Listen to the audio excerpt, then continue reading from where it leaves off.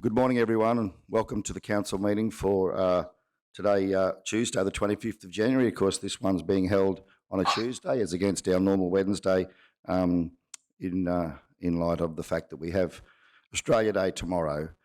We have today, due to the COVID situation, some councillors in the chamber. Welcome Councillor Henson and Councillor Duff to the chamber.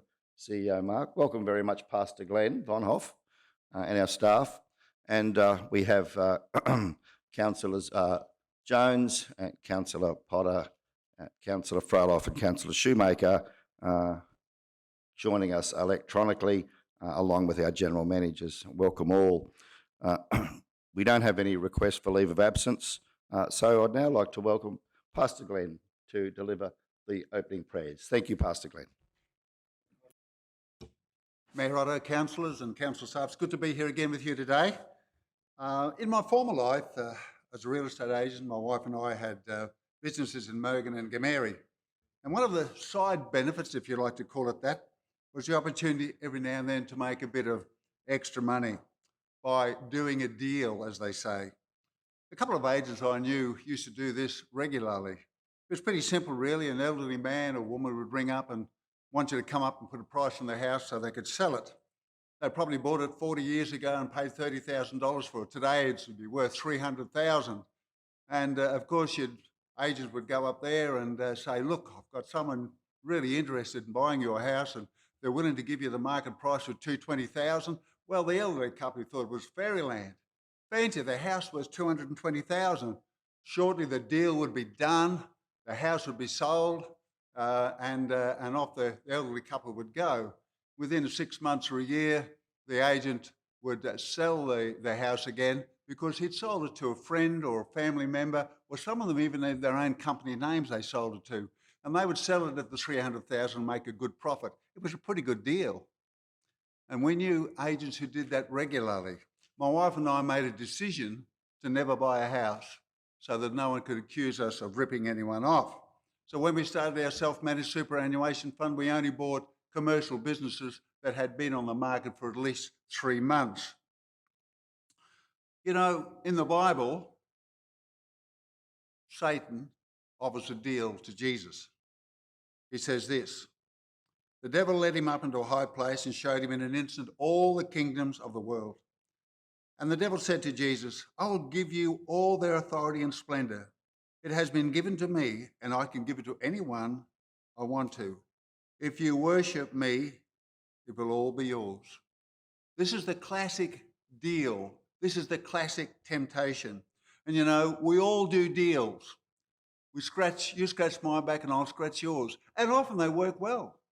But there are some deals we ought to stay out of. Some deals are in our own interest and not the interest of our clients, or in your case, your constituents.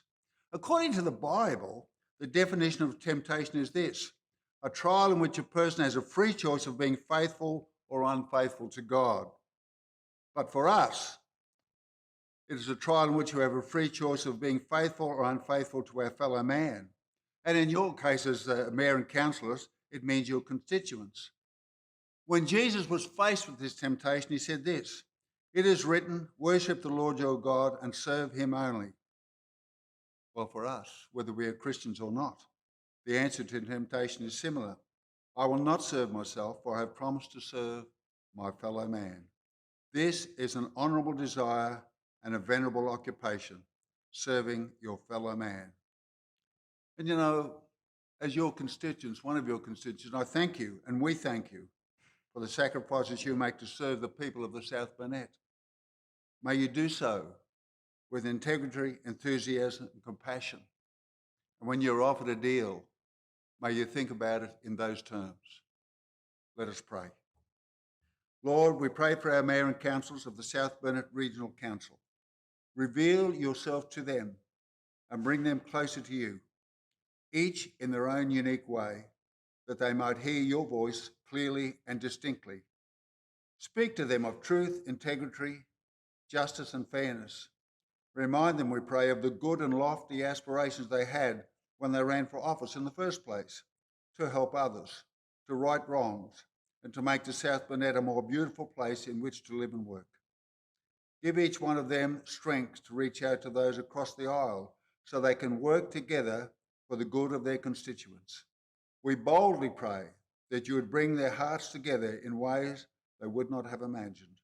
Let them declare, as King David did, how good and pleasant it is when God's people live together in unity. Bless also all of the staff and those who work for the council, that each one would fulfil their duties honourably, with joy and with dedication. We pray this in the name of Jesus Christ. Amen. Thank you.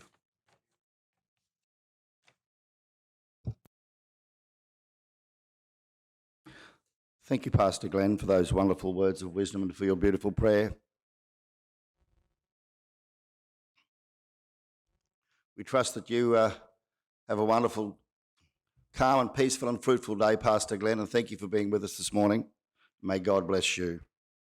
Now I'd like to call on Councillor Duff to provide the recognition of our traditional owners.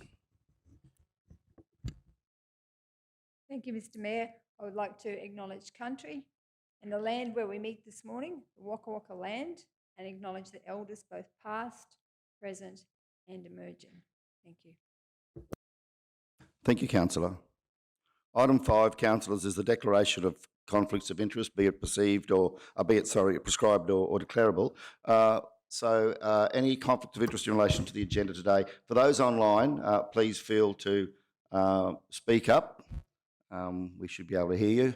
Speak up or put your hand up or speak up. It's all you learning this process. Any conflict of interest? Councillor Henshin. Thank you, Mr Mayor. Yeah, just in relation to on the agenda 13.1 in the Coolabunga sale yards, that has been noted before, perceivable conflict of interest in that. So just like to bring that to the Chamber's councillors' attention. Yes, thank you, Councillor Henshin. Duly noted. I believe that's been dealt with previously, so we'll proceed as business as usual, noting that matter has been addressed by council previously. Other councillors? Councillor Duff. Thank you, Mr Mayor. I would be the same with the Coolabunga sale yards. Thank you, Councillor Duff. Duly noted. I guess, Mr Mayor, we're going through that process yet. Just noted for myself as well for Coolabunga sale yards. And myself. Thank you, Mr Mayor. Shoemaker.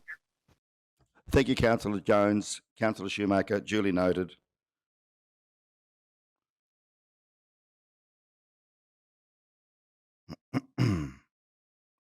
Okay. Mr Mayor, I have no conflicts of interest. Yes, please proceed. Yeah, thank you, Mr Mayor. Councillor Froelich, I'd just like to note that I have no conflicts of interest here today. Thank you, Councillor.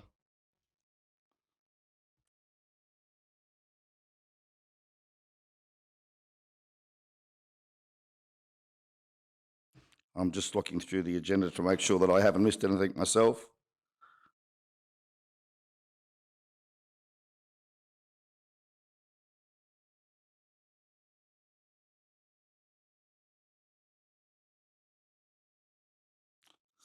Okay, Mr CEO, the only matter that I may have conflict of interest in relation to is 19.6 in confidential retail pricing on the electric vehicle charging station, which is located in the Alfred Street car park, which is directly behind the premises of which I'm a director of an accounting practice. I'm happy to provide that as a declarable conflict of interest if you think that that's appropriate. Mr Mayor, you have no control over the pricing bar your role as a councillor. You have no other interest in it. I'm suspecting you don't own an electric vehicle, given your old ute and the Toyota. So in that one, we can note it, but I would be happy to put my name to it that there's no interest there. Yes, thank you, Mr CEO. I'll take your advice on that. I certainly don't own an electric vehicle at this point in time, and should I do so, I'll certainly let the chamber know. Anything further, councillors? If not, we'll move on then. Thank you all. Yes, thank you, Mr CEO. Mr Mayor, if we may, given the nature of today's meeting, just a couple of procedural items, if we end up having a couple more of these. Where we do have a declaration of interest going forward, we probably, and people are online, I think the simplest method is, and happy to take discussion after the event, is that we drop you offline and then ring you and pull you back online. When we move into closed session today, we will stop the recording. So that will be the only real difference as far as noticing in and out of closed. So the recording will stop and then restart when we move out of closed into open for the resolutions. We have two late items, and when we closed the agenda this last week, we're probably going, well, not probably, we're going to utilise the late agenda more and more for reports that come in after the formal closing of the agenda. It's not a bad thing, but it just separates those so we can get the agenda out with plenty of time for people to see. If Council and Mayor, you're willing, the two procedural resolution just at the beginning of the agenda, if Council feels it wishes to deal with those two items today, we could have a procedural resolution now and then we can just fold them into the agenda as we run, noting that they're in a separate late agenda item. And then the other one about, this is probably a little bit more problematic with breaks. So, Mayor, I'm not sure what your thoughts are and happy to take your guidance, but whilst it's a bulky agenda, it's not a super large agenda, if that makes sense. So I'm not sure whether we'll be able to push through in a couple of spots to finalise some of the reports. But anyway, it's certainly in the hands of councillors, but we would have to have a little bit of a consideration how we get everyone back online after a break. Thank you, Mr. CEO. And I think unless anyone particularly objects, I'd suggest that we roll through so that we can minimise the breaks and any disruption to the recording of such. And hopefully we can have the meeting wrapped up in a reasonable period of time. Thank you, Mr. CEO. That being the case, we'll just deal with the previous minutes, I think, Mr. CEO, and then we'll go to a procedural motion, if that's okay. Yep. So first of all, councillors, item 7.1, we've got the minutes of the previous meeting held on the 15th December 2021, and we have them there in front of us. And of course, it's recommended that those minutes be accepted as presented. Do we have a mover? Councillor Duff, thank you. And a second to Councillor Henshin. Speakers? We'll go to the vote. Those in favour? Okay. We'll ask for, show of hands. If anyone's against, please let us know there's a nay. Otherwise, we'll go with all. Yep, so that's passed unanimously. Thank you all. We have two late items on the agenda, Council. The first one is item 12.2, request from South Burnett Mountain Bike Club for decomposed granite from Gordon Brook mine site. And the second one is 19.8, sale of land for overdue rates and charges report for January 2022. Recommendation is a procedural motion that we move that up the agenda and deal with that matter, those two matters as the next items on the agenda. Do we have a... Oh, sorry. Yeah, no, sorry, ma'am. My confusion, probably. Just that they'd be dealt with and we'll just fold them in as we go through. So council has to accept that they be dealt with today. So and then we'll just fold them in as we run through the agenda, and that way it'll save you breaking in and out of closed. My apologies. Yes, no, thank you, Mr. CEO. I should be listening more carefully. So procedural motion is that the matters be received and dealt with in accordance with today's agenda. Do we have a move for such? Councillor Henshin. Seconder, Councillor Jones. Thank you. Any questions, councillors? Okay, we'll proceed. That's those in favour? Okay. We have no against. Anyone against? No. So we'll proceed with that. Thank you, Mr. CEO. That's been carried unanimously. Council, item 8.1 is the business outstanding table for ordinary council meeting. It is at page 30 on the agenda, and we have that table there. So the recommendation is, of course, that be received. I'll just get that here. Recommendation is that the business outstanding table for the ordinary council meeting be received for information. Do we have a mover? It's Councillor Potter. Seconder, Councillor Froloff. Thank you. Speakers? Anyone online, please feel free to speak and I'll just navigate through that. So any speakers in relation to the business outstanding table? If not, we'll go to the vote. Those in favour? Show of hands. Carried unanimously. Thank you all. Item 9.1 is a notice of motion in relation to the Highsville toilets that can be found at 54.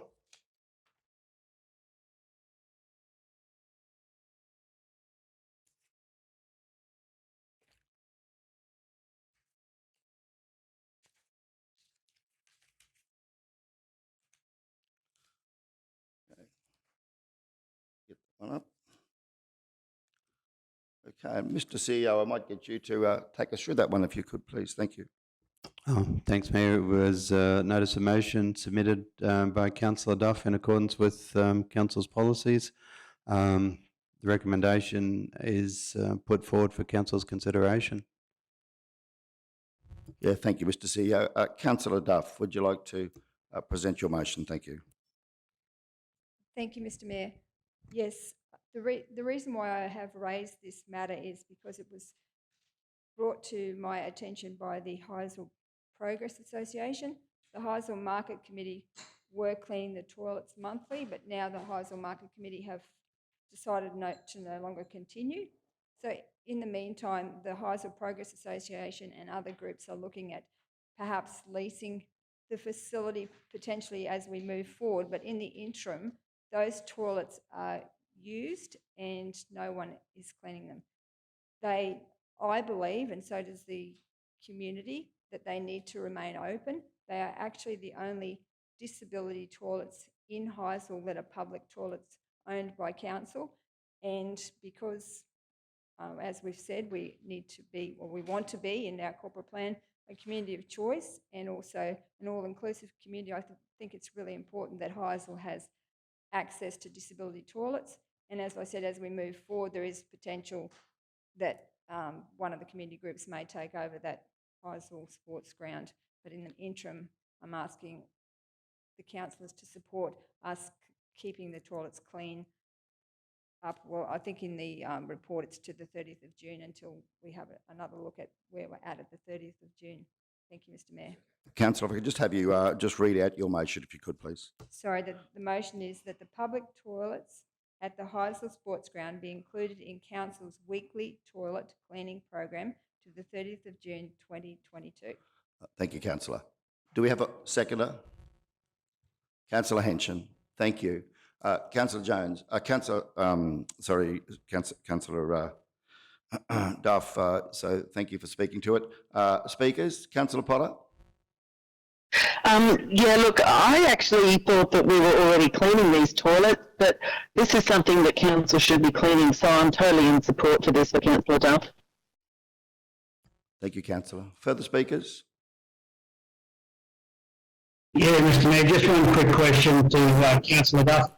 There's no restrictions, Councillor. It's open, full access to all the general public. Yeah, yes, Councillor Jones. Yep, I have no dramas at all supporting this. Okay. Sorry, Mr. Mayor, I just have one question. So I'm in agreement, so I don't have any issues with actually cleaning the public toilet facility. I think we should, by all means. I just wanted to understand from a logistics point of view if there's anything that council should be aware of. Do we actually have staff in the area who are able to clean these toilets on a routine, or would this pose an issue for the operations, and do we just need to gear up to actually deliver this? I would like to understand that further. Yes. Do we have the General Manager online? General Manager Watt, Acting General Manager Watt, Mr. CEO. Could we go to you? Thank you. Thank you, Mr. Mayor. Can you hear me okay? Yes, thank you. Yes. So those toilets were typically locked and they were only really opened for specific occasions. So that was the current level of service for those toilets. So, but obviously council sounds like it's reasonably keen to open them and have them used. So if they were cleaned, they would be cleaned in the interim by council staff. And we do have the public conveyances tender out at the moment. So it would be likely that they may have to be included in that particular contract again in the interim. I think it probably maybe longer than the interim, depending on what lease arrangements are undertaken for that site. So, but to answer the question, they would be done in the interim by council staff, which would be an impact on the other level of service they provide, but we'll just have to manage that if that's the case. Can I ask Acting General Manager Watt a question, Mr Mayor? Yes, thank you.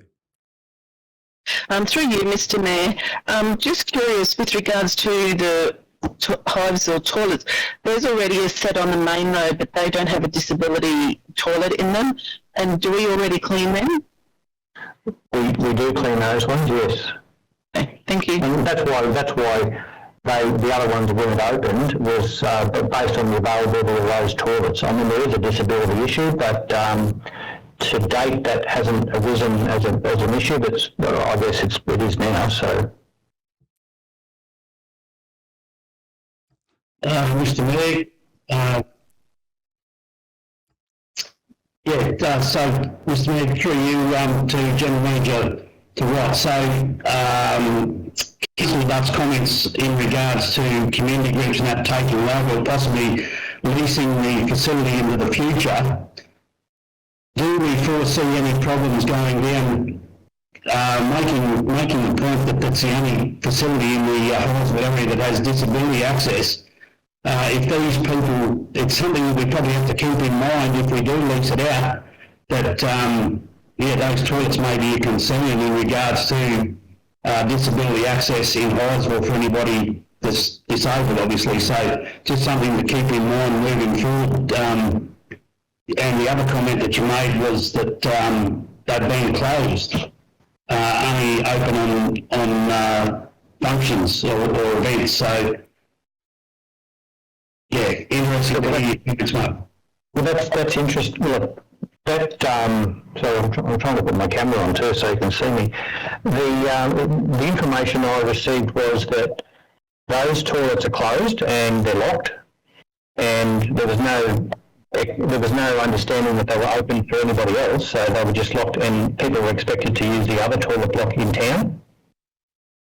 So if they are opened, or say there's a lease arrangement for those toilets, and I think the whole thing would need to be perhaps investigated prior to the lease being settled, and what arrangements would be necessary under that lease agreement.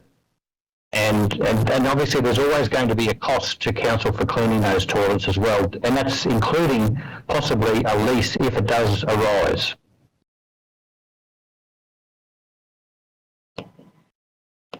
I would, Mr Mayor, like to move an amendment to the motion. Yes, thank you, Councillor. Yes, thank you. So that the public toilets at Hyattsville Sports Ground be included in Council's weekly toilet cleaning program to the 30th of June 2022, and that Council will undertake further investigation regarding disability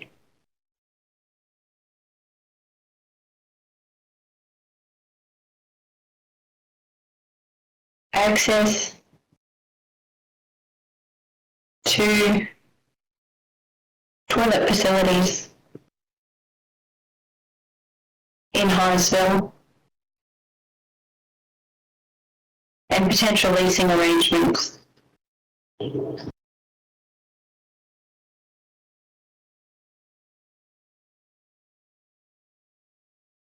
Thank you, Councillor. And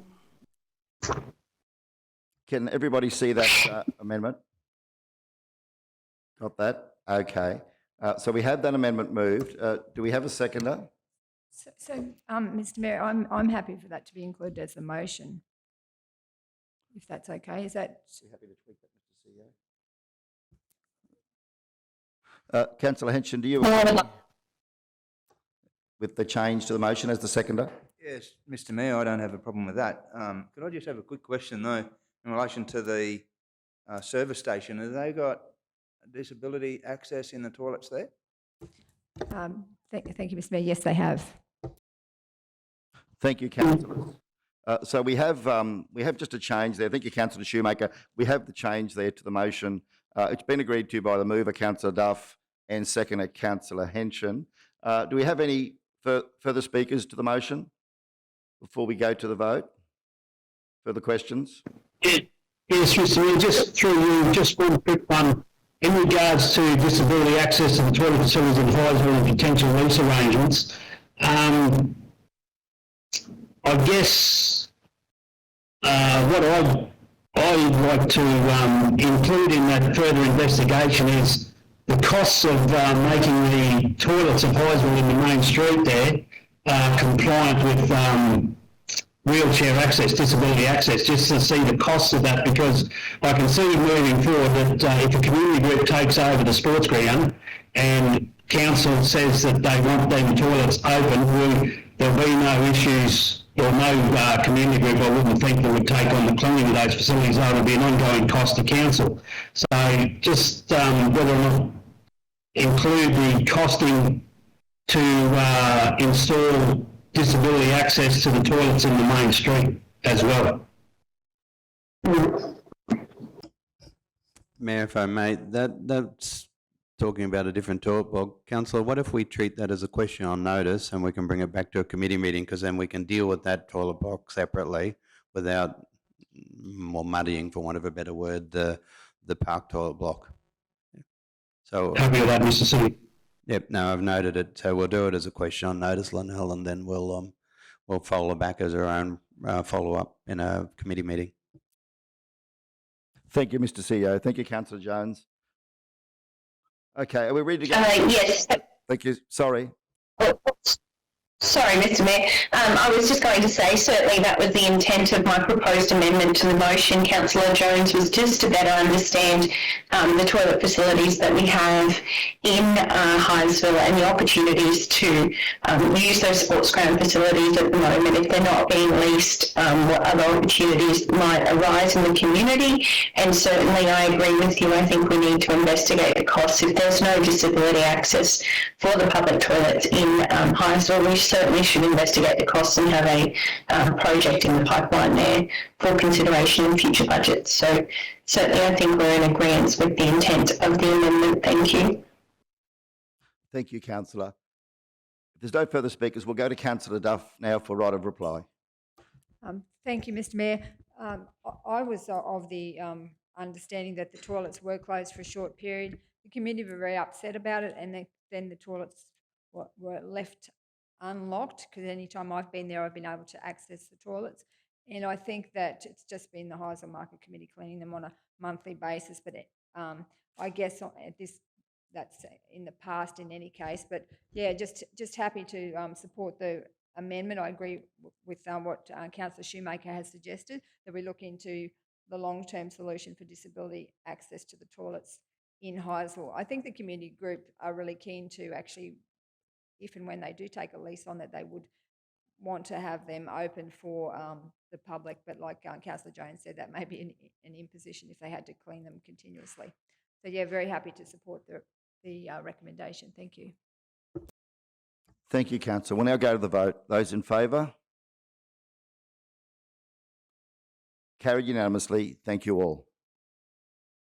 Item 9.2 is a notice of motion in relation to Lrci funding allocation phase 3, 2022. It's at page 55. Councillor Duff, over to you to present your motion. Thank you. Thank you, Mr. Mayor. I'd like to move that South Burnett Regional Council allocate the remaining $2,238,930 from the Lrci phase 3 funding as an increase to Council's current roads renewals program to address sealed road resealing and unsealed road gravel resheeting and drainage works, with the works program to be delivered by the 31st of December 2022. Thank you, Councillor. Do we have a seconder for such? Councillor Henson has seconded. Thank you, Councillor. Okay, over to you, Councillor Duff. Thank you. Thank you, Mr. Mayor. I think that the roads are a major concern to people in our region. I'm quite sure that all of the councillors have noticed the number of potholes that we have, that we're faced across our region. I also think that the gravel roads are a concern, particularly on the back of what's happened with the floods. We've had, if you go along Old Wandai Road, the road has had almost become a river. I think there's issues around doing the tail drains and the table drains. I've spoken to General Manager Meehan, and was very supportive of this proposal. He said that it can complement what they're trying to do across the region with fixing up potholes and trying to do a better job, and also trying to get the drainage fixed up across our region. I'm quite sure the community would be very, very supportive that we spend this remaining money. We lost some money in the budget that was flagged recently, $775,000 of which was unfunded depreciation for the gravel resheeting program. This is our opportunity to put that money back in and to also increase it. So I'm hoping this will be used for gravel resheeting and other upgrade maintenance work to our sealed and unsealed road network. Thank you. Thank you, Councillor. Councillor Henson. Thank you, Mr Mayor and Councillor Duff. I'm pretty sure there wouldn't be a councillor in the chamber or online today that's not going to support this, and as Councillor Jones has alluded to previously in the cuts in funding. And as you stated this morning, Mr Mayor, on the radio, with the recent damage that's been done in our region, it's going to take roughly 12 months to fix what damage has been done. And I'd like to ask or clarify, Mr CEO, one of our general managers, is it correct in saying that in relation to the recent damage on our road network that we have some fairly substantial 5-figure insurance claims that's in the system to try and maintain and get these roads back to the level where they were once? That being said, I'm sure, Councillor Duff, that with the allocation of this $2.2 odd million, of course it would be greatly received not only through the council and the staff, but through everybody out there that traverses across these road networks in our South Burnett. But I'd also like to bring to attention that we have a prioritisation tool, which we'll be talking about in page 238 a little later this morning, and I'm sure, Councillor Duff, that you'd agree that prioritisation will take preference rather than any roads that haven't been damaged through the floods or what's in the system at the moment.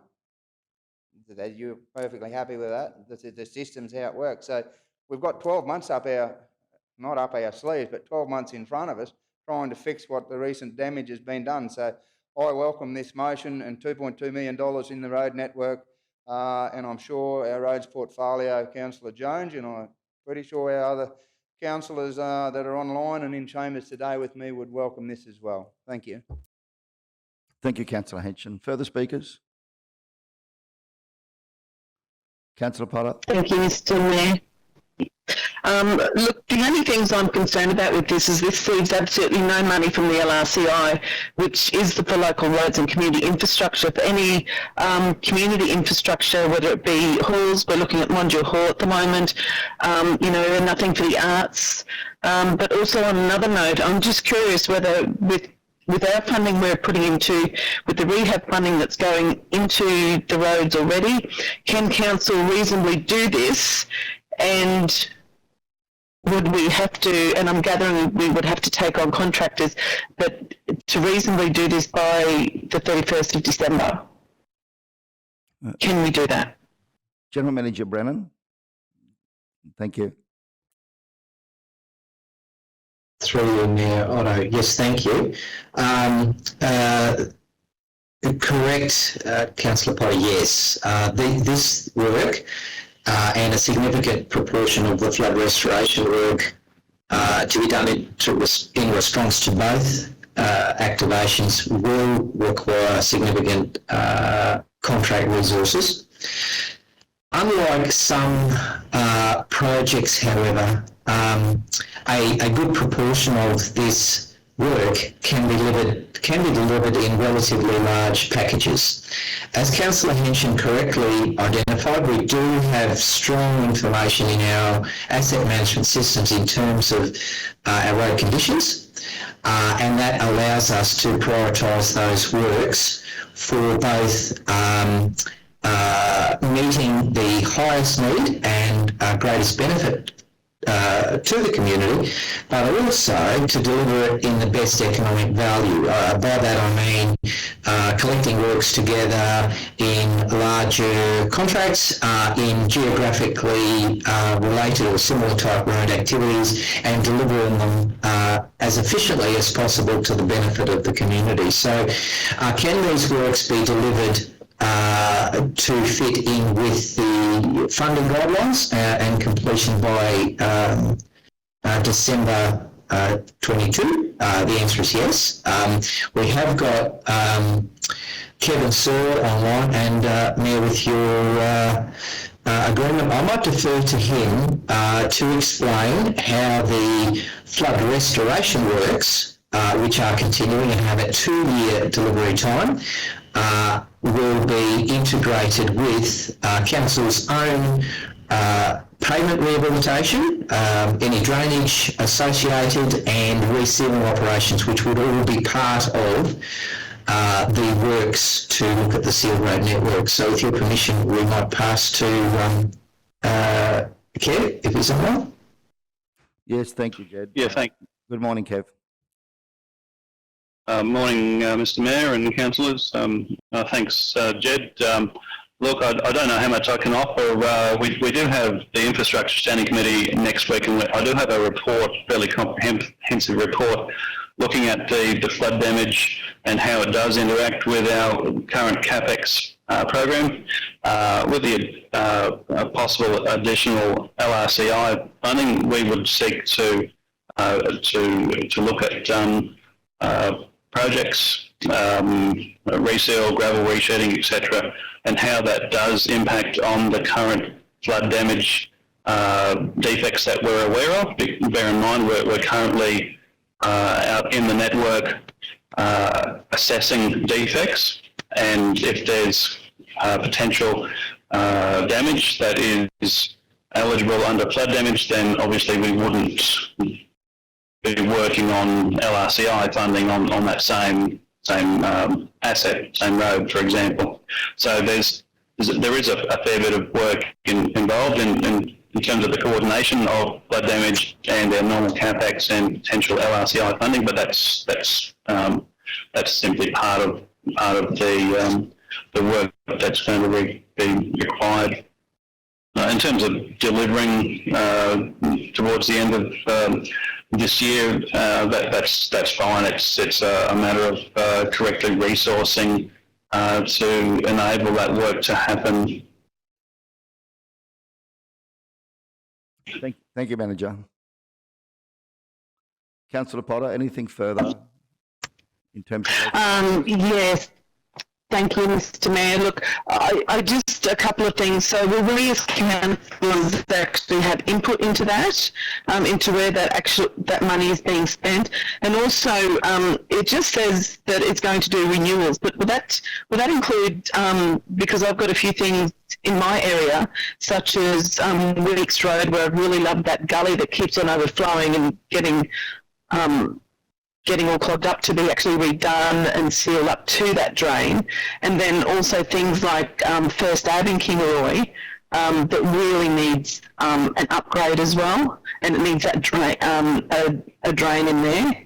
So that wouldn't include any upgrades, would it? It would just include renewals. So those two things that I've mentioned now could not be and would not be included in that $2 million.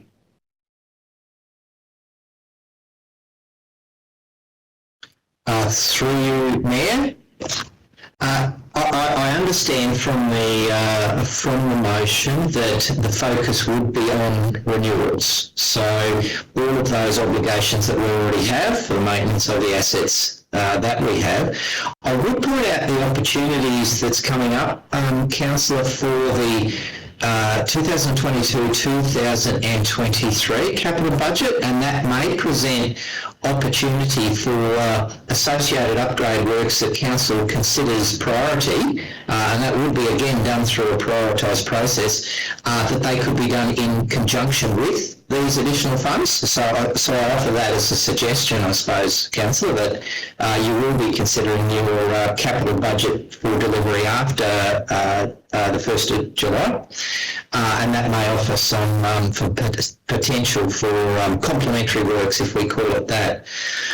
Prioritisation of the pavement rehabilitations, reseals, gravel resheets would be an extension of the process that Council oversees now. So we would present to you the prioritised projects based on the asset conditions. So yes, you would see, as you do every year, the list of projects that are included for pavement rehabilitation, for drainage renewal, for gravel resheeting, similar to you'd see in your normal budgetary process. So we will present them, and I suppose thinking aloud as we're going, we will be concurrently preparing the same information for capital consideration for 2022-23 at virtually the same time. So we can identify prioritised works for this funding subject to this this motion, and we would be cognizant to the broader needs which we will be considering for the capital budget at the same time, if that provides, I suppose, an appropriate response.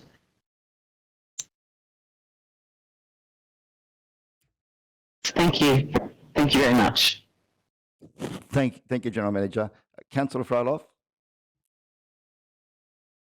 Yeah, thank you, Mayor. I've got no issues with the Lrci funding being allocated to the gravel network, this network thing, but I do have, I'd like to see it prioritised to the ones that really have to be done, and I'd like to also see it equal across the board, not just in one area. As you're well aware that I have got roads that I was fighting for on the Lrci funding, so I've got no issues with this funding to go into the gravel resheeting and all that, but when the next budget comes, I will be definitely fighting to get them on that capital works program. Thank you, Councillor. Councillor Shoemaker. Yes, thank you, Mr. Mayor. I would like to propose an amendment to the motion. Yes, thank you. And I have emailed Lynelle a copy of the wording, if that helps. I will read it aloud. That South Burnett Regional Council allocate the remaining $2,238,930 from Phase 3 Lrci funding to sealed rehabilitation and road maintenance works to be delivered by the 31st of December 2022, and that officers bring a targeted works program of highest priority needs back to Council for consideration at the February Infrastructure Standing Committee. Sorry, can I make that the March Infrastructure Standing Committee?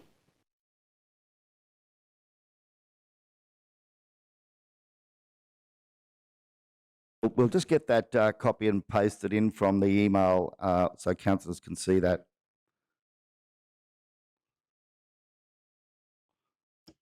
Mr. Mayor, too, just it may make it easy, the chat function in Teams. So, too, if anyone's got something and they want to just drop it into the chat function, we can both pick it up from there. So, actually, as we all learn as we go forward with this one, yeah. Thank you, Mr. CEO. Okay, so we have, just before we speak, thank you. Thank you, Councillor Shoemaker. Can you just confirm the amendment as presented for Lynelle? Thank you. Yes, thank you, Mr. Mayor. I'd like to move that amendment. Thank you. Do we have a seconder for the amendment? So, sorry, Mr. Councillor Mayor. Froloff is seconded. Okay. Now, Councillor Duff, you wish to speak? I'm just saying that I'm happy for that to be. Can I speak to my motion? To become the motion. Yeah, Councillor Duff has said she's happy for that to become the motion. Mr. CEO, would that be? I would like to move the amendment, Mr. Mayor, as per our standing orders. Okay, no, you're certainly well within your rights to do so. So we have the amendment moved, and we have that seconded by Councillor Froloff. So, Councillor Shoemaker, please speak to your amendment. Thank you. Thank you, Mr. Mayor. I certainly thank Councillor Dove for bringing this to Council's attention, and I know she's been at the table for these last 20 years and working on the challenges that our region faces in terms of roads.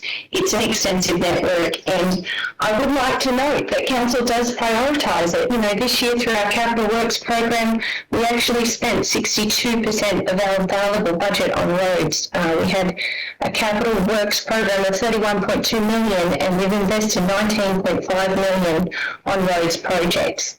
And I certainly do agree with the discussions, and from what I understand, it was always the previous council's intentions to shift the roads program, once we were informed with the asset management data, to shift the focus from gravel resheeting to our sealed network. And as our general managers have been telling us for some time, we were to expect to see fatigue on our sealed network at some point, because we have not been investing the same amount of funds that we've certainly been investing in our rural roads.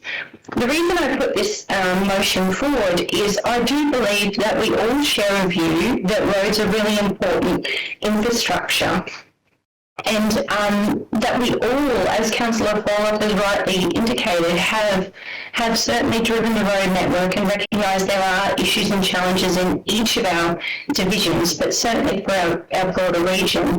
And I would like to work with the team. We've got the asset management data. I would like to work with the team to actually work through those highest priority needs and to lay down a program that's achievable, and that we will see an improvement on our network. I am, though, it is with caution that I acknowledge that what I've learned in my 2 years of council is that you can spend $2 million on roads infrastructure very, very quickly. And I think it's important that we put this in the context that, yes, we are all focused on improving our road network. However, it's important for our community to realise that their expectations, this is not a magic wand. There's no magic wand with roads. That this $2 million will be spent in the most effective way to achieve outcomes in our region. But, you know, in many ways, it's not the silver bullet that we're looking for. So I would certainly like to acknowledge Councillor Jones and the roads team. I know how much work they've put into a systematic approach to investing in our roads infrastructure, and I am fully supportive of contributing the remaining LRCI funds to bring those roads up to a standard that will help our future councils to maintain them. Thank you, Mr. Mayor. Thank you, Councillor Schumacher. Further speakers? The amendment? Councillor Jones? Yes, Mr. Mayor, through you. Some good figures put there by Councillor Schumacher and some comments as well. Yeah, 2.2 million, and it's music to my ears to hear people finally, well, not finally acknowledge, but acknowledge that roads is a major issue. We can have beautiful parks, we can have the best looking towns, but always people recognise the damage on the roads because they've got to drive on the roads to get to those beautiful things. So it's certainly an issue that's close to my heart, and I've always said, you know, we can't spend enough money. All those figures that we just poured, you can add another 10 million on that, we'd still never get to the end of the problem. A question for acting or GM Jed. Now, the LRCI funding is Commonwealth funding. Now, if we got an outstanding grant or application in for damages, and Councillor Henson alluded to a 5 figure, I think it's closer to an 8 figure, around 10 million. Now, is that, if we do complementary works on those roads and all that sort of stuff, is it going to affect our ability to claim or is it detrimental to us claiming the full amount? Question number one.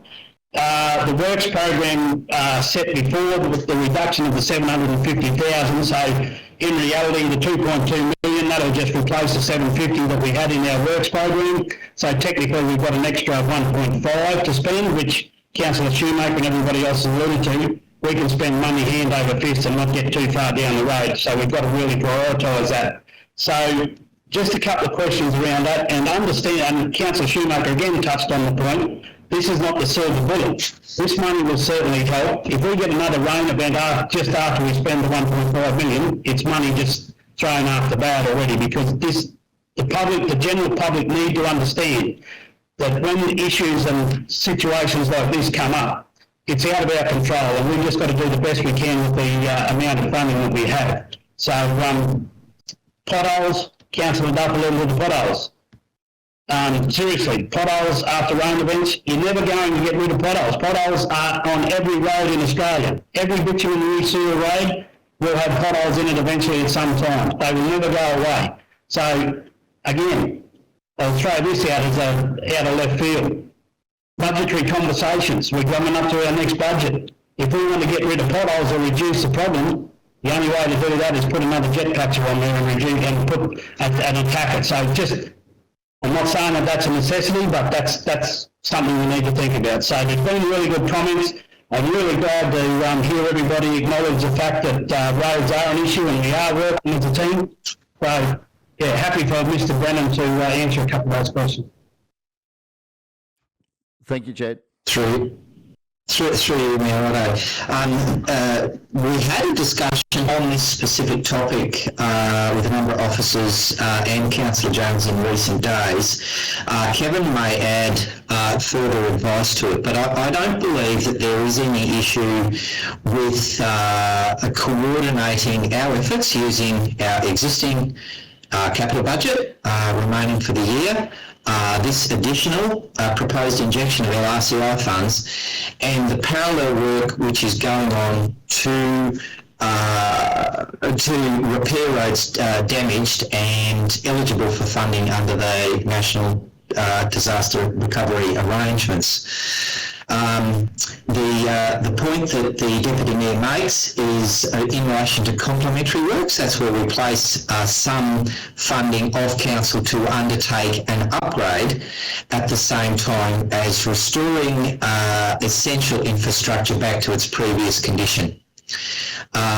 I will defer to Kev just for a comment on that, but it's my understanding that we will be able to practically undertake asset renewal works, not improvement works, with no issue at all. So that's my understanding, Deputy Mayor.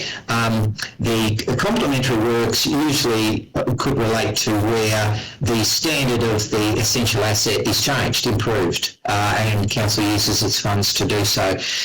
What we're proposing here is specifically to identify asset condition issues on those prioritised projects, particularly in pavement rehabilitation, reseals and associated processes. So I'm not concerned that there is any issue with it.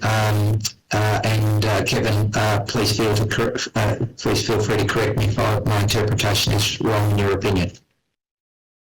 No, that's correct, Jed. Complementary works is quite common through flood damage. It's probably more an understanding of ensuring that we don't go and do work on a road that has potential for flood damage eligibility and spend our Lrci money on what would already be funded through our disaster recovery funding. So that's fine. Thank you, officers. Just in terms of the wording of the motion, listening to you, Jed, around spending it on renewal work, I'm concerned that perhaps Lrci, if we're using it for road maintenance as such, two issues there that road maintenance, I'd prefer to see the word renewal there so that it doesn't actually breach the guidelines of Lrci. Which really should be for upgrades or renewals. Now, I'm not keen to see upgrades, but certainly keen to see renewals. And the other thing, of course, that we need to be conscious of is the fact that we're going to be struggling to hit our 90% renewal sustainability ratio target because of our unfunded depreciation around transport assets specifically. So, look, I don't know where we're sort of tracking with that, but if we're able to focus on renewals, Jed, as you're saying, Susan, that would certainly help in terms of achieving our sustainability ratios. So I guess putting that to council as to whether there'd be an appetite to consider changing it to a sealed rehabilitation and renewal program, just replace the word road maintenance with renewal. Councillor Shoemaker, your thoughts? Yes, as the mover, Mr Mayor, certainly that's my intent. I recognise that this year we've spent 2.5 million of our OPEX budget on gravel resheeting and 1.1 on bitumen resealing, and I do think this money would go a long way in terms of renewals. But I'm very mindful of our challenges with depreciation and agree with you. I think we need to focus on what we have, not building new infrastructure at this point in time.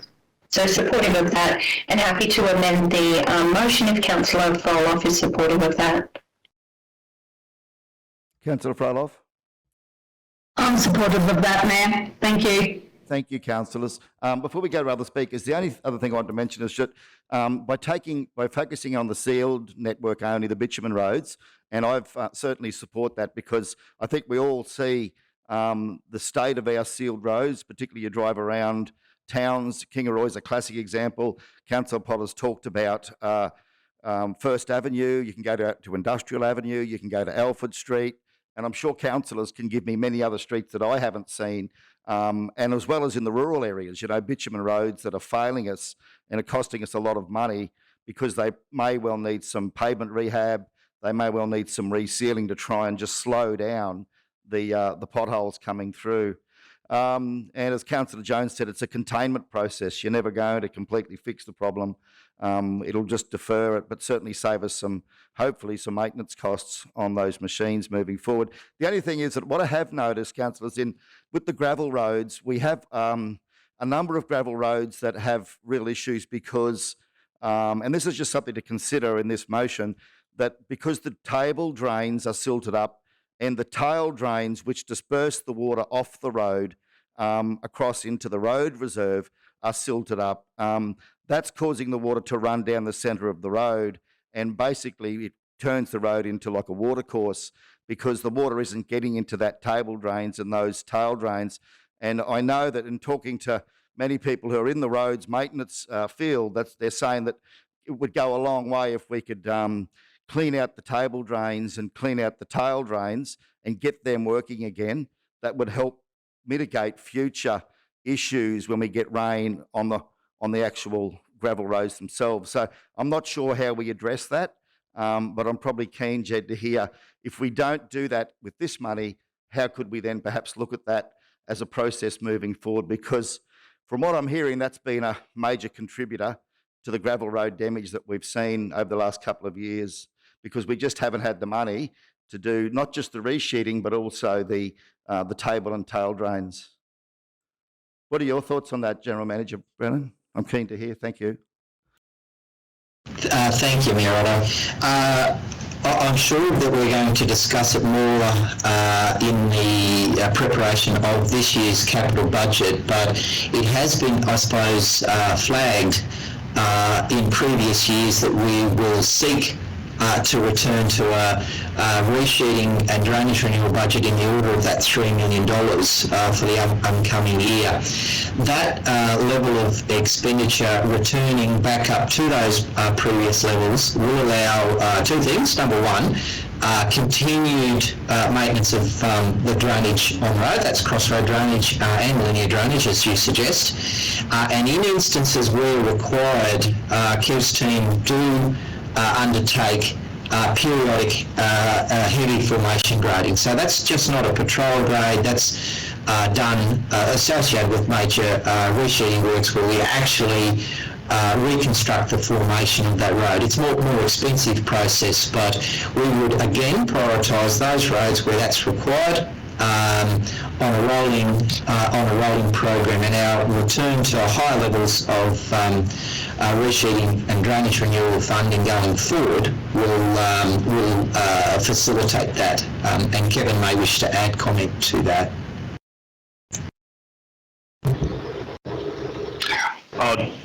Probably just noted, Mr Mayor, that those comments regarding the table drains and our diversion drains or tail drains.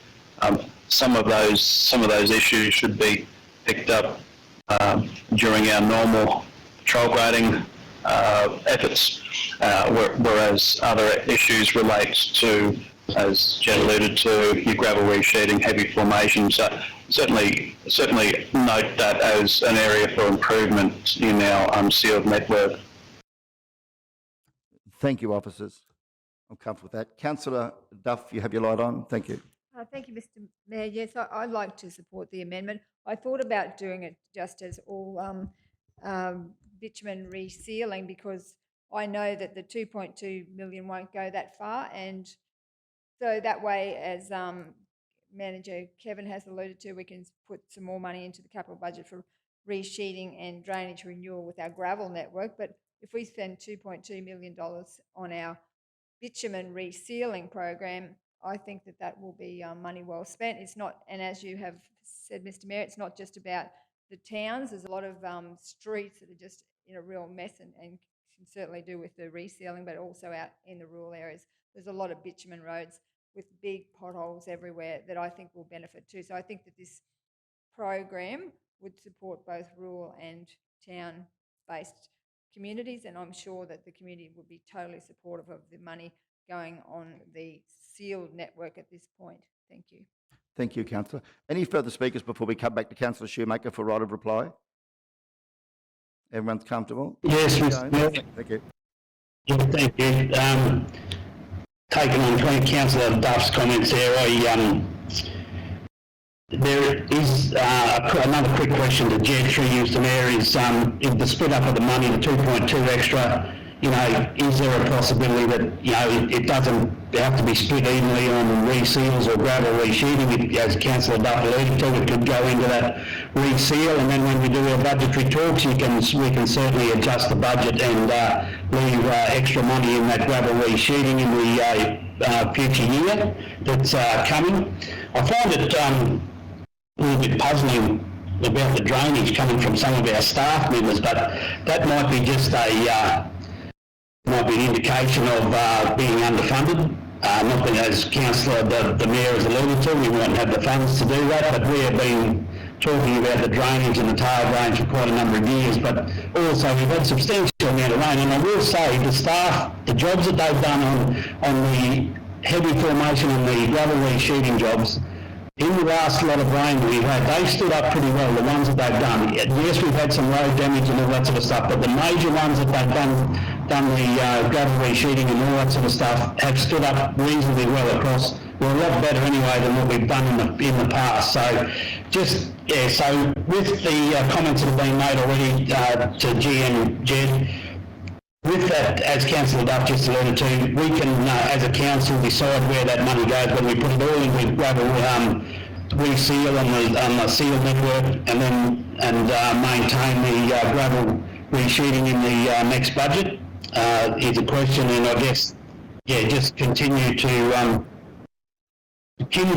move forward, because this, as everyone's acknowledging, this is not going to fix the problem. It's a band-aid fix. It'll make things look reasonably good, but before the end of the rain season, if we get another wet situation, it's we're throwing money after money. Yeah.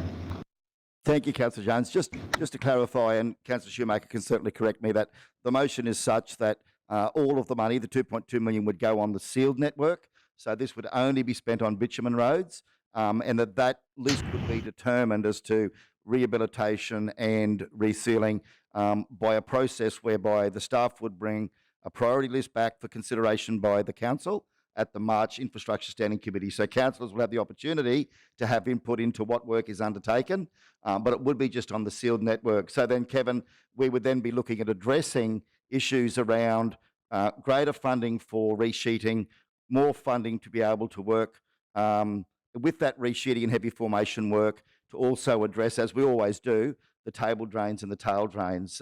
But that would be part of our capital budget consideration for 22-23. This money would be just for the sealed network.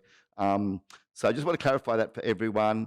I might go to Councillor Shoemaker now for closing comments. Thank you, Councillor.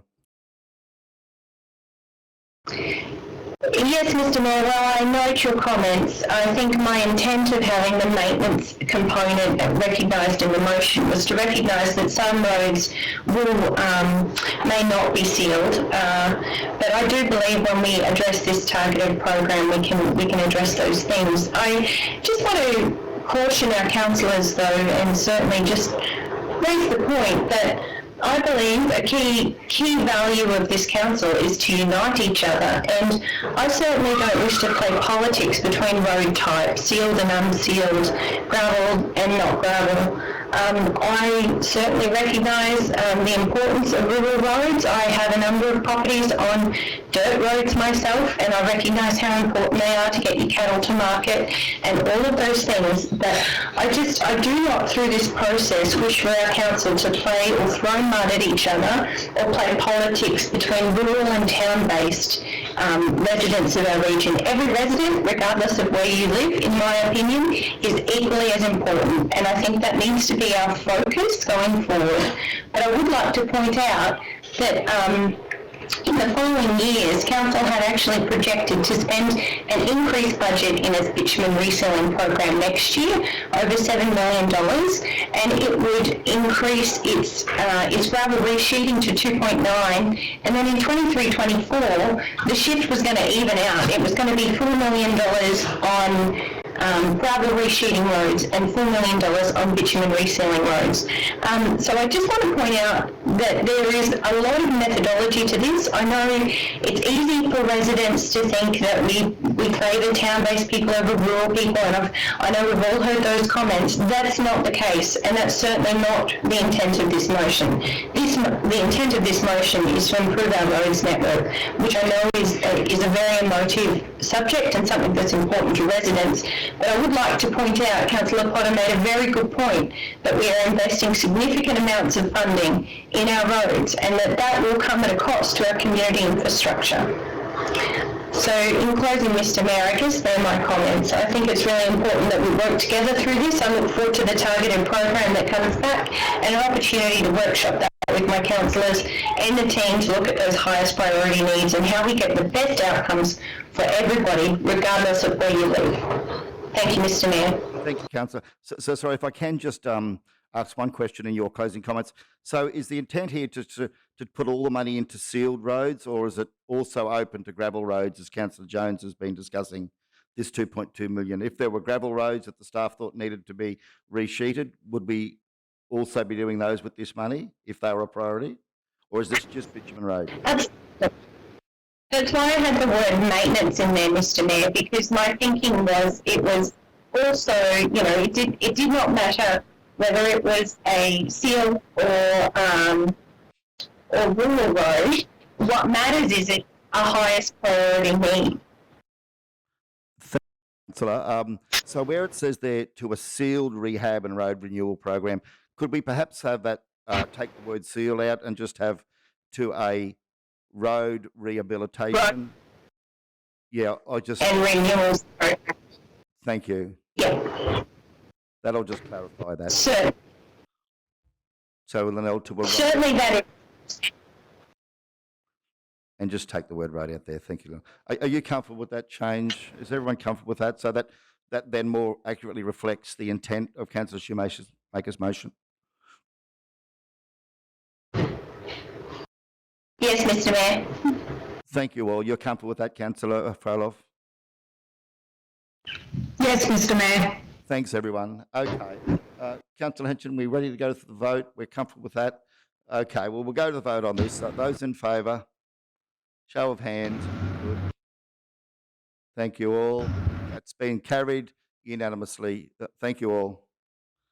Let's now move on. Great decision. Sorry. That's the amendment. Oh, sorry. Yes, I always get caught with this one. So that's the amendment, which has now become the substantive resolution, the substantive motion, which we have there in front of us. So again, speakers, Councillor Shoemaker to speak, or anyone else? Happy to go to the vote? No, thank you, Mr Mayor. I think it's been a very productive conversation, and I look forward to working with the team. Thank you, Councillor. So we'll go to the vote on this. This is the substantive motion. Those in favour? Yes, we've got everybody. Carried unanimously. Thank you all. Thank you, Mr CEO.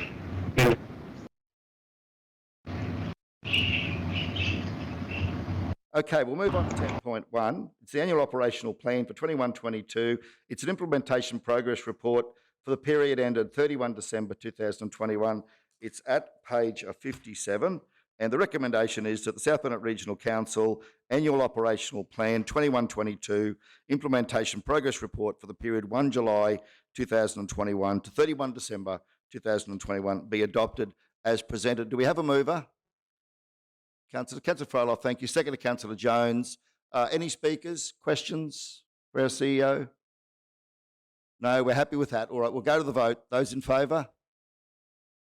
Yes, we've seen everyone's hands. Carried unanimously. Thank you all. 10.2 is adoption of the South Burnett Regional Council, the South Burnett Regional Youth Council, Terms of Reference, Strategic 029. Now that's at page 121 of our agenda, and I'll just get that in front of me here. And the recommendation is provided in terms of that the South Burnett Regional Council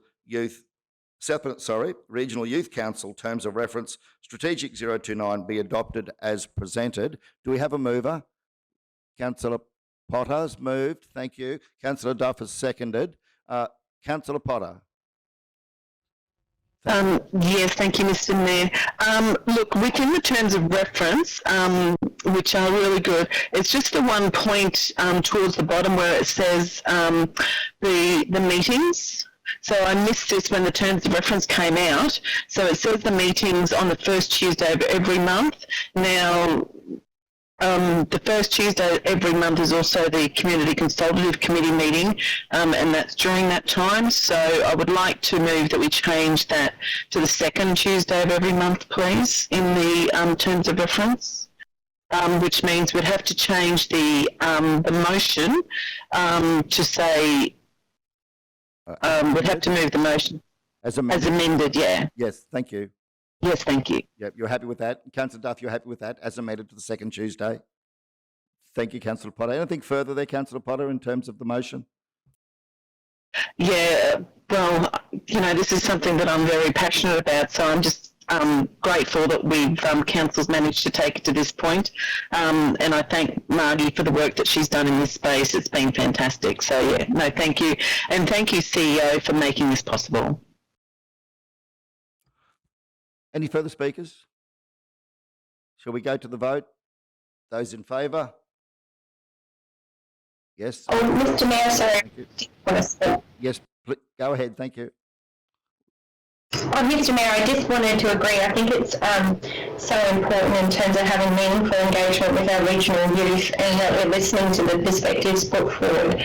I just wanted to note, I think the terms of reference are great. However, I think to progress this into the future, we will need to consider in the next budget some sort of budget allocation for these meetings. I certainly think offering catering or being able to occasionally take these people on a trip to have a look at some of the other things other councils or youth councils are doing would be really important. So I know there are logistics there, and I imagine there'll be more planning, but I do feel with this area that there will need to be a small budget allocation to allow this team to engage a facilitator or undertake some of its activities to really strengthen and empower our youth in that regard. Thank you, Mr. Mayor.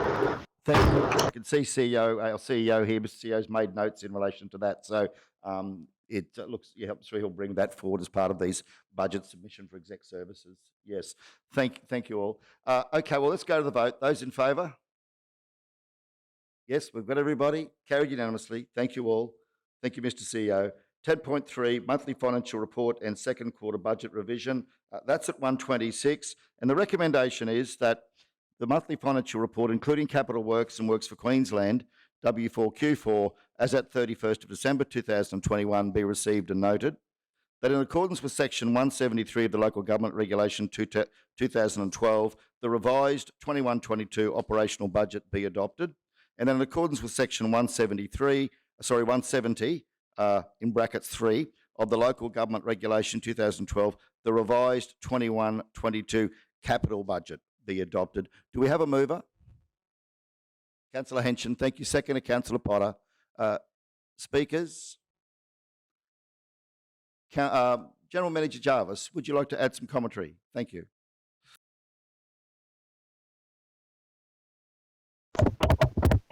Thank you. Through you, Mr. Mayor. Firstly, I'd just like to acknowledge my finance team who presented this report, done a lot of work on this by engaging with all the managers within the organisation, the general managers, and I appreciate their support and their contribution to the review as well. It's a very favourable review overall, with a decrease to our deficit of $77,644. I'll just, we have had some financial impacts here that we've had no control over, and I'd just like to highlight those to Council just to show that without these impacts it probably would have been even a better an outcome. So with our revenue, I'll start with the decreases here in our income stream. So we realised a decrease of $142,000 in our reduction of our FAGS grant. Now, where it should have been $250,000, as that's 50% there, we estimated our opening balance for our FAGs of more than what we should have we were receiving.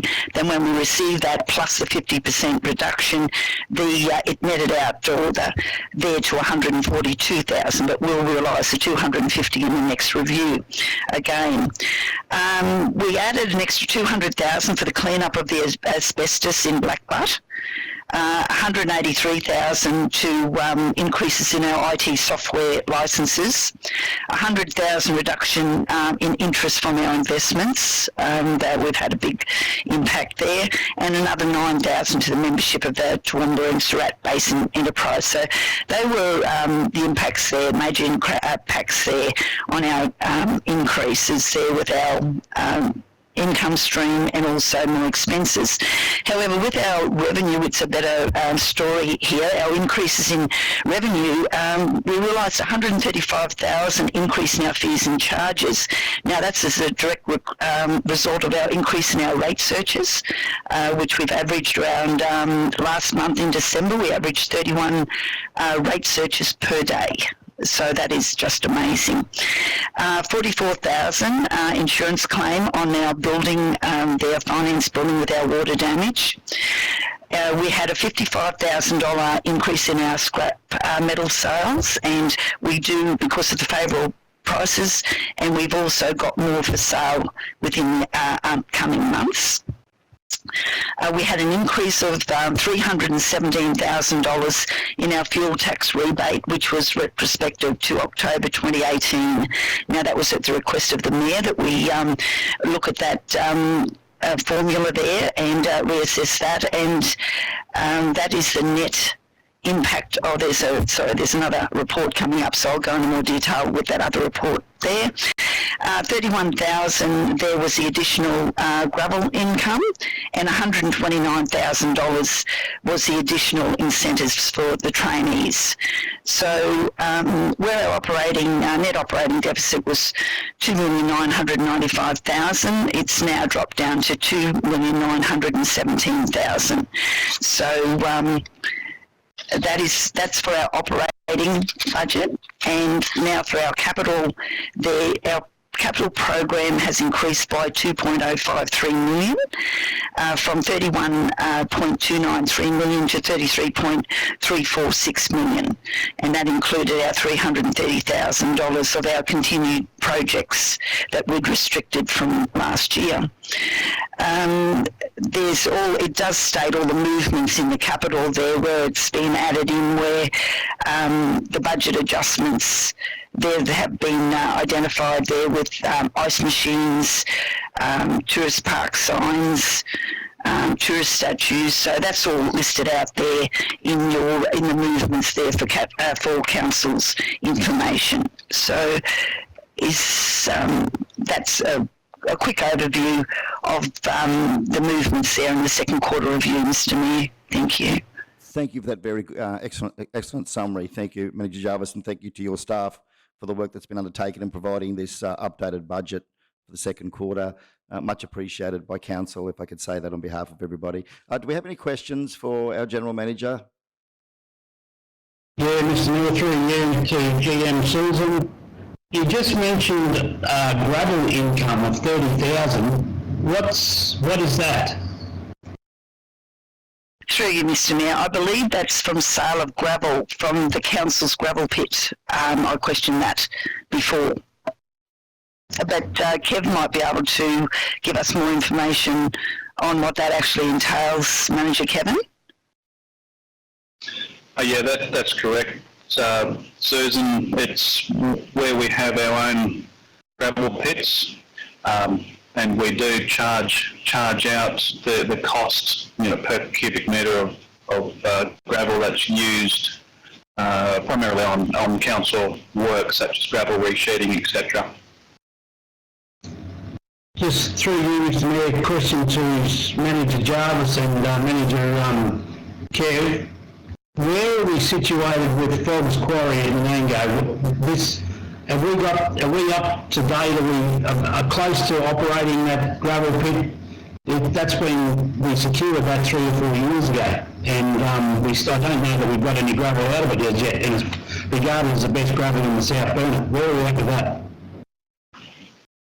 That's the quarry that is southeast of Menango. Is that the correct one? Yep. So we have a number of quarries that we aren't actively in and extracting gravel. A lot of it depends on the particular location of the gravel resheeting works, but to my understanding, that pit is fine, can be utilised as needed.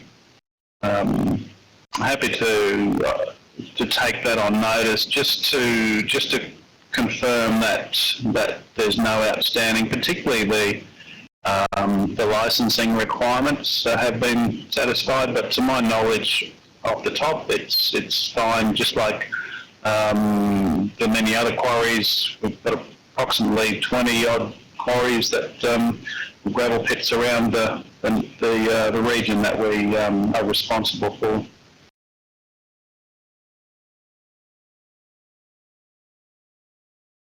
Thank you, Manager. Thank you, Councillor Jones. Further questions, councillors? Councillor Shoemaker, thank you. Yes. Yeah, thank you. I did just have a couple of questions. Excellent report, GM Jarvis, and certainly recognise the broader council team. Whilst it's only a small favourable result, a favourable result is great, and it just shows that everyone's working hard to save money where they can and deliver value. I did have a couple of questions. Page 3, just in terms of revenue, it says that our Gen Ops revenue is tracking below target at 38%, largely due to the timing and grant income, which I understand sales revenue, and the disposal of hospital land and buildings from council's asset register. And I didn't entirely understand what that meant by hospital land and building from our register, because I would have thought that come off our asset list. And my other question, just in terms of expenditure, it does say that fleet is above target, largely due to internal plant usage of approximately 370,000. And I wonder if that was related to the flood damage works and if that's actually able to be recouped through those QRA applications that we make. And my final question, just on page 5, it said water and wastewater are tracking under target due to reductions in irrigation water requirements. So this year compared to budget. And I just wanted to understand, that might be a question on notice, is that in relation to our blackbutt avocado irrigators and the amounts of water we're using at this point in time, or is that related to something else? So they're my 3 questions. Thank you. Thank you, Councillor. Through you, Mr Mayor. Yes, Councillor, I'll take that on notice. I see in our capital expenditure, you'll see on the income statement now on page 2, you've got the 2.807 million. That's where we've disposed of the asset there for the hospital. And that, but I do note where you said on page 3, oh yeah, sorry, tracking through last year's timing grant. Yeah, so the reduction, as you did allude to, is the timing of our grants as they come in. So that's why the revenue is down low. But sales and disposal of for the revenue, I'll take that on notice because I agree with you. Like I'm seeing it there in the income statement. That's where we identified there in the capital expense. So the revenue, sorry, the going on the plant and fleet there, yes, that actually balances across there where you've got the usage there plus the income, but we will look at, when we capitalise the projects, we also pick that up there as well. So we have, at the moment, quite a large portion of our capital still to be capitalised there as well, and that's a work in progress. So that will be recognised there and assessed. And I'm sorry, what was your third one? Just in relation to page 5. Yeah, the water. Yeah, Sorry. Irrigated water. I wondered if that was in relation to the buffer avocado growers. Just like some more context around that, which maybe that comes from the Water and Wastewater Department. I'm happy for that to be taken on notice. Yes, that's fine. I'll take that on notice, but I'm assuming it's because that wonderful rain we've had there, Councillor. But I will take that on notice because that's with the water and sewage, that department there. So, but just getting back to the hospital, I think it's because of the written down value. But anyway, I'll take that on notice and I'll get back to you, Councillor. Thank you. Yes, thank you. And the other one I did note in inventories on page 16, we've stated that inventories in council stores are valued at a cost, and we're currently undertaking a project to reduce and minimise the number of inventories held. And certainly I appreciate, you can have a lot of capital tied up in your stores if you're not using it. So I just wondered, what that project looked like, and I imagine that will involve some disposal of old assets or items that we no longer need. I'm probably just keen to understand a bit more about that process, what we got there, and if there's anything of value. Thank you. Through you, Mr Mayor. That's correct, Councillor. We've just engaged a new member to be in charge of our stores, and part of that project there is that we are looking at, so I'm just getting a message here through, we're looking at disposing of a lot of those assets. That also goes part of our plant and fleet review, where we're maybe as part of our overall assessment there that we look at maybe sending our white fleet out to be serviced locally or something, so therefore we won't be carrying and holding all of those parts. A lot of them are antiquated, and therefore we're minimising the waste there. So it's all part of our centralised procurement review, and it's also part of our plant and fleet review, Councillor. So we're really looking for efficiencies there as well. Excellent, ma'am. Thank you. Thank you, General Manager. Further questions or comments? Okay, I think we're good. Sorry. We're good to go to the vote. You're right, Susan. You're right. Sorry, Mr Mayor. I just did get a message from my team here to say that those water sales have been reduced, Councillor, because of the bulk water sales as well. It is because of the rain, but also because of the rain we haven't been getting those bulk water sales as well. Thank you. Thank you, General Manager. Okay, I think we're ready to go to the vote on this one. Those in favour? Yes, I can see all hands. Carry unanimously. Thank you all. 10.4, quotes for South Bennett Regional Council, quote 2122-09, replacement of 2 trucks and dogs, plant number 2006 and 102, and plant number 2013 and 6032. Now that's at page 183, where it is recommended that the, just going to get this one up. Yes, it's recommended that South Bennett Regional Council purchase 2 DAF CF3 530s for $795,166, excluding GST, from Brown and Hurley Caboolture. Do we have a mover for that? Councillor Henson. Thank you. Seconder, Councillor Jones. Speakers, Councillor Henson. Thank you. Thank you, Mr. Mayor. Yeah, an interesting document in our agenda today, and it's good to see.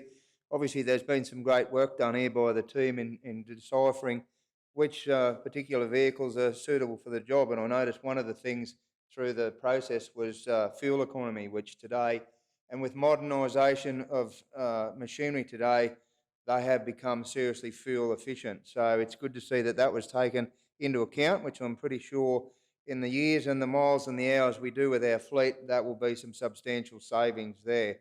So across the board in reading this document, I believe the team's done a great job in putting forward this. And it's a package deal, I believe, as well, when you read this, like truck and dogs. So, and they've set up the configuration so that they can be utilised within our rest of our fleet as well. So I think this has been a very well documented and a very diligent process by the team involved.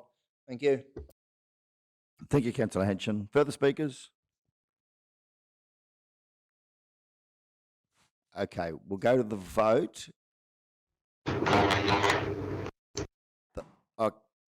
Those in favour?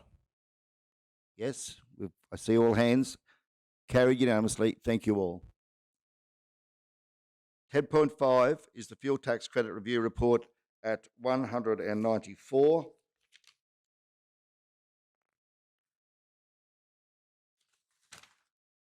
Where it is recommended that the Fuel Tax Credit Review Report, including calculated retrospective claim, be received and noted. Do we have a mover? Thank you, Councillor Jones. Seconder, Councillor Potter. Speakers? General Manager Jarvis? Thank you. Thank you. Through you, Mr. Mayor. Just a brief summary. Again, I'd like to acknowledge there that your request was that we reviewed this the methodology. We can employ a consultant to come out and to go through our methodology with us and update us on that. But not only did we employ or engage that consultant to do that for a cost of $42,000 there, the methodology and the templates were then left with our finance staff. So going forward, we now have the capacity to do our own claims, which it averages out about $16,000 a month there. So the overall figures were, the retrospective claim here is $306,781. So that's a huge amount of money for us to be claiming. And then the increase for the proposed claims for the remainder of the year, including the second quarter adjustments, is it's nearly $100,000. So the net forecasted impact for these claims is $405,997, so $406,000. So I just want to acknowledge the great work from my team, and also I just believe that the engagement of the consultant really paid off. Going forward, we certainly has improved the efficiencies of our team, and we'll be able to do, like I said before, these claims more efficiently going forward into the future. Thank you, Mr. Mayor. Thank you, General Manager, and thank you very much for the work your team has done on behalf of Council.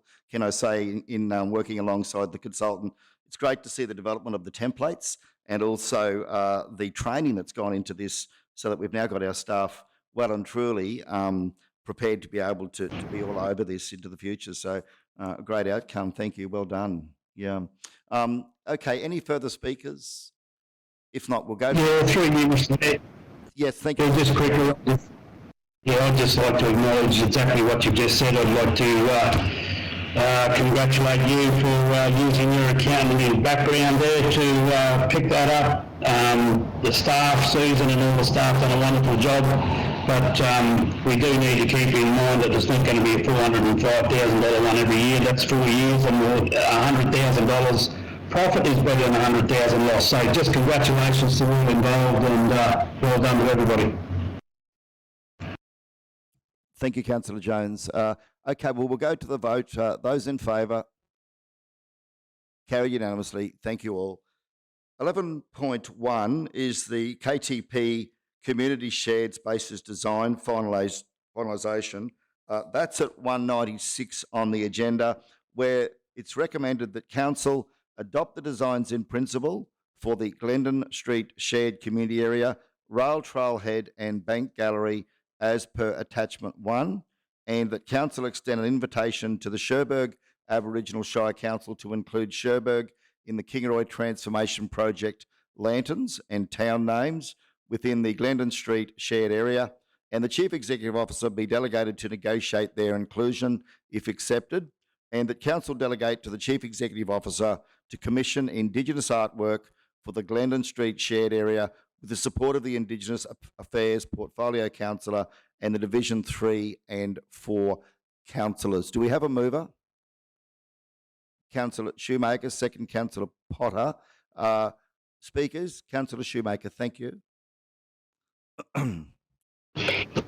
Yes, thank you, Mr. Mayor. I just wanted to, I know Councillor Potter and myself and other councillors have joined us in the widespread consultation in relation to these designs, and I just wanted to acknowledge the mammoth effort that was undertaken in that regard. As you can see through the report, we really did try to go far and wide in terms of the conversations we were having with the draft plans, and it really was overwhelming how many people mentioned to us that Cherbourg should be acknowledged in, and I know it's something that certainly Councillor Potter and I are very passionate about since we started talking about the project and recognising every town as a hub and spoke sort of methodology.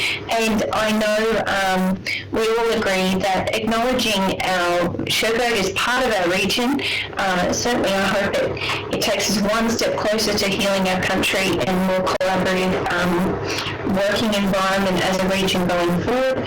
So I'm really supportive of this. I just think the work that's been done, the plans are exceptional. I do understand from the conversations that have been undertaken, you know, they are within budget, and the plan is, of course, as we've set the mantra from the beginning of this project, that it will be delivered on time and on budget. Of course, the only thing that would stop us would be a cyclone or a monsoon, and let's hope we've had enough of those for this year. So I'm really supportive of this. It was overwhelming how positive the conversations were and how much everyone is looking forward to having a space where we can share in arts and culture in the centre of Kingaroy, and certainly support community groups and others to activate that space and really bring people back to the CBD of Kingaroy. I know our retailers at the moment desperately need that. They need people on our streets. I know COVID's presenting a number of challenges, but we need people out on our streets and in our community, and I think this shared space is a wonderful opportunity to really activate our arts community and provide entertainment at a very simple and easy way for the people of our region. So I'm fully supportive of this, and certainly just wanted to acknowledge the massive effort GM Meehan, certainly Manager James Darcy and Luke, as well as Christy Board, who has since moved on to Baido, the work they've done in supporting the council team to really share the designs and openly discuss them with our community. And I really look forward to, you know, the finished product. Thank you, Mr. Mayor. Thank you, Councillor Shoemaker. And it was remiss of me to note the welcome project manager, Meehan. I saw you online there, just flash up there a little while ago. And welcome, Aaron. Good to see you. And would you like to add anything to the report at this stage? Thanks, Aaron. Yeah, good morning, Mr. Mayor. Yeah, look, Councillor Shoemaker, I think, has covered everything through the report.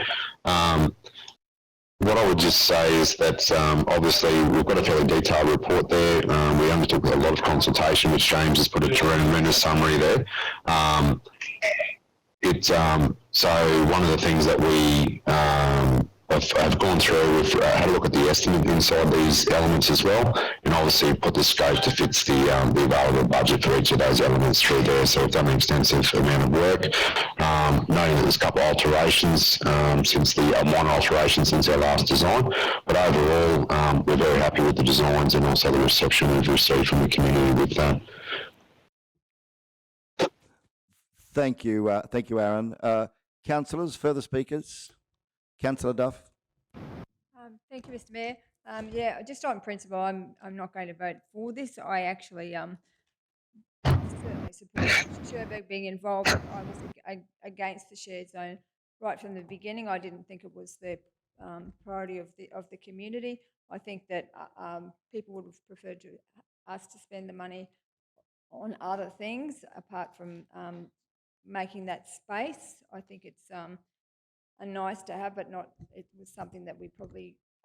I think that at this point in time, it would have been better spent on resealing roads or something like that. I know that it was said that we had to have that in the funding application, but I just think that people will be concerned about the loss of car parks, the fact that we've spent a lot of money on this when it could have gone somewhere else. I'm just a bit concerned about it. So on principle, I feel I have to be true to myself, and I've been against the shared zone all the way through. So I'm just going to declare that again here today. Thank you. Okay, thank you, councillor. Other speakers before we go back to Councillor Shoemaker to wrap up? Yeah, thanks. Yeah, Mr Mayor, through you. As right from the very word go, like Councillor Duff, I have been the #1 supporter of this KTP, pushed very hard to get certain things happening, and I just think that I'll be fully supporting this, and it'll enable the staff and the construction crew to have continuity through there. They're going up Kingaroy Street now, and it won't be long before they'll be needing to get into Glendon Street, and the other approval of George Street car park will certainly enhance everything that's going on. And me personally, when I walk the streets of Kingaroy, I can honestly sit here hand on heart that I haven't run across anybody with any negativity, and even haven't come across people that were dead against it at the start. Now that they're seeing it unfold, they are fully supportive of it and can see the benefits and see it starting to develop before their eyes. So fully supportive, and let's continue the positivity around this and give the staff continuity and security around their future. Finishing the project. Thank you. Thank you, councillor. Further speakers? Yes, Mr Mayor. Thank you. Look, this has been a fantastic thing from the get-go with the different community organisations that have come forward and spoken to us on how they plan on using this space as well. And I think joining in with Sherberg and the conversations Kirsty and I have had with Aaron and Luke and Christy in this space, I think has been invaluable, and I look forward to seeing this come to fruition. Thank you. Thank you, councillor Potter. Further speakers before we go back to councillor Shoemaker? I probably just want to acknowledge how wonderful it is to see that we're going to be inviting the Sherberg Aboriginal Council to include Sherberg. I just want to reinforce those comments that have been made by fellow colleagues, and I'm sure that those positive discussions will happen between our CEO and the Sherberg Council. Great to see that we're recognising our Indigenous people in this, which I know was a very important part of it, Aaron, for you from day one, for you and James. So thank you. Congratulations to the staff that are doing a great job. The seal looks tremendous with the asphalt. It's so nice to not drive through all those holes in the main street of Kingaroy now.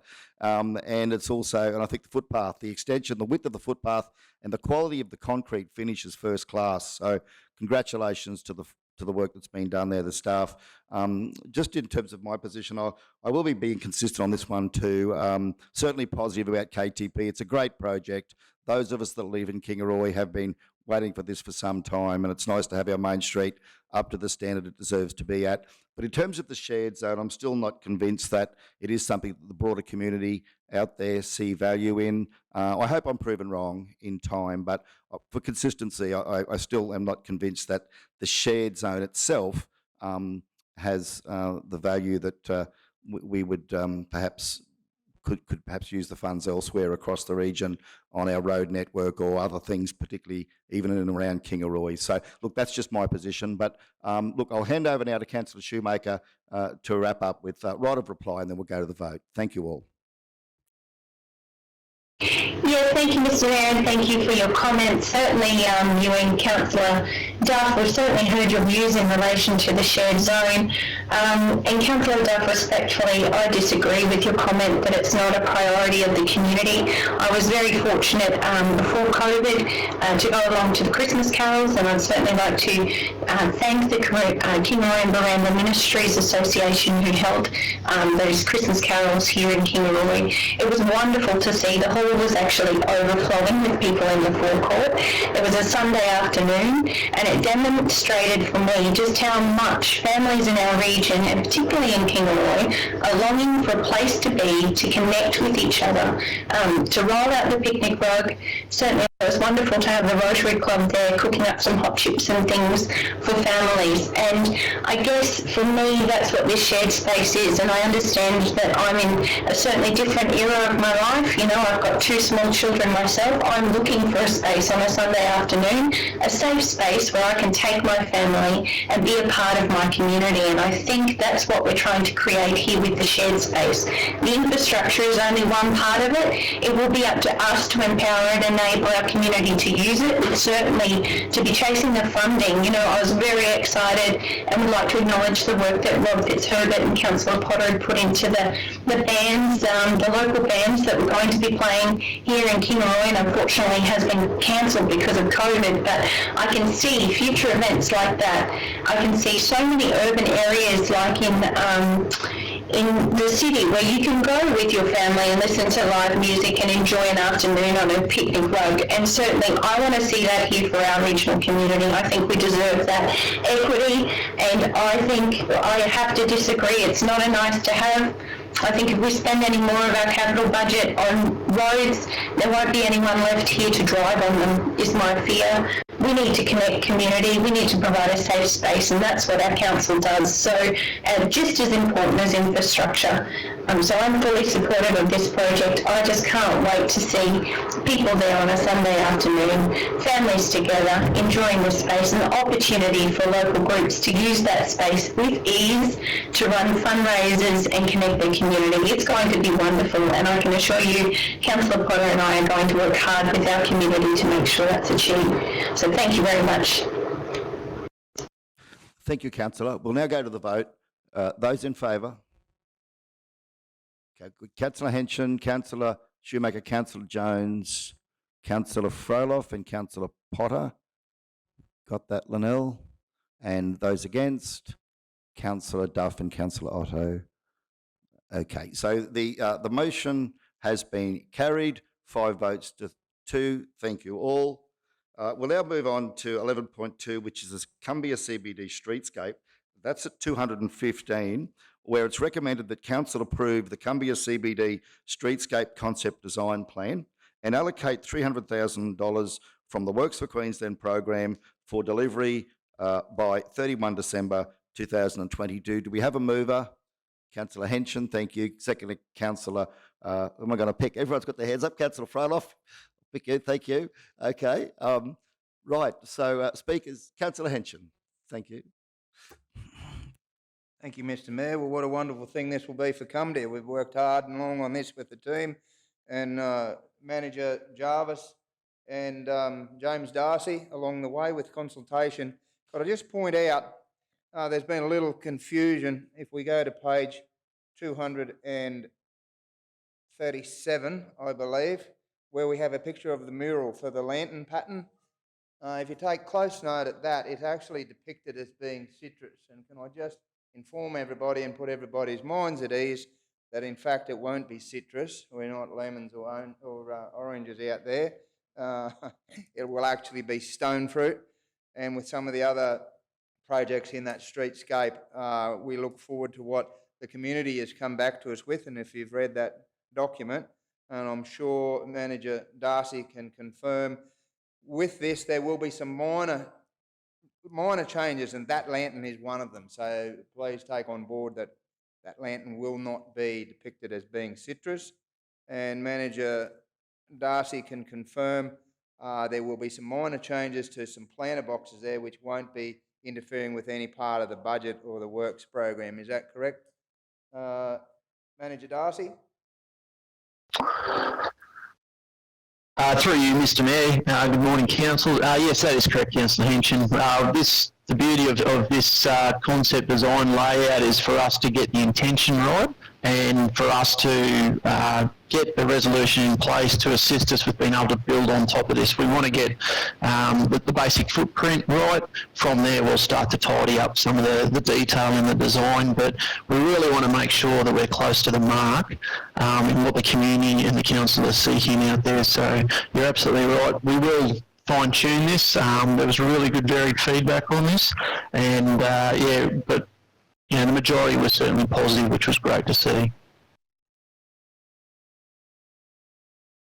Thank you, Manager Darcy, and yes, there's been some great communication with this along the way, and along the way it's been noted out as what should be and could be, what might be needed and what might be wanted. So I think this is an absolutely sensational result for Cumbria, a long time in the waiting for this. So I think in the projected pictures and designs that's been floated around over the last 6 months with this, we will see this come to fruition by or before the end of the year. I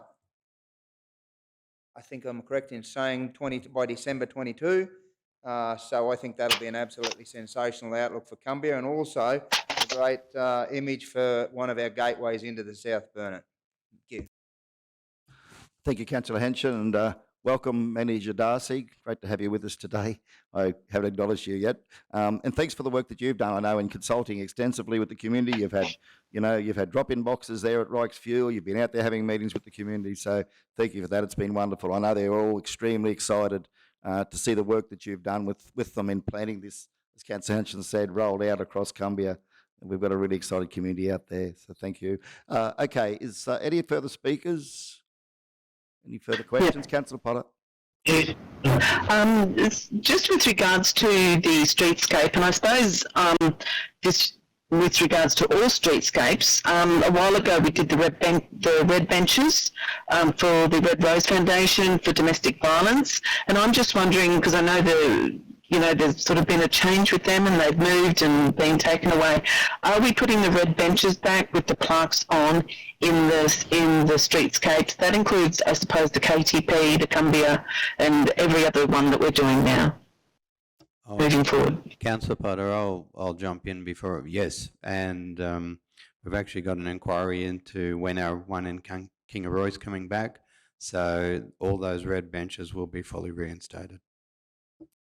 Thank you very much. Thank you, Mr. CEO.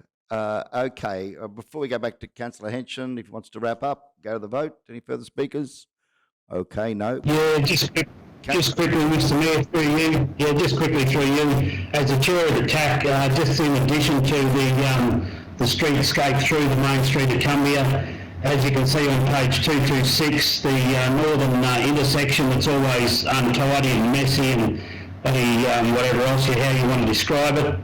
We're currently working with Main Roads. We've raised that issue with Main Roads to try and get a resolution there that's far more easy for traffic to get across and in and join up with the main road. So hopefully with the money that the council is spending in the main street of Cumbria, we can leverage off that and try and work with Main Roads to get an outcome that's very beneficial to all passing traffic and local community on that intersection at the top there.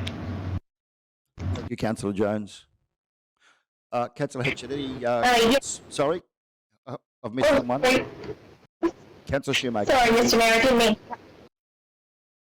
I just had one question. I think it's a wonderful project, and certainly I enjoyed spending some time at the Rikes Fuel service station with Councillor Jones and Councillor Henson and catching up with people of the community. I just read in the asset management implications part of the report that we were largely looking to do renewal works and rehabilitating footpaths, curb and channeling, due to many issues such as uneven footpaths and deteriorating curb and channel through the CBD to make it all inclusive for pedestrians. I guess I just wanted to confirm from my understanding, so this this project would not impact our depreciation because we are actually renewing existing infrastructure. It's not new infrastructure, and my understanding is that certainly I'm a big fan of green infrastructure. I think that's the future, but that won't be an implication from a depreciation point of view. This project is about renewals and polishing up what we have. I just want to confirm that I've got that right.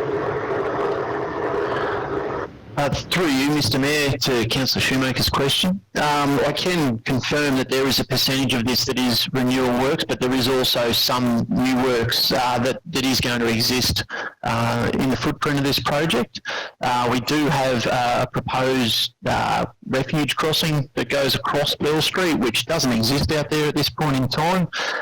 There's been long-standing discussions around the safety of crossing across Bell Street, or the Bunya Highway, whilst it is a very nice, wide open and straight footprint through Cumbia. The width is certainly an issue, and what we're trying to achieve is around some improved channelized crossing for pedestrians who may want to go across to points of interest, whether it be Rikes or to the Cumbia Hotel or further down to the Cumbia Hall. We tried to site it to optimise where that usage of the crossing would be best sited. That is something that's new. We do have a number of existing assets out there that do need to be undertaken as part of the project. There's a number of areas there where curb and channel has failed, just due to some of the historic tree locations that have unfortunately had their roots displace the curb and channel. It's also impacting a little bit on the pavement that's in front of that curb and channel. And given the nature of Cumbia, with it being so straight and fairly flat out there as well, we do want our drainage to work. So what we want to do is to try and get those drainage structures working as best they can. So there are areas where we are going to look at trying to not necessarily upgrade them, but renew them, provide them with the best chance of succeeding. And if we do have issues that are a result of failures over time, we want to go and fix those curb items, those footpath items for the same reasons essentially, and then have them presentable as part of the whole project, giving the street a real refresh and make it very inviting for the people that come into the region, particularly from the southwest, given it is the first opportunity for them to have an impression in the South Burnett. Yes, thank you, James, for that clarification. Just certainly agree, it's an exciting project, and I just wanted one further question, if I may. Just in terms of now the process forward, Council adopts the plans. Councillor Jones was talking about some of the conversations that have happened with DTMR. Are we ready now to put shovels in the ground and get going with this project? Because I am mindful of that time frame. When do we actually anticipate construction, or what's next now for council after this, after we've adopted the plan? Yeah, thanks. Through you, Mr Mayor. The intention here is for us to go and put some numbers on the plans essentially, and to fine-tune the siting of a number of those landscape islands, the refuge crossing that we touched on just before, but then also going and doing a thorough condition assessment on those drainage and curb and channel and footpath items that we just highlighted just then. Our intention is to have this shovel ready for delivery, hopefully when we come 1st July, in all honesty.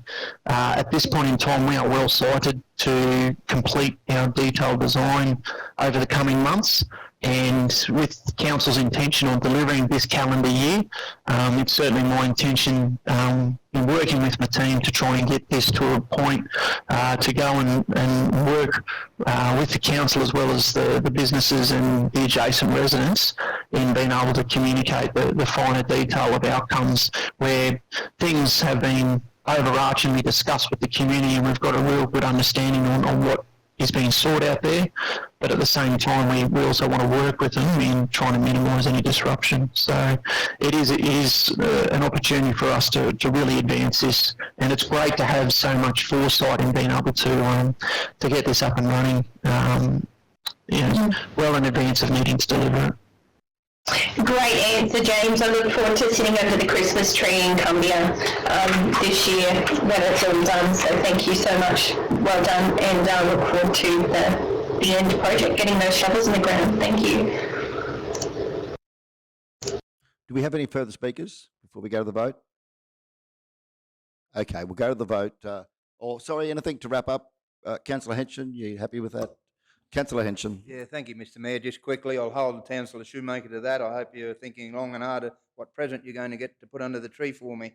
But no, I do look forward to that. Cumbia in 2020, prior to Christmas, one of the biggest things that happened there was a small little piece of footpath that was delivered by council. So that was absolutely sensational, and the community welcomed that with open arms. So let me tell you, the streetscape come Christmas 2022 will be some party. And I appreciate the work James Darcy and his team have done behind that. There's been a lot of work, as with all of these programs that we put in place through council in our villages. Just on Councillor Potter, in relation to the red and the blue seating, as you would be well aware some time ago, I would love to see those in every one of our towns and villages throughout the South Burnett, and I'm pretty sure the blue and the red ones will be greatly appreciated in Cumbia at the finalisation of this project. So thank you. Thank you, Councillor Henson. We'll now go to the vote. Those in favour? Yes, carried unanimously. Thank you all.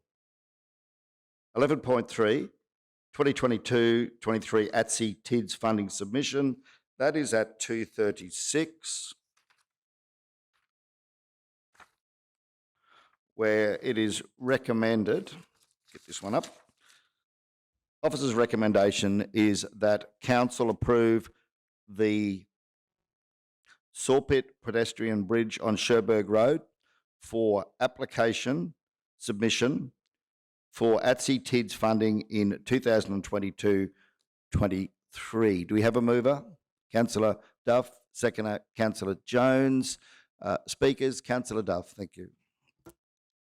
Thank you, Mr Mayor. Yes, this project is really important to that footpath project that the federal government gave the money towards, and it will, it's absolutely necessary, and it will be a wonderful outcome when we finally get that that whole footpath from Sherburgh to Mergen as a link. But that's part of that project. Thank you, Mr Mayor. Thank you, Councillor. Any speakers, comments or questions? Yes, Mr Mayor. Through you, I was just going to comment, certainly as the tourism portfolio holder, reading through this report, I really do hope that it is successful and that we get the funding. I think there's a great opportunity on the back of the work that's been done around the winery trails and the cycling that's happening with the rail trail being the bone of the South Burnett, that bones of like infrastructure. I think, the backbone infrastructure, sorry. I think there's a great opportunity to connect our region through this project, and I just really hope, on with Councillor Duff, I hope that we receive the funding. I think there's an opportunity to increase the visitation to the ration shed by extending those cycling trails out to Sherburgh if there's a safe footpath and connectivity. I can see more of that happening. I know it happens now, but I think this will really go a long way in terms of improving that visitation to the Sherburgh community and the opportunity to view those tourism assets. So I'm really excited about it, and thank the staff for putting together the application. I know it was a key priority of the discussions we had with Mayor Elvey and her team late last year, so thank you. Thank you, Councillor. Okay, Councillor Duff, right of reply before we go to the vote? You're comfortable with that? Okay, we'll go to the vote. Those in favour? Carried unanimously. Thank you all. 11.4, project prioritisation tool is at 2:38, where it is recommended that the Council adopt the project prioritisation tool to be used in assisting Council with determining a project ranking for capital works, considering funding applications and delivery timeframes inputs. Do we have a mover? Councillor Henson, thank you. Second to Councillor Potter. Speakers? No speakers? Okay. So, sorry, Mr. Mayor, I just wanted to note this is an exciting step forward for our council, I think. It's certainly going to be a learning process, but the opportunity to apply a multi-criteria analysis to our decisions and really make evidence-based decisions is exciting. Certainly like to recognise Cody for the work he's put into this. I know he's gone above and beyond to see what other councils are doing and how they apply a similar methodology to their decisions. And it, I think, is really important going forward in terms of how we prioritise our infrastructure, particularly on the back of the signs, certainly for the next couple of years, that our federal assistance grants will be cut. And I can only imagine what other impacts we may see from a financial point of view because of that. So I think this is a really important tool.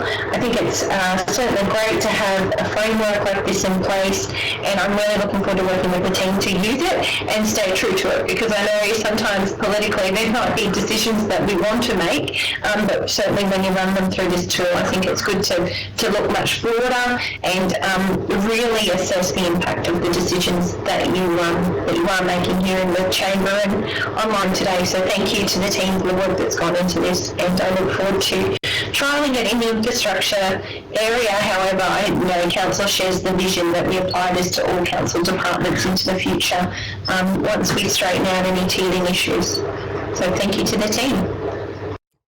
Councillor Henson, anything to wrap up before we go to the vote? You're comfortable with that? Okay, we'll go to the vote. Those in favour? Carried unanimously. Thank you all. Thank you to all who've been involved in getting us to this point. Okay, 11.5, QCN Dark Fibre, Nanango and Kingaroy. Now that's at 243, where it's recommended that council submit an application to the Australian Government Regional Connectivity Program, Round 2 RCP, for the upgrade of high-speed fibre and backhaul infrastructure connection to Kingaroy and Nanango. Do we have a mover? Councillor Shoemaker, thank you. Second to Councillor Froloff. Speakers, Councillor Shoemaker. Yes, thank you, Mr. Mayor. It was certainly disappointing to hear we had not been successful in the Resources Council funding. I do really thank the team for keeping an eye and an ear out, and the conversations they've been having around other funding opportunities. I know both QCN and Yakira have put so much work into this along with Council's team and the Department of State Development. It really is a fabulous program, project, and really would change the way in which we do business here in the South Burnett and open up so many opportunities for that newfound digital economy. I am just fingers, toes crossed that we do get a Guernsey on this one, and thank the team. I know the funding time frames are very tight, but really do thank the team for refreshing that application and getting it ready to put forward. Thank you, Aaron, and certainly GM Aaron and Cody for their work on this one. It really would change the fabric of our towns here in Nanango and Kingaroy, so from a digital point of view, and I do believe we deserve the same levels of connectivity as any other place in Australia. So thank you to the team for working toward that. Thank you, Councillor. Further speakers? Yeah, Mr. Mayor, through you, I just I want to add the CEO's, acknowledge the CEO's contribution on this too. I know that he's worked very, very, very hard on this, and we were privy, Councillor Shoemaker and myself, Mr. Mayor, we went to Bundaberg at one stage and we spoke about that, met with people up there, and everything was very positive around the future and possibly getting funding. But anyway, we missed out on this one, so fully support. We'll keep knocking on the door until we get the answer, hopefully, that we're looking for. So yeah, just want to acknowledge the CEO's contribution as well. Thank you, Councillor Jones. Well said. It's very important we do acknowledge our CEO's provided tremendous leadership on this. Mr. CEO, yes, on behalf of Council, as our Deputy Mayor has said, we're all very grateful, and we know that you'll continue to work to ensure that we bring this to fruition at some point in time in the future for our community. That being all said, let's go to the vote. Those in favour? Carried unanimously. Thank you all. 11.6 is update on ex-tropical cyclone Seth and COVID-19 business continuity at page 246, where it's recommended that Council note this update on ex-tropical cyclone Seth and COVID-19 business continuity. And I might turn, first of all, we'll obtain a mover. Do we have a mover for that? Councillor Duff. Second to Councillor Henson. Any speakers at this stage? Otherwise, Mr. CEO, would you like to give us some update? Because I know you've done a lot of work in this space. Thank you. Thanks, Mayor. The actually all the team has done a major amount of work in a whole range of spaces. I'll probably go COVID first, business continuity. We seem to be, from what we can gain, moving through the peak now of the current outbreak. So we've got the organisation on BCP, business continuity plans, level 3, water, wastewater, and it's been interesting engaging with the state and other levels of government about what they consider an essential worker. To my mind, and for our organisation, I consider our whole organisation essential workers, but it may not, that doesn't necessarily correlate to the official definitions. Water, wastewater and IT have been basically on business continuity level 5 because they are essential. The essential road workers, we had a real good go at putting, as far as the state level, as well as other councils. There was a teleconference last week, which was really productive too, about what the state's thinking was in this space. Certainly, if there's a declared event, a road worker moves into what they classify as the essential worker category. If there's not a declared event, well then you can work remotely, and there's a whole raft of criterion. So it's not bad, it's not good, it's just the definitions and how they work it. Council foresaw to a degree some of the issues that we're going to have with keeping people in the workplace. We've got a very substantive structure, well, substantive, but a solid structure that we put in place last year for work for home. Whilst we do have staff working for home, it's a measure to help us through this and a degree of flexibility, but it's not a forever work from home. We've separated staff across, like for payroll, for example, it's spread across 2 offices, and so we've got key staff now spread across the organisation. There's been a lot of good learnings come out of COVID. People often think things are negative, but out of everything, I generally believe good comes from everything, and some of the cross-departmental cooperation. And again, when it first erupted back in 2020 and then onwards, our staff have reacted, and staff and councillors have reacted very positively to the challenge that we have. And whilst we will have staff away, we've had a number of close contacts which have self-isolated, and we've also had a number of positive cases throughout the organisation. They've been dealt with calmly, effectively, efficiently. People's welfare has been our first priority. Keeping it out of the buildings has been equally a priority. And I know this is all probably, without getting into too much of a personal opinion, but I don't want it in the air conditioning systems as far as cleansing it out. But we've managed extremely positively so far. It has had a level 3 of continuity. There has been limited impact on service reductions. The visitor information centres, museums, because of the nature of some of our volunteers, they are high risk, so we've taken a cautious approach there. There has been some chatter about shutting them the odd time we've shut them.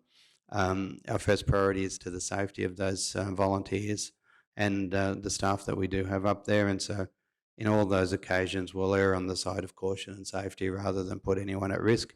And we do, and if I can put out a pitch and a call, if anyone does want to volunteer, we're always looking for new volunteers, and it's a great place to have a go and a great mob of people to work with. I might actually ask Acting Manager Brennan to do the flood continuity. Whilst I can give you a rundown, his will be much more comprehensive and probably more up to date.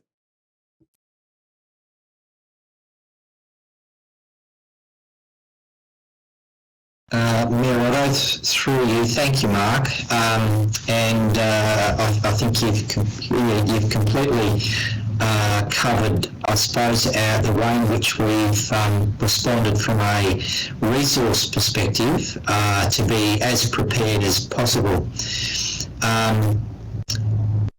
In the infrastructure area, our CEO mentioned response in relation to water infrastructure. So we've moved very strongly to do the best that we can to minimise the likelihood of numerous staff members all being impacted concurrently from spread of COVID inside the workplace. So Tim and his team were first out of the blocks, and our work in preparing there really, as Mark said, has taken us right to the level 5, our highest level of controls. In relation to works, we had the competing issue of two natural disaster impacts. So we had our November-December event, which we're still in the emergent works period of and still finalising damage assessment. At the same time as then being hit by the ex-tropical cyclone Seth event. So, consistent with our business continuity plan, at level 3, we moved into the service reduction phase, where we've identified our highest priority services, which of course include water, wastewater and many other parts of council's operation like waste, etc. But also our emergency response to road safety impacts, which had been initiated by both of these flood events. So we've coordinated our activities. I've previously provided council with some interim advice.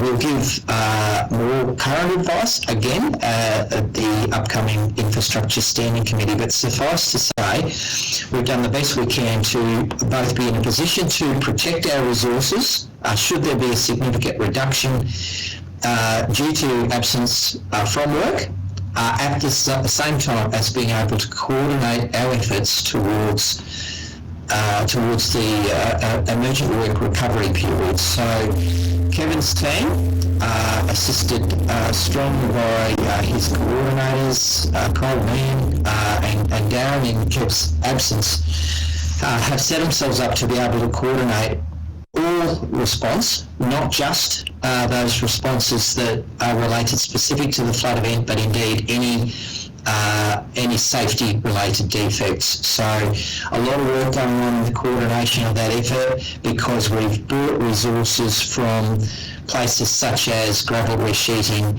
and other areas to be ready for both a concerted effort to repair any safety issues, at the same time as being well structured should we have a significant reduction in our available resources. I would add that thankfully, we have not seen that impact in the works team at this point. And with God willing, we may avoid that altogether, which would be great. Thanks, Mayor.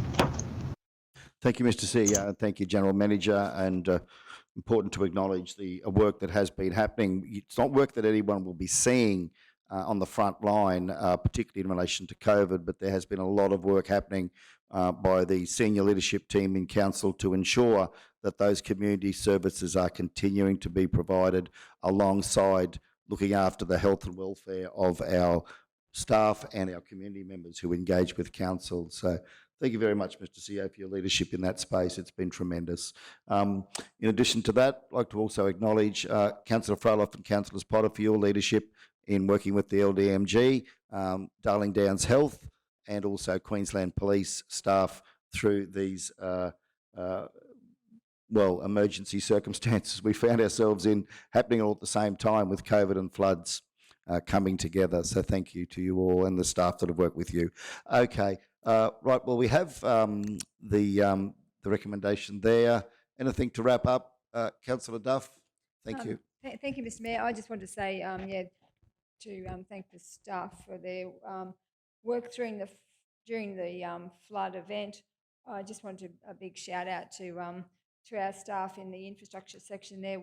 There was one night, there was a lady had made a phone call to me that they had all water around their house, and she was in tears, and they had to walk through water to get into their house, and both houses, there was another house, neighbouring house, just covered in water around the outside. There was mosquitoes, and you could actually catch a yabby in the area around the bottom of their house. And staff worked from 5 o'clock until 8 o'clock, and they had a contractor there to get that water released so it could flow, to work on the drains. And I just wanted to thank the staff for that huge effort.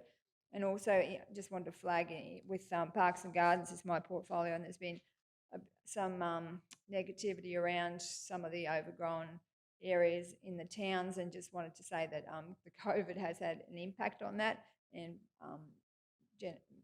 acting manager Mark has said that they're down on numbers, and that has had some impact on the reason why there's excess grass. Obviously, we've had some good rain, but that's also multiplying the concern and the effect we're having with not being able to deliver to the community's expectations. So just want to flag that as well. Thank you. Okay, thank you, Councillor. We'll go to the vote. Those in favour? Carried unanimously. Thank you all. Okay, now we're now up to 12.1, which is donation towards the purchase of a Medihood. That's at page 250, where it is recommended that, well, we have a procedural, Mr. CEO? Yep, so we have a procedural tabling motion first, that donation towards the purchase of a Medihood be taken off the table for Council's consideration and discussion. Do we have a mover? Councillor Jones, thank you. Seconder, Councillor Potter. Those in favour? Yes, I can see all hands. Carried unanimously. Thank you all. So we now have the matter off the table. It's open for discussion, and we have there that Council's received an email from the Rural Doctors Foundation requesting provide a $1,000 donation, which could provide a replacement plastic hood and battery pack, $4,800 to purchase a whole Medihood. Of course, this was discussed at a Community Standing Committee meeting.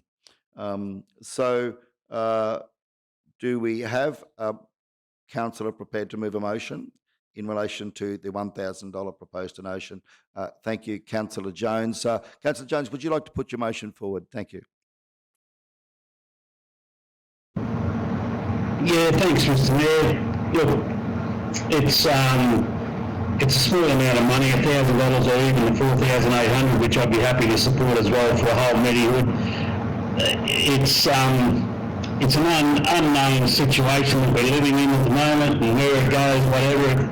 If there's any way that we can help anybody in our community stay alive, get healthy quicker or whatever, if it saves one life, it's worth every cent you paid for it. So in the context of everything, $4,800 to purchase a whole Medihood. Obviously they wouldn't be reaching out for support if they didn't think it necessary to have one. So look, I'm fully supportive even to go to the $4,800 to purchase the whole Medihood. Thank you, Councillor Jones. We can just get that up on the screen, Linnell, that South Bennett Regional Council provide a $4,800 donation. Can I chip in here, please, Mr. Mayor? Yes, certainly. I'll just get this up and then we'll come to you, Councillor Potter, just to add to this. Provide a $4,800 donation to the Rural Doctors Foundation for the purchase of a whole Medihood. And I might just get your comments on that proposed motion. Yes, thank you, Councillor Potter. I've spoken to the hospitals now. Kingaroy already has a Medihood with another one on the way. Mergen already has one, and so does Nanango. They were all given to each hospital at the start of COVID through Queensland Health. And as I said, there's another one, maybe two coming. What they actually need is the hoods themselves with they need the ventilation hoods with the battery packs, because when they go from one patient to another, the ventilation hoods have to actually come off and get sterilised, which means that is actually unusable at the moment because there's no hood. So they actually need the hoods so they can be taken off and replaced. So I'm quite happy to move for that to be $2,000 for them to have the two hoods. But I'd like to make sure that we put this in the hands of the CEO to make sure that these hoods that we buy are actually for the South Burnett hospitals. So whether he works with Darling Downs Health, Dr. Isaac, Dr. Sam, along with the Rural Doctors Foundation, that's fine. But I think the $2,000 for 2 hoods with the battery packs is quite fine because they've already got Medi hoods and they don't need another.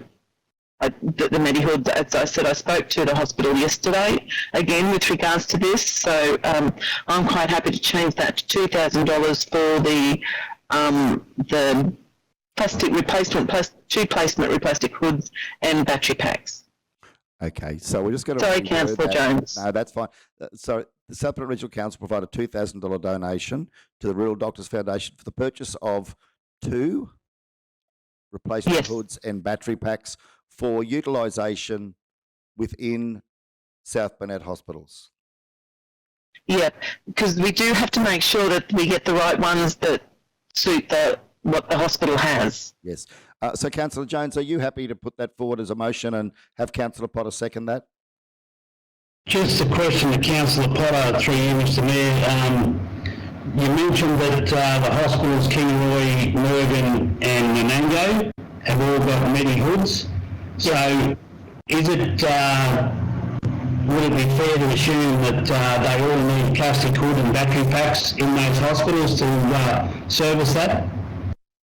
Through you, Mr Mayor, to Councillor Jones, yes, they all do, but there is transport that goes between those hospitals every day, and so if something needs to go to a particular hospital, the Queensland Health can transport them between the different hospitals. So are you thinking 3, 1 for each hospital? Is that what your thoughts are? Well, yeah.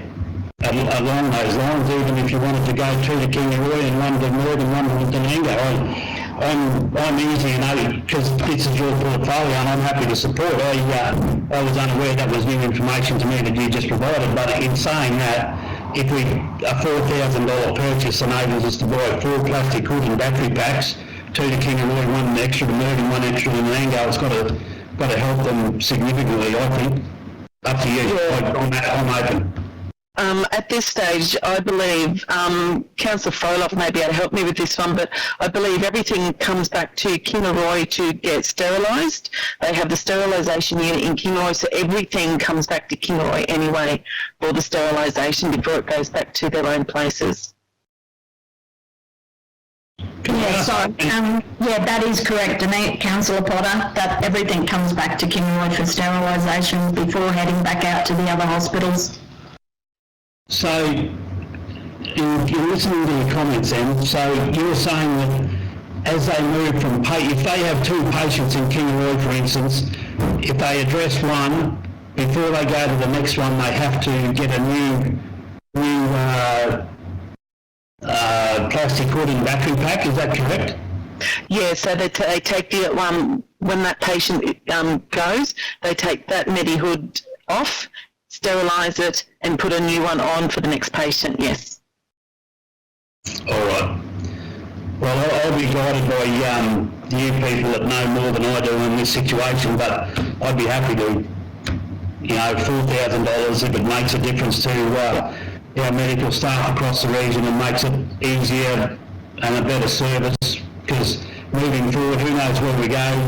We've got COVID in the South Burnett, and I don't think it's ever going to go away, and it's only possibly going to increase before it decreases. I'm open and I'll be guided by you guys. Happy. You happy with that, Councillor Potter? Councillor Froloff, if Councillor Jones' motion is $4,000 for the purchase of 4 hoods, utilisation with the South Burnett hospitals, and I guess the hospital staff can then look at how they best allocate those based on need, if you're happy to leave it open as that.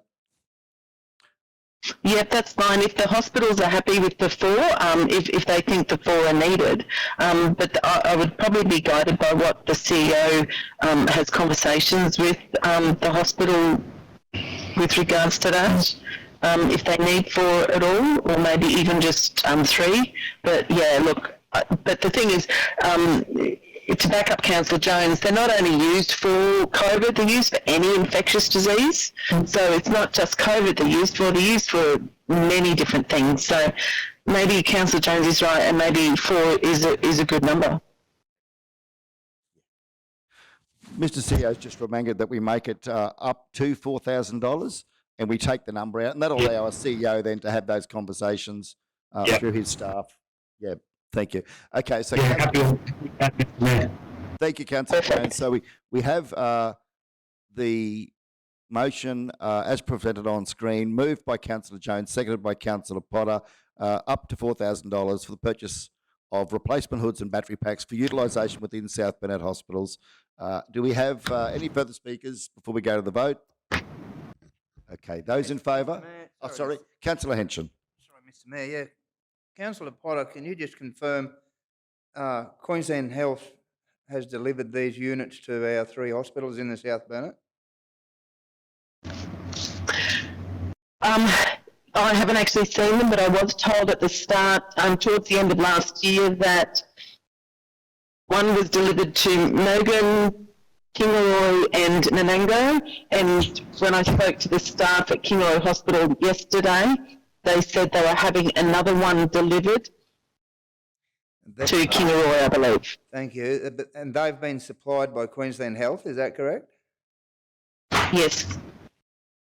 Yeah, Hanson's more... Actually, I shouldn't say that, I'm assuming. Okay, well, under assumptions, and that's a powerful word, but under the assumption Queensland Health has given that, and we don't know for sure, but I'm not so sure why Queensland Health can't supply the said screens and battery packs as well, but I'm happy to support this motion that Councillor Jones and yourself has moved forward, but I'd be surprised why, if they've come from Queensland Health, why they're not doing a little more.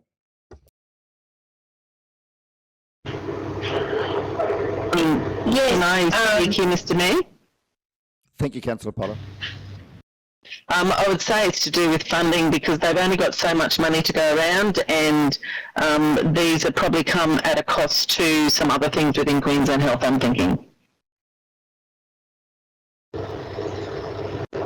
Further speakers? And I would believe that South Burnett Regional Council talking funding is in the same boat.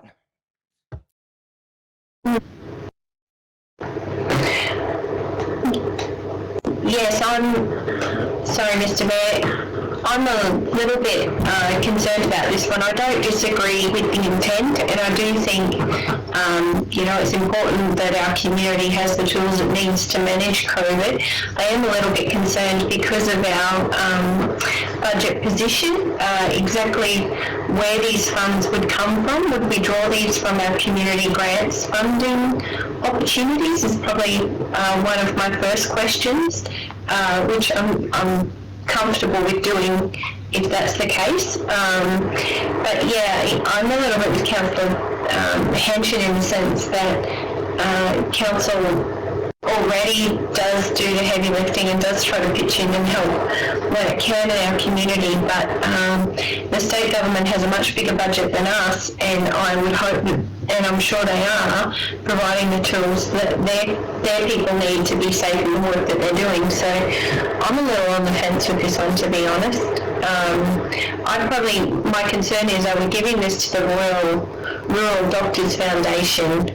Would we be better off providing this directly to Darling Downs Health, if that's our intent?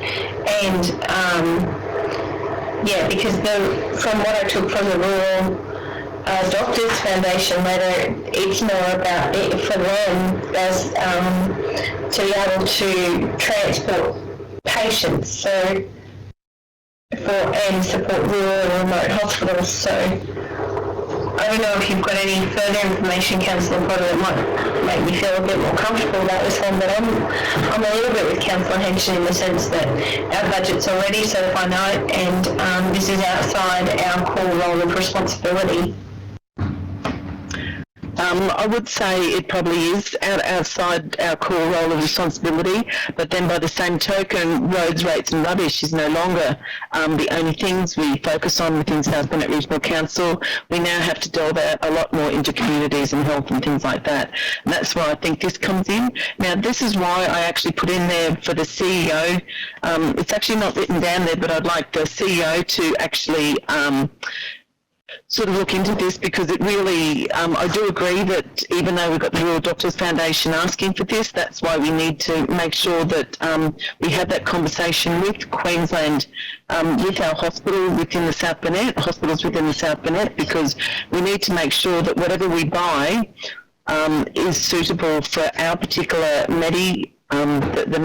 medi packs that they use. So my belief is that this is something the council is doing already, but I don't believe the funding can come out of community grants. I really don't think it can. But, you know, as I said, they may not need 4, they may only need 2. So that's why I'd ask for the CEO to work with that. So maybe that needs to be in the wording. Mr Mayor, through you. Yes, sorry, go ahead, Councillor Jones. Thank you. Yeah, I'd be more than happy to allow the CEO, give the CEO the power to negotiate with the rural, or have the conversation around it and leave it up to the CEO to make that decision on whether it is our responsibility to support this, or, yeah, and I'd entirely have full faith in the CEO negotiating a proper outcome on behalf of council and ratepayers on whether we should be funding this or not, and if so, leave it to his discretion up to $4,000 if that is needed. I'll just If you could put that in. CEO, would you like to provide a just a recommendation as to how we can perhaps just reword that to give effect to such? Oh, thanks, Mayor. Yeah, it's sure certainly I've made a note. I've got the intent of it. If up to maybe 0, up to maybe the full 4,000. So if council's happy to go with it, I'm happy to do a report back or bring this is the outcome of it and this is what's happened. We will need to find a funding source for it. So one of the community meetings, standing committee meetings, we'll have the conversation with the rural doctors and then come back and let council know where we sit. So if we perhaps just add to that with a report to be brought back to a future standing committee meeting at the end. Happy with that? Yeah. Okay. Councillor Jones, are you happy with that? And Councillor Potter? Yeah, yes, Mr Mayor, thank you. Okay, let's get this one done. We'll go to the vote on that then. Those in favour? We got everybody? Yep, carried unanimously? Correct. Okay, thank you all. Let's move on then to 12.2. Yes, thank you, Mr. CEO. 12.2 is let's get this one. Okay, so 12.2 is a matter relating to the Mountain Bike Club, South Burnett Mountain Bike Club, for decomposed granite from Gordon Brook mine site.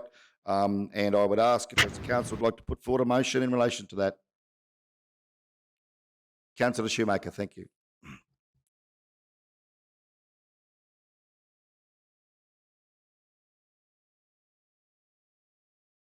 So we just can't hear you there, Councillor Shoemaker.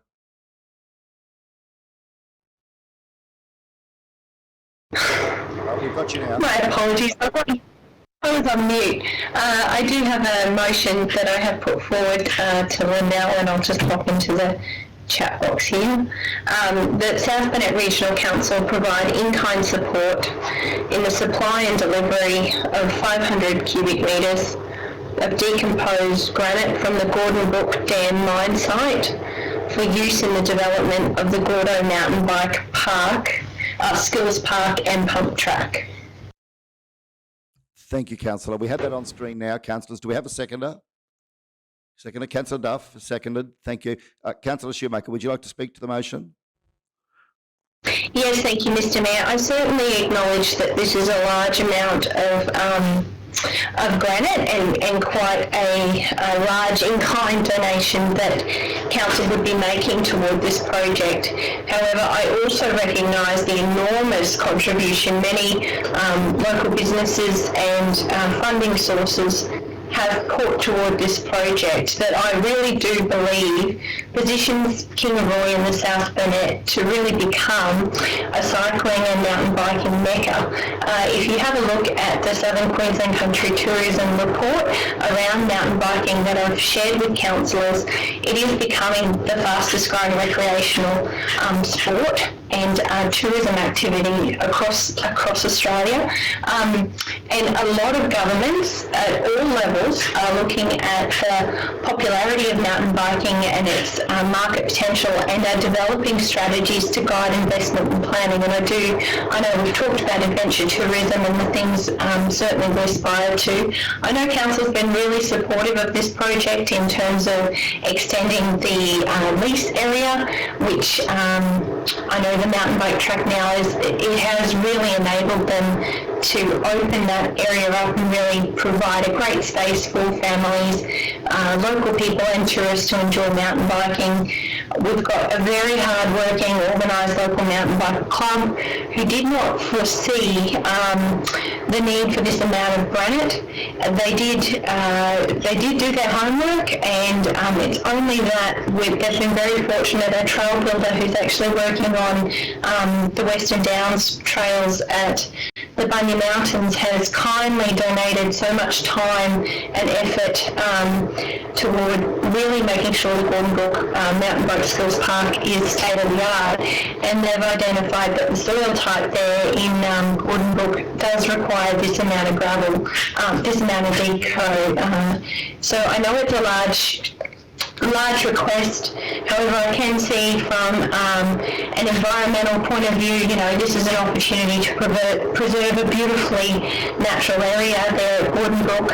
From a social and health point of view, it's an opportunity to provide increased physical and mental health opportunities for community cohesion and connection. And certainly from an economic point of view, the tourism money and the dollars that riders spend in local communities like ours really could make an enormous difference here. I know it already is, and I think it's only going to get bigger once those 30 kilometres of trail are opened at the Bunya Mountains. There's a real opportunity for the South Burnett to leverage that visitation here in our region and have people stay in the South Burnett and explore the other trails, the rail trail, and certainly the other mountain bike trails we have available. I know it's a lot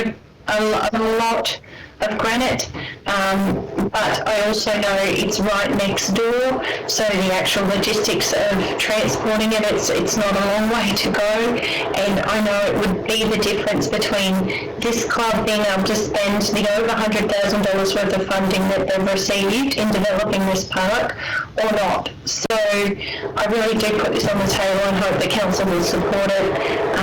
I know we've been very fortunate to have a hard-working club really do that work behind the scenes in establishing these trails, and I think we need to get behind them and back them, and this is a way that we can do that.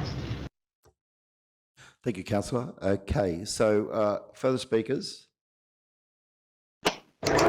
Councillor Potter, thank you. Yes, thank you, Mr. Mayor. I actually think this is very similar to our last motion, because this goes to the health and welfare of our community, and I do believe that this is quite important. I'm just curious now, how much is this going to cost council, and where is this bucket of money coming from?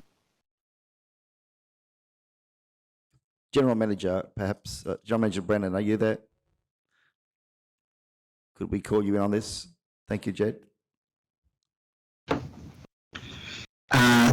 Thanks, Mayor. If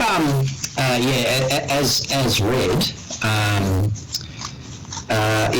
if this requires sort of the delivery aspect, because I saw I read it in the agenda, and I hadn't been involved in it at this stage, but the thoughts going through my mind were just where it needed to be specifically delivered to. If it's easy access, it could be a reasonably significant amount of money. I think my colleague Kev is still there too. I might ask him to chip in, but I haven't come prepared with an estimate of cost. I'm sorry, but you certainly could be talking, $10,000 or something like that, I would imagine, not knowing enough detail about it. Something I could certainly take on notice, and apology, I'm not prepared for the question. That's certainly, sorry to to cut you off, to cut in. That certainly is my understanding from the Mountain Bike Club. They've costed this. It would be in the vicinity of $10,000 to $12,000 worth of gravel if they were to purchase it. And they aren't in a position with their funding to be able to do that. So this would be the difference between the project actually going ahead or not happening. And in my view, it's a very small amount of money to invest in a project that's got such great benefits. So I certainly recognise it is costly, but I also recognise that the club has been able to raise over $100,000 to make this project happen. Thank you. Manager Kevin, do you want to add anything further in terms of the costs that will go to your operational expenses budget? How that would be costed, where that would come from? Just in terms of a ballpark figure, again, I haven't been involved in costing this, but my initial thoughts would be in the order of $10,000 to $20,000. Support Jed's comments. That just depends on where it needs to be delivered and how difficult the access may be. So it does have an impact. But initial ballpark between $10,000 to $20,000. Thank you, Manager. We'll go to Councillor Henson now. Councillor Henson. Thank you, Mr. Mayor. We saw earlier on where we had gravel sales in our revenue department of up to $30,000, and correct me if I'm wrong, 500 cubic metres would be something in the vicinity of 50 truckloads of gravel at 10 cubic metres a truck. I would imagine that you would have people riding on the streets if they have a gravel road down to their property and 50 truckloads have gone on a push bike. And I'm not, by all means, the Burnett Mountain Bike Club does an absolutely sensational job, and appreciate what you're saying, Councillor Shoemaker. And in the documentation here, we have, it's claimed they want 200 mils of suitable gravel or suitable material. Manager Searle or Mr. Brennan or Councillor Jones, am I correct in saying when we resheet a gravel road, we use 150 mils?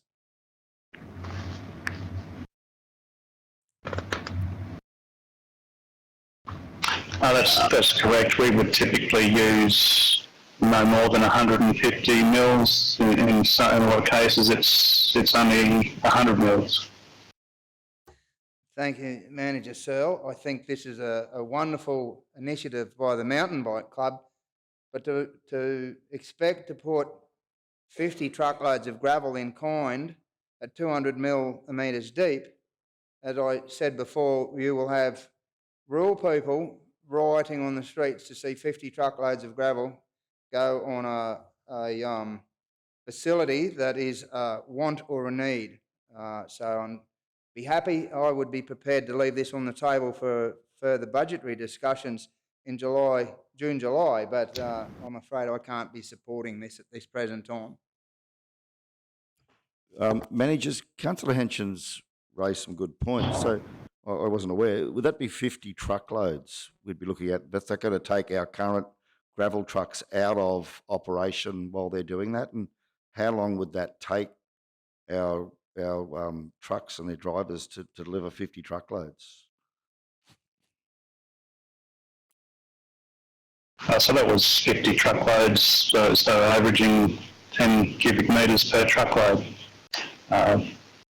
Under the current circumstances, in terms of timing, there is still an opportunity for us to outsource that work. So bring in additional private contractors to assist with the work, and that may involve this particular sort of project. In terms of timing, it may be a few days work, depending on how many trucks are given to the task. Thank you. So then it wouldn't become in kind as such, would it? Because we'd be actually paying for a contractor. Would that be correct? Yeah, that'd be correct, Mayor. If we did choose that way, but Generally, costs, are pretty comparable by the time you cost your own operational costs or external costs. We might be a bit cheaper, but generally the costs involved with the volume of the vehicles and operation and labour involved, it would be something similar. We're probably talking too, just thinking about those numbers, we're probably talking trucks and dogs too, with the quantities. If you're saying you might carry 12 cubic metres, Kevin, I guess, getting towards 2 tonne loose. So it's a pretty big job. Can I ask what the value of the gravel is? What will we buy that gravel for from a pit per cubic metre? Just off the top, in the order of $15 to $20 a cubic metre. Correct. Okay, so the value of the materials will be potentially up to $10,000 plus the transport costs to move it across to the location, which would be another cost per cubic metre. Kev, what do we pay for transport normally? I mean, obviously it depends on the distance, but... Yeah, 100%, Mr Mayor. It does depend on the distance, and it does depend on the access. So we mentioned dogs or trailers. We may find that we actually can't use our truck and dogs in combination just because of the access issues. Look, I couldn't even give you a ballpark figure, Mr Mayor, on costs without understanding what the delivery is. Thank you, Manager. I fully appreciate that in terms of that information. Councillor Duff. Thank you, Mr Mayor. After hearing what Councillor Henson said in the quantities that have been named here, I think that it's something that probably should go as part of our budget deliberations, because I think that at this point in time, given all of the issues we have with roads, it's probably not the priority. I'm just thinking that maybe we should lay on the table and be part of the budget deliberations. So I'm happy to move a procedural motion around that. Please proceed, Councillor. I'd like to move that this lay on the table and be included in our budget deliberations.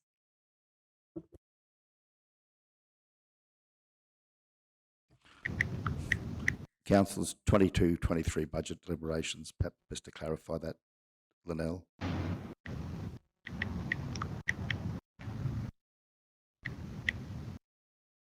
Thank you, Councillor. So we have that procedural motion there now. Do we have a seconder? Councillor Henson has seconded that.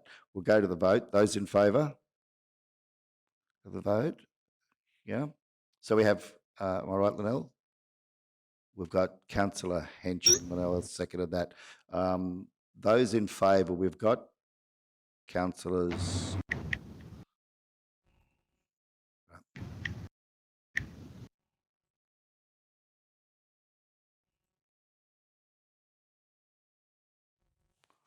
We're just waiting for get this working on the computer. So we've got moved by Councillor Duff, second by Councillor Henson. We'll just wait for that to come up. Thanks, Linnell. We'll now go to the vote. So those in favour, if we have a show of hands, we've got Councillor Jones, Councillor Potter, Councillor Froloff, Councillor Duff, Councillor Henson and Councillor Otto. Those against, Councillor Shoemaker, against. So the procedural motion has been carried 6 votes to 1. Matter will now lay on the table. Thank you all. We're now on to 13.1, which is the Coolabunga Sale Yards Working Group Report. That is at page 260. Mr CEO has just clarified that in terms of Councillor Henson's involvement, Councillor Henson had previously left the room in relation to this matter, felt more comfortable doing so. Mr CEO, will you revisit the matter? Yeah, thanks, Mayor. After Councillor Henson raised it before, I just had the niggle of the memory because we had dealt with the matter. Sorry, I'll just bring this here. Where am I? We had dealt with it at the ordinary meeting in September, and then there was a change with Councillor Henson on the 24th of November. So, Councillor, we probably need to reconcile if that change that caused you to step out on November is still current. And if it's not current, well then, whilst I can't tell you what to do, but you would either have to make the decision to stay or go, or ask the councillors to consider your conflict and the nature of it, and is it able? Are you able to vote in the public good? Thank you, Mr. Seow. Just to think in terms of this process, I'd like to hear from Councillor Henshin in terms of where he's at in terms of dealings with the Coolabunga sale yards, and also Councillor Henshin, what you're comfortable with in terms of this process. I'd just like to, before I go to Councillor Henshin, add that for me, I feel as the chair that Councillor Henshin has a lot of value to add to this conversation because of his experience in the cattle industry and because of his very good understanding of that sale yard facility. So to my mind, I believe that Councillor Henshin is able to exercise his responsibilities as a councillor without allowing the conflict of interest to in any way affect that in the public interest, and that indeed the process would be compromised by his absence, indeed, because of his extensive knowledge in this space. So that would be my view. But before I put that to council formally, I'd like to hear, Councillor Henshin, what you'll be comfortable with here. Yeah. Thank you, Mr. Mayor, and appreciate that. And I certainly would appreciate the opportunity to be involved in the Coolabunga Sale Yards Working Group, which I have been until recent times, as you'd be all well aware, on outside circumstances and with our conflict of interest rules and regulations. I brought that to the Chamber's attention some months ago and was happy to step outside the meeting, but I appreciate this Chamber and my fellow councillors' decision if they feel that I can be accepted, and I believe I can offer a great deal to this working group. So I'm pretty sure all the councillors in this chamber are well aware of the position and where and why I took that decision some months ago in leaving the room. But I don't believe that my declared or prescribed conflict of interest will jeopardise any decisions I have or make within this chamber or the South Burnett Regional Council in relation to that sale yard complex. Thank you, Councillor Henshin. I'd like to ask Councillor Henshin to leave the room, if you could, so that we could, I think we should deal with this matter and get this resolved and dealt with once and for all appropriately. So Councillor Henshin has now left the room. Councillor Henshin has disclosed a declared conflict of interest in relation to his relationship with the Coolabunga sale yards. I'd like to now move that Councillor stay in the meeting. Councillor Henshin be allowed to stay in the meeting and participate in this matters. If we can just get that up on the screen for me, thank you, Linnell.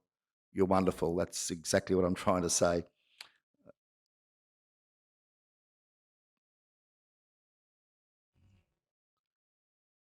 Yep. Do we need to bring Councillor Henshin back, or can we take that, Mr. CEO? Yeah. So Councillor Henshin has informed this meeting that he has a declarable conflict of interest as defined in Section 150EN of the Local Government Act 2009 in Agenda Item 13.1.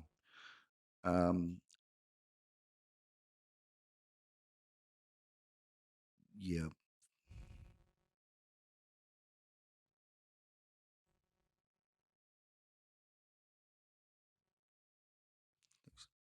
We'll just wait for Linnell to get that up on the screen.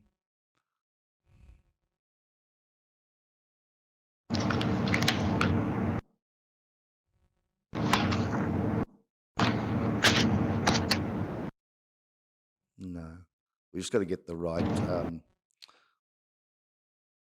resolution in accordance with the regulations here.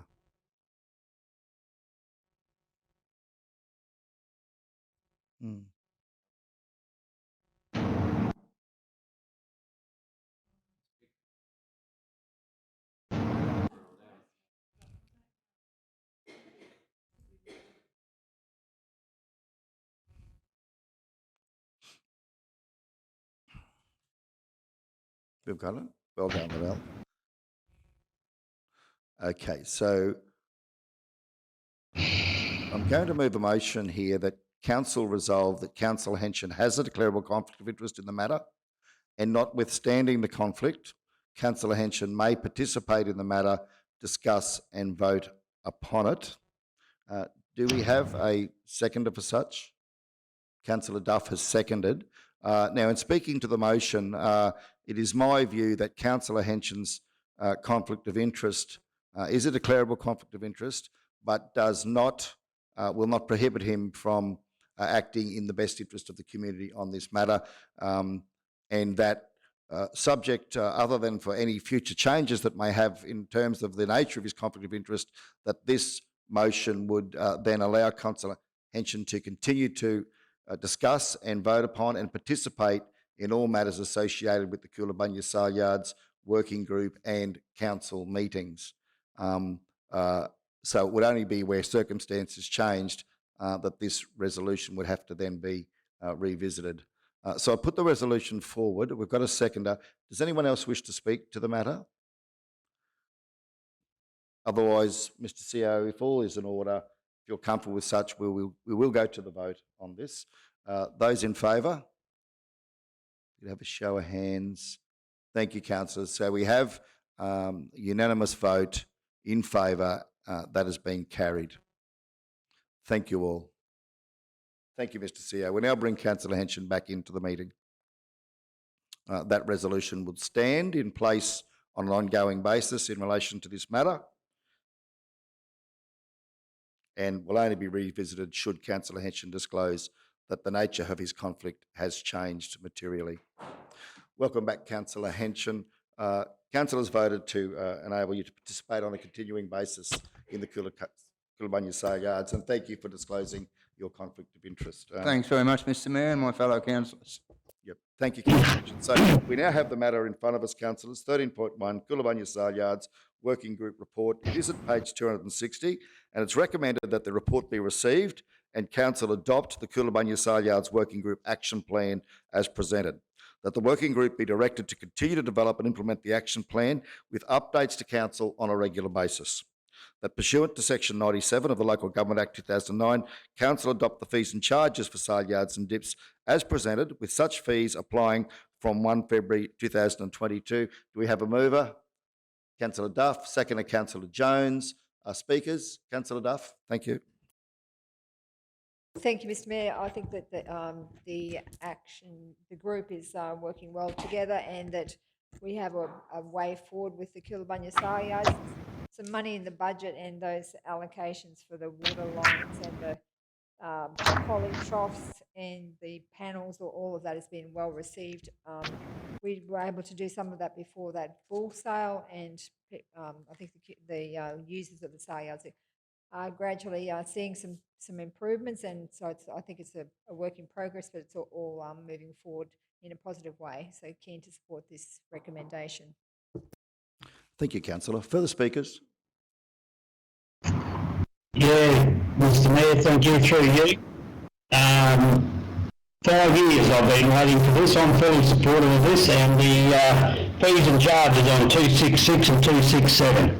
Councillor Duff and myself have locked hands on a number of occasions over that period about increasing fees and charges, but I can see that the working group has acknowledged and doing a wonderful job, but we need to increase the income to start upgrading our facilities. So that unfortunately we missed out again on grant funding, and the likelihood of us getting any funding will continue hopefully to apply, but I can see that the extra fees and charges income will certainly, I would think, will be reinvested back into the sale yards to improve and maintain and get to a very, very suitable complex at Coolabunga. So I am extremely happy and very supportive of this actual motion. Thank you. Thank you, Councillor Jones. Further speakers before we wrap up? Any questions? Yes, Mr. Mayor, I just was going to note that, yes, in the meeting that I attended, it's my understanding, as Councillor Jones says, that the fees really are critical to the sustainability of the facilities, and that being able to provide our locals with sale yards is important, particularly to our rural community, and it's pretty clear from the reports and the information that's been shared, certainly in the time that I've been at council, we can't continue to make losses on this facility or prop it up with our ratepayers. We really do need to be benchmarking ourselves against the industry and what fees are paid in the region and at other sale yard facilities, and it was great to see that amount of work has been done in terms of determining these fee changes. It's, in my opinion, critical to ensuring that we continue to, that we maintain the yards, because it's pretty clear to me that they've ended up in such a state of disrepair because the money has not been invested back in them, because it simply has not been there. So we've heard loud and clear from locals that they want to use the yards and they want them to stay open. It's great that cattle prices are good, certainly pastures are green and dams are full. So I think if there's ever a time to actually revise these fees, the time is now, and I'm fully supportive of the motion as it's done. Thank you. Thank you, Councillor Shoemaker. Further speakers? Just in Yeah, Mr Mayor, just quickly. Go ahead. Thank you, Councillor Jones. Yeah, through you again, Mr Mayor. I just want to highlight and make everybody aware that even when on the second stage of the price review, the season revision proposed for 2022-3, that still leaves us 10%, I believe 10% lower than the surrounding sale yards that are mostly privately owned. So we're still cheaper, even with our increase in our fees and charges. Well, I'm happy to be corrected by acting GM Mark, whether it's right or wrong, but I believe just on figures and work that I've done, I believe it will be still 10% lower than the surrounding sale yards that are surrounding us and privately owned. And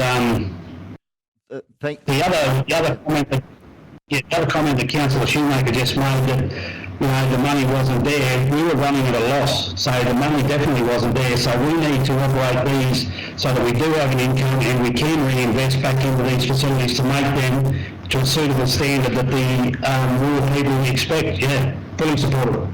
Thank you, Councillor Jones. And could I just point out for the community in terms of the Act and the regulations that this is not a commercial business unit as such, it is a council asset. So in terms of those competitive neutrality principles, business unit classification does not apply to these sale yards. And I'm sure Mr CEO would correct me if I'm wrong in that regard. Manager Watt, time to bring you in. Thanks very much, can I say, for the work that you've done with councillors and staff on getting us to this point. And keen to hear your response to Councillor Jones and anything else you'd like to share with us in relation to the outcome from the working group's report. Thank you. Thanks for the opportunity to comment, Mr Mayor. Yes, Councillor Jones is correct. We're increasing or intending to increase the fees by 2 lots of 20%. So, and I've got some notes that I haven't got with me currently, but effectively we are going to be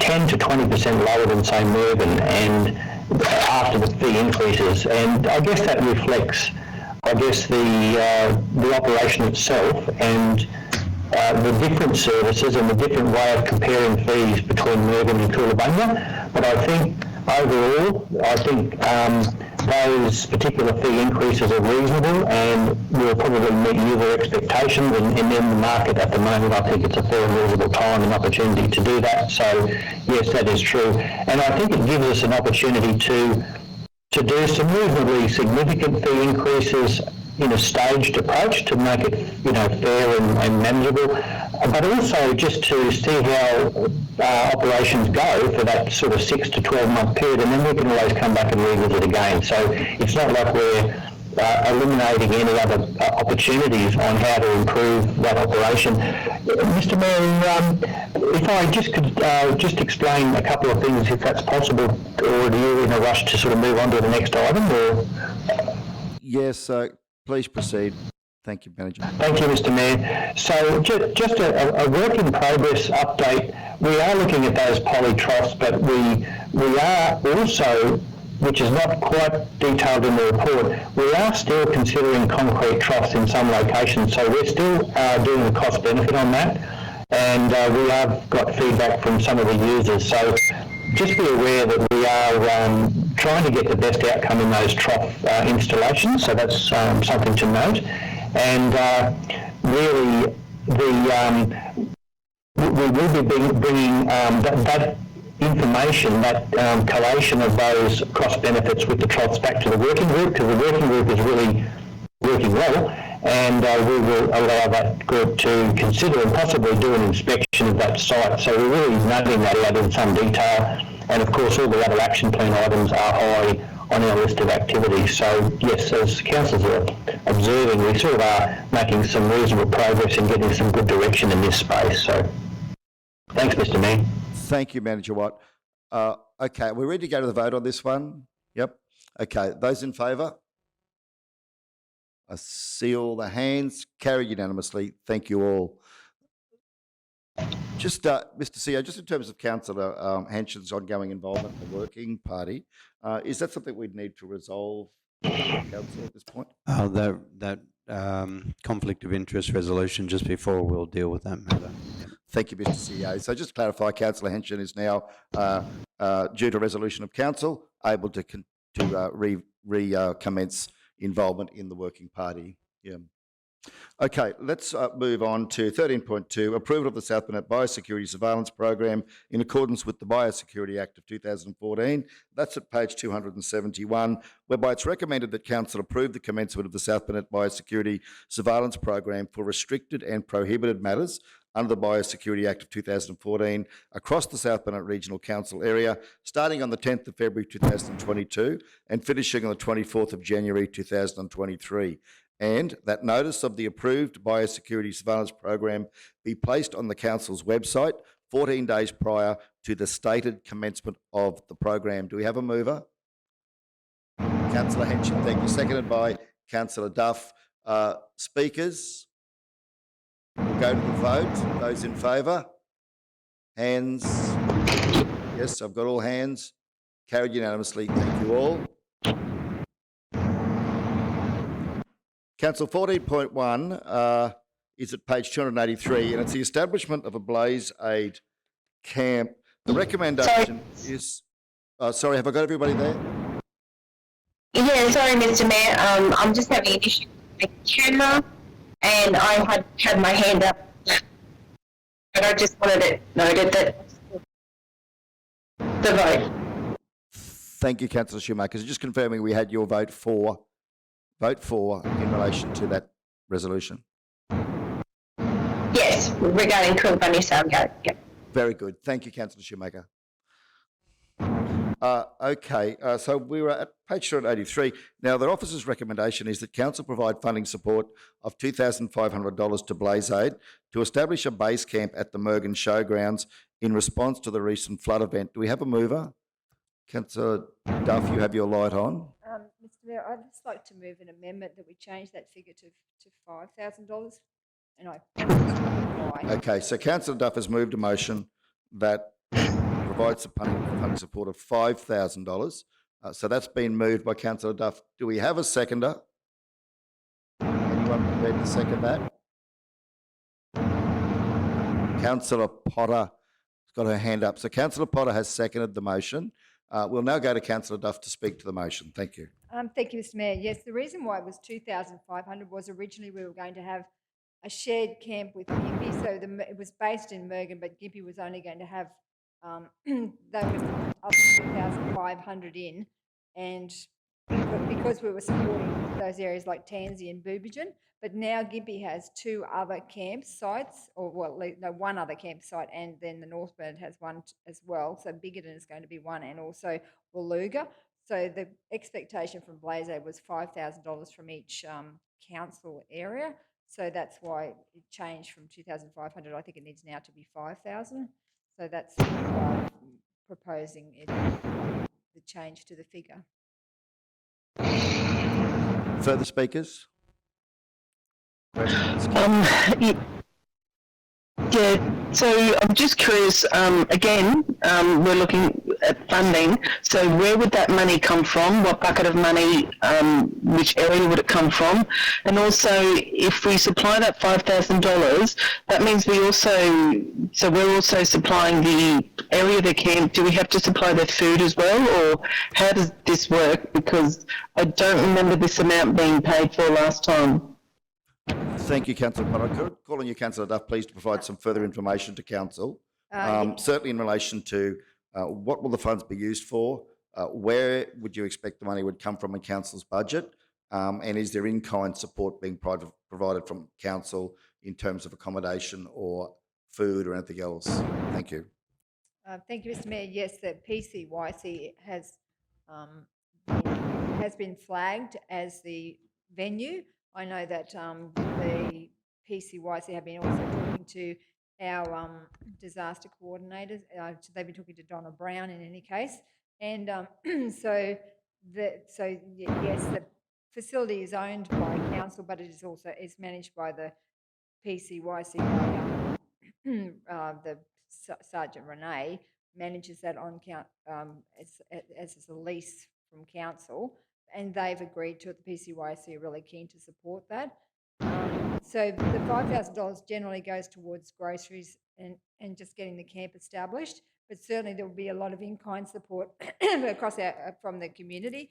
We're looking to provide, the community's already stepped up to provide a coordinator, a food coordinator, and traditionally, different clubs like Rotary and the Men's Shed and different groups will come in and cook the meals. And they're the meals for the workers. That would be for the evening meals and their breakfasts.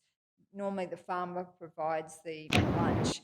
So the Blaze Aid have been to our region 3 times, and it's actually a wonderful, from my experience, it's just a fantastic thing to have all those volunteers come from across Australia to our community is a wonderful resource, and they not only support the farmers with helping with the fences, but it's also about mental health and a morale boost to the farmers.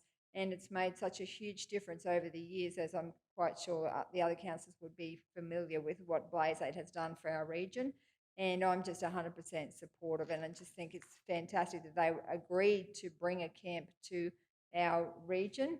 It was the work of Leo Garrity. You have to have 7 farmers to get a Blaze Aid camp, and within no time at all, we were able to get, and Leo led that, to get way more than 7 farmers that had been affected. So just really keen to have this supported. Thank you. Thank you, Councillor Duff. Councillor Henson, thank you. Thank you, Mr. Mayor. Yeah, look, for anyone that's been affected with natural disasters and the work Blaze Aid do is just incredible, along with many other entities when there has been some event like this happen. I'd just like to, Councillor Potter, you said a contribution of $2,500 requested with this budget allocation within the rural services budget.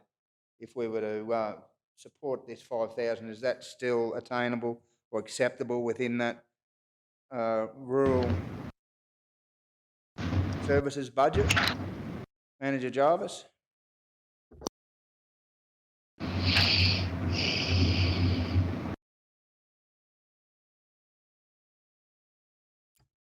Don't think we can hear you there, Susan. We might go to Manager Watt on that.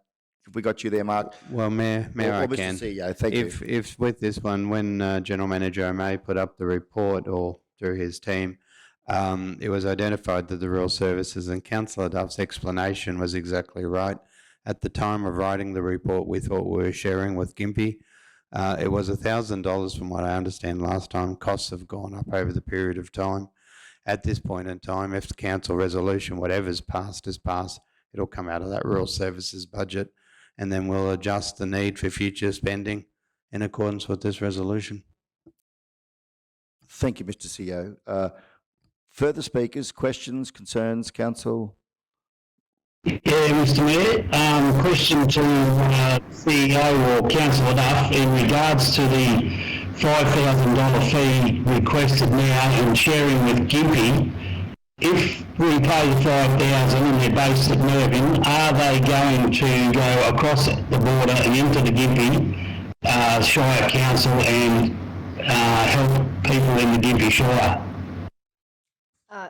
Yes, through you, Mr. Mayor, absolutely. So there's definitely farmers in the Gympie region that will be supported by the Blaze Aid Camp in Mergen, the big Tansy, all that area around there. There's been a lot of damage around that area, and some of those farmers that Leo, Gary, and myself were able to, that expressed a request for Blaze Aid were in the Gympie region. Yeah, now, I'm fully supportive and fully understanding, but why isn't Gympie contributing to the campaign? And just on principle, we're spending South Bennett ratepayer money across into the Gympie. Now, don't take it the wrong way, I'm fully understanding and Councillor Hampton made a good point, but it's just on sheer principle. Now, wind your clocks back to when we had a few issues over the Gameri Pumpkin Festival. Is this a good practice? And the other thing that I want to raise is the fact that we've had two other issues this morning, and one being 4,000, the other one being 10 to 20,000, and we've been very critical and along budgetary things, and they've all got their benefits to our community. So I'm just aware of all this, and yes, we should work with our neighbouring councils, but why is Gympie not contributing if they're going to benefit their ratepayers? Through you, Mr. Mayor. Well, Gympie's already contributing towards the other Blaze Aid camp. They'll put up the 5,000. But I just think as part of goodwill and support for our neighbouring region, they've been really smashed, more so than the South Burnett, that just out of a respect and a relationship building exercise, that it would be money well spent to support the Gympie Regional Council for the $2,500. I think it would be, I'd be reluctant to ask them to foot that bill. I just think, yes, along with the Gameri Pumpkin Festival, we support the Gameri Pumpkin Festival because we feel that that's part of, community, and part of it benefits our region as well. And so I think that our relationship with Gympie Regional Council is more important than the 2,500 at this stage, given the smash that they've had with the farmers in their region. Yeah, I'm not arguing about it all, Council, but when we've been smashed in the past, they haven't contributed to us to help out ratepayer. I'm just playing the devil's advocate here. 2,500 is neither here nor there for me, but I find it very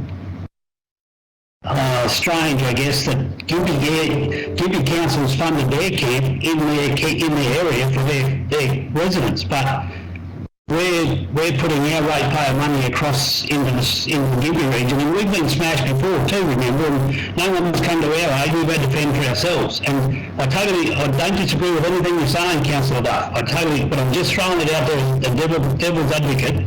That, we've had discussions already today over knocking back funding for the Mountain Bike Club and funding for many hoods and that sort of stuff because our budget's so tight. And it's only 2,500, but still, I'm just throwing it out there, I guess, for conversation. Thank you for opening that up, Councillor Change. I think you have raised a good point in terms of our rate. We've got a responsibility to our ratepayers here, of course, to make sure that we're doing our due diligence, whether it's $2,000 or $200,000. So I think you have raised a good point. Councillor Duff, just a question to you, $2,500 and a request to the Gympie Regional Council to contribute the other $2,500 in light of the fact that this particular camp will be servicing both regional areas across the boundaries. Is that something that would be palatable, do you think, to Gympie Council? Is that something we should consider? I'm quite sure, thank you, Mr. Mayor. I'm quite sure that Gympie Regional Council will not renege on the 2,500. I just thought, as I articulated before, that just as a show of goodwill, we've offered our support to the Gympie Regional Council. We're not going to go out and have to do their roads or fix their area up, but just because of the to try and build relationships, I think it would be just in the interest of the spirit of the event and the fact that they've had a huge smash, that we would be better placed to fund that 2,500 rather than ask them to foot the bill. Thank you, Councillor, for answering that. Probably keen to hear from the other councillors, get an understanding as to the appetite of council for this in light of Councillor Jones' comments and Councillor Duff's response. Councillor Henson.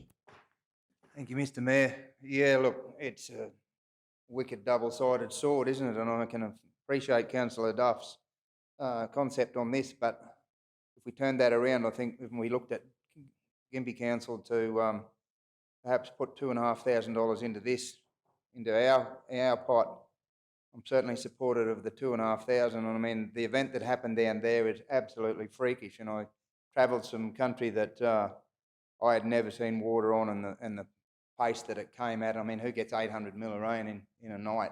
And across their region, it's been tragic. It's been devastating. There's been a lot of assets lost and lives affected by it.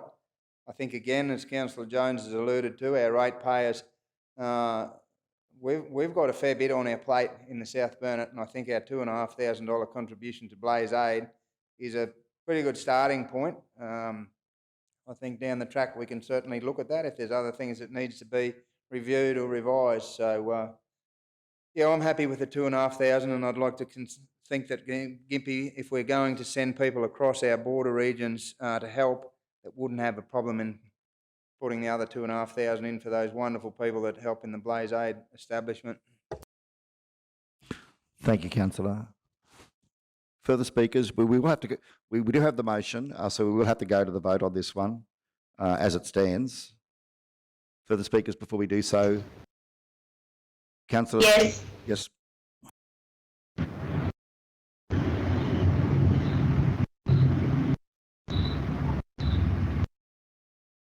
I'm having issues here.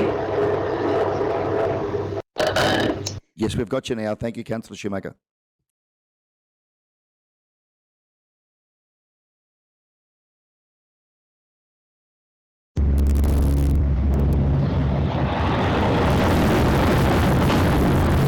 Sorry, it's lagging a little bit. As are we. I think I'm going to need a bathroom break shortly, sorry. My question, Councillor Duff, is how many property owners actually in the Mogan or South Burnett area have actually been impacted by the floods? Through you, Mr. Mayor, I'd have to check the figures and the numbers that have been listed on, because there's been a lot of affected ones that haven't registered with Blaze Aid yet. But at this point, I don't know. I'd have to, I could get those figures, but not right now. I don't have the list that has been put forward. I've got only the ones that I sent through to Leo Garrett, but I'm not sure of the whole list. Sorry. And just a further question, how soon do they have this that Blaze Aid are actually planning on setting up? The coordinators arriving this week, and the majority of them will be there next week, I believe. Yeah, okay. I'm actually struggling to support the 5,000. I'm supportive of the 2,500 based on the discussions we've had today in our very tight budget. I understand and certainly empathise with those impacted by the flood event, and am so grateful that Blaze Aid are going to bring volunteers out here to support. However, yes, I feel to actually make to make a decision on the $5,000, noting how tight our budget is, and our preference for roads, I would probably need to understand more around where and if we can actually afford the $5,000. So at this point in time, I'm sitting on the fence, and yeah, I would support the 2.5, but probably not the 5. I don't have confirmation that we have that availability through our rural services budget, and as we've discussed, our budget is quite finite, so we're making tough decisions. Thank you, Councillor. And I would certainly like to understand more around how many property owners are actually impacted, and how Blaze Aid's going to support them, because I can certainly recognise the challenges that our neighbouring council there in Gympie are facing. Thank you, Councillor. Any further speakers quickly before we go back to Council? We'll wrap up. Councillor Frolov. Yeah, sorry. Thanks, Mayor. I agree with Councillor Shoemaker here. I know, yes, the Gympie regional area, like Tansy and Gamerian, that were hit hard.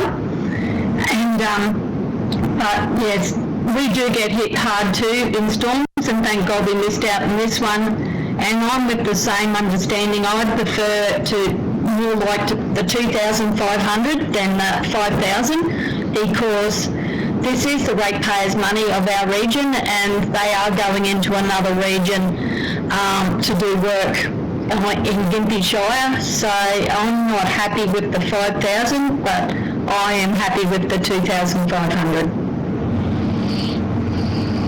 Councillor, just in wrapping up, I share the concerns. I'm probably, in my view, prepared to support this only on the grounds that it is a particularly extensive natural disaster we've had here. A lot of rain, a lot of damage, and as an act of goodwill to Gympie, and I would expect, or certainly at least hope, that they would reciprocate should that happen to us in the future and to this extent. But having said that, Councillor Jones, right of reply before we go to the vote. No, Mr Mayor, Sorry, Councillor Duff. Sorry, I got my names wrong there. Councillor Duff, right of reply quickly before we go to the vote. Thank you. I'm very, very supportive of this recommendation, this motion. I'd be very, very disappointed if it's not supported by the council. I think that that we will get well and truly $5,000 worth of value out of Blaze just with the farmers that they are supporting. They just do an amazing job, and they will just, all those farms around Moffatdale and Baillie that have been smashed. I think that the $5,000 is just a token of what the value to our community, our region, our farmers. And I also think I'm concerned about approaching Gympie for 2,500 when we're talking about. I know that it's ratepayers' money, but I think if you put it to the pub test, and I always look at, I think what would the people in the street say? I'd say they want us to support, to reach out and support Gympie given the smash that they've had. So I'd be disappointed if this is defeated. Thank you. Okay, thanks, Councillor. It's time to go to the vote. Let's vote on this. Those in favour, Councillor Duff, Councillor Potter, Councillor Shoemaker and Councillor Otto. Those against, show of hands if we could. Thanks. Councillor Henson, Councillor Froloff, Councillor Jones against. Yep, thank you. So we've got those. Okay, so motion's been carried, 4 votes to 3. Thank you all. I'm just going to keep moving through as quickly as we can, endeavouring to try and get through to questions of notice by 1 o'clock. 15.1, rail trail damage update. That's at 285, where it's recommended that the report concerning rail trail damage within the South Bennett region be received and noted, that authorisation be given to undertake temporary restoration of damaged sections of the rail trail at an estimated cost of $30,500, and that such costs be referred for inclusion in the third quarter budget review, and that Council continues to advocate for the Queensland Reconstruction Authority to seek funding to reconstruct damage to the rail trail, given Council's view that it is a key community asset. Mr CEO. Thanks, Mayor. The only one is in that third one, and I should have picked it up when the agenda went out. It is a key community and economic asset. Thank you, Mr. CEO. We'll just... Yeah, but other than that, the report is the 30 grand. If we have to make it safe, it's there, and if I probably sound like I'm advocating for it, but which I am, it needs to be made safe. It's an asset of council. It's no different to my mind, and I've had this conversation with a couple of the other agencies already. To my mind, it's no different to a road. It's an asset that we own, and in this case, with the flood damage, the abnormal damage, it needs to be repaired. Thank you, Mr. CEO. In light of the recommendation and the advice from the CEO, do we have a mover? Councillor Duff. Seconder, Councillor Potter. Thank you. Speakers, Councillor Duff. Sorry, Mr. Mayor. I was actually asked by General Manager, well, it was actually through Manager Leanne Peterson to actually add another dot point to add $10,000 to go towards the Wandai sports ground access for the gravel, because, yes. Thank you, councillor. So, councillor, even though we've had it seconded, I'm going to allow you to insert item 4 here, subject to councillor Potter supporting, being prepared to second such.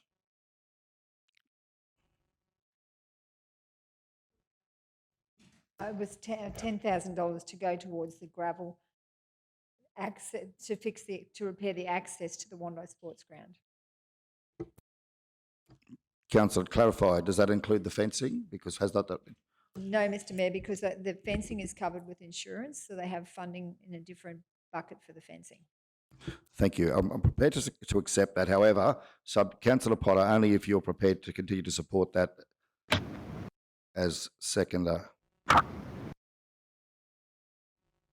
at this stage, subject to further debate. Just a point of order, is these two issues actually related? Well, it's a good point. We could certainly separate them and deal with it as a separate resolution. Because I recognise that. Sorry, CEO Mark. I think I'm hearing you. I think Mr. CEO is going to tell me that we should, councillor. And I think, yeah, on rethinking this, we should separate them. Let's go ahead on that basis. Thank you, Councillor Shoemaker, Mr. CEO. Let's go ahead with the resolution. We have it moved. We have it seconded.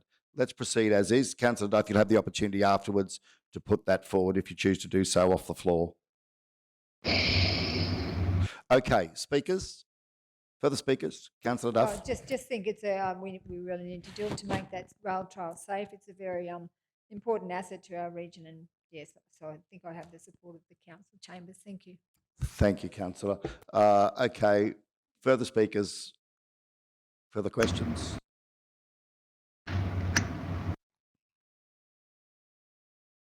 Okay, let's go to the vote on this one then. Those in favour? Show of hands if we could. Yes? Yes, I'm in favour. Thank you, Councillor Shoemaker. So that's been carried unanimously. Thank you all. Councillor Duff, did you wish to move your motion? Yes, Mr Mayor, I'd like to move that we allocate $10,000 to go towards the repair of the access to the Wando Sports Ground. Thank you, Councillor Duff, and my apologies to the chamber for not getting that right in the first instance. This is a better process. Okay, so that's been moved by Councillor Duff. We'll just get that up on the screen.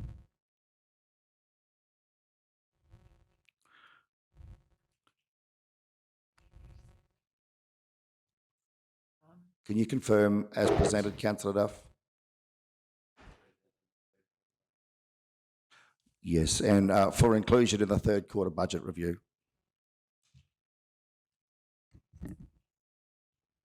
You comfortable with that, Councillor Duff? Yes, Mr Mayor. Okay, thank you. Now we have that motion there. Do we have a seconder? Seconder for such. Councillor Henson has seconded. Okay, so we'll go to debate. Councillor Duff, speak to the motion. Thank you. Thank you, Mr Mayor. Yes, it's been flagged with me by the Wando Footy Club that the fence and the access need to be fixed up sooner rather than later as they're starting their season and they're starting their training days, and the road is just not it's just in a very, very poor state, and so is the fence. So I raised this with General Manager O'May, and he was going to council chambers, but it was overlooked. So that's why they flagged raise it in this section here. The fence is covered by insurance, so there's funding there to have that happen, but the access is not covered, and it's not believed that we'll get it through a flood claim because it's not a key transport route. So it needs to get done sooner rather than later. So that's why I was asked by Manager Leanne to put this forward for this particular resolution here today. So hopefully we'll get some support because it needs to happen so that they can.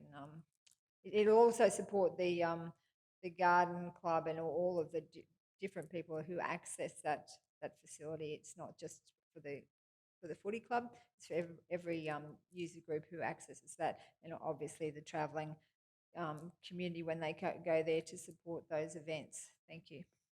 Thank you, councillor. Further speakers? Yes, Mr. Mayor, I'm just wondering where that bucket of money is coming from yet again. But just to point out that this probably would have been a great one for LRCI funding.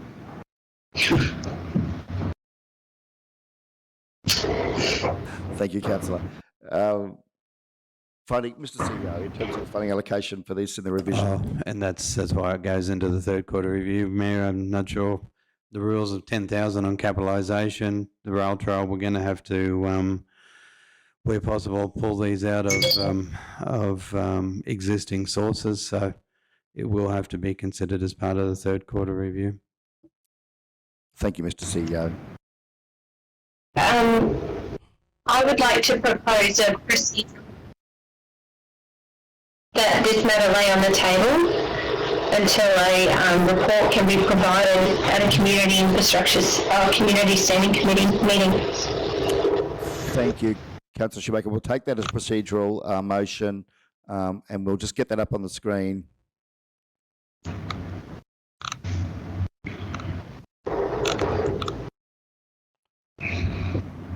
Yes, that'll be communities. Thank you, Linnell. Yeah, the matter lay on the table until the next community standing committee meeting. Just confirm as presented there, councillor Shoemaker. Yes, Mr. Mayor, I'll require some more information to make this decision. Thank you. Do we have a seconder for the motion? Seconder? Yep, we've got a show of hands. I've got councillor Froeloff as seconded. We'll just get that on the screen, then we'll go to the vote. Okay, I'll just seek a show of hands here, council. Those in favour? Those in favour, show of hands, please. Yep, so we've got councillor Jones, councillor Froeloff, councillor Potter, councillor Shoemaker, councillor Henson in favour. Those against, councillor Duff and councillor Otto. Okay, so that's been carried. 5 votes to 2. Matter will now lay on the table. Thank you all. 15.2, cleaning contracts for public conveniences, 21-22 to 26. That's at 392, where I'll get the recommendation for council here. Okay, so recommendation, council, is that the report concerning tenders for public conveniences be received. Do we have a mover? Mover for such? Councillor Duff, second to Councillor Potter, thank you. Speakers, feel free to come in here, Manager Watt, as you will. Thank you, Mr. Mayor. I'll just take questions. So those tenders are being assessed as we speak, so hopefully we'll have a report back to council very soon, which is not impacted in terms of the contract as is in the report. Yeah, thank you, Acting General Manager, sorry. Acting General Manager, what would it be fair to say that then we would have the contracts in place by April 2022? You're comfortable that we're on track for that at this stage? I might have to refer to the procurement plan. If you don't mind bearing with me there, I'll just check.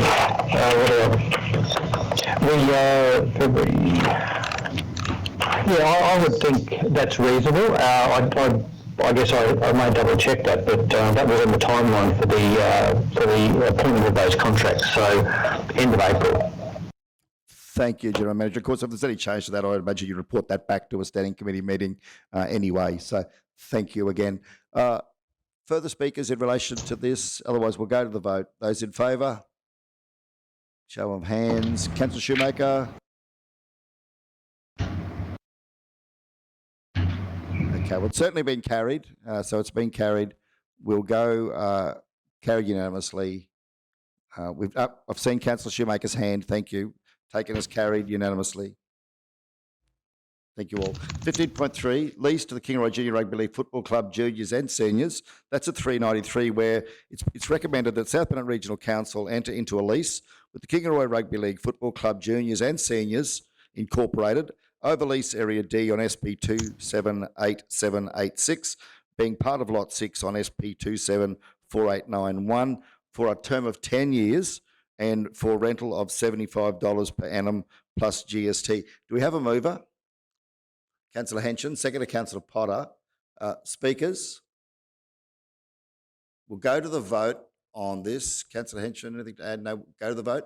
Comfortable to go? Yep, we'll go to the vote then. Those in favour? Let's see, show of hands. Yep, we've got show of hands. Okay, confirm that that has been carried unanimously. Thank you all. 15.4, trustee grazing permit, lot 313, FY509. That's at 396, Council, where it's recommended that Council enter into a trustee permit. Am I able to read this out in full, Mr. CEO? Yep.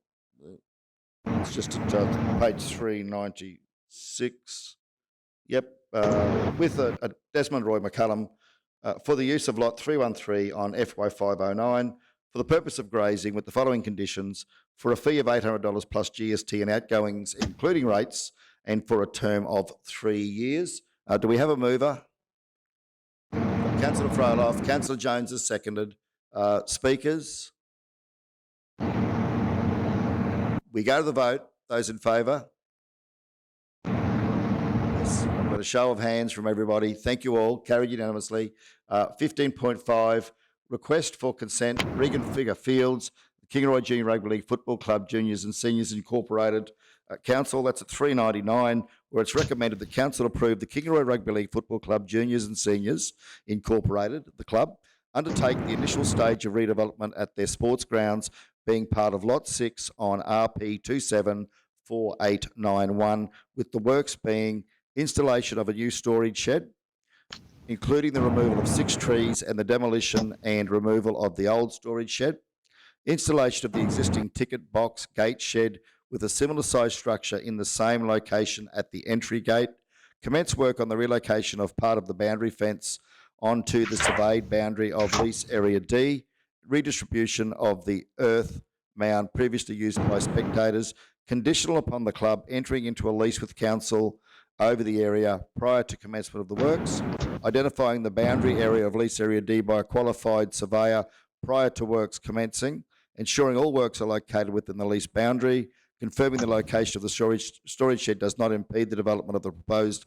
playing fields, ensuring all earthworks, construction and demolition is contained with the lease area, and if there is excess earth or soil, a strategy for testing and disposal is required, ensuring all planning and building applications are sought and approval granted prior to the commencement of works, does not disturb the existing playing surface of the ground unless for the purpose of minor trenching or to install irrigation systems, and ensure that the works, including the removal of trees, is undertaken by suitably qualified contractors. Do we have a move for such?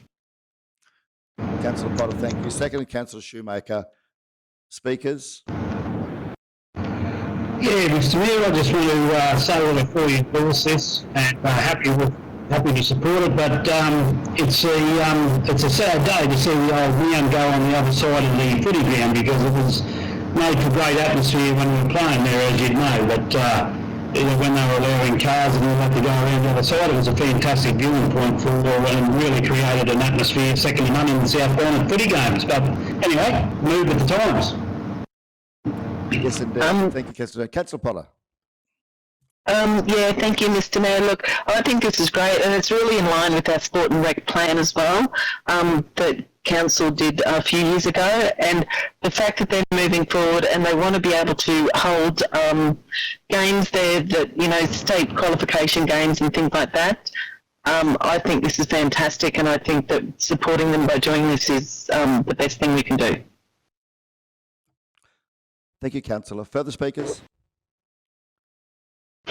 Well, Mr. Mayor, I just wanted to acknowledge the work they've actually put into the proposal they've put before council. Their master plan is extraordinary, and Yeah, I just think what a really active club who are really thinking about, the future of rugby league and opportunities for young people in the region. But the plan they put forward was exceptional, and it really did show they were considering all elements of their upgrades. So just would like to congratulate the club. It was great to meet with them and Councillor Potter and the property team at the end of last year. Thank you. One more thing, Mr Mayor, just a bit of useless information. Just like to pass on a big congratulations to one of our staff members, Manager Kev from Infrastructure, who's the new president of the Kiwi Redheads for the next coming 12 months. You've got a big job ahead of you, Kev. Good job. Councillor Kevin's offline because he would have a conflict of interest with this, and he's dropped out. So we'll pass it on, but yeah, he won't be back until after 15.6. All good, mate. Yes, I'm sure our CEO will pass that on. Thank you, Councillor Jones. Shall we go to the vote? Those in favour? Yep. Okay, I've got everyone's hands. Councillor Froloff, yes, there you are. Thank you. Confirmed, carried. Carried unanimously. Thank you all. 15.6, request for consent to improve facilities on the Western Performance Club. That's at 4:31.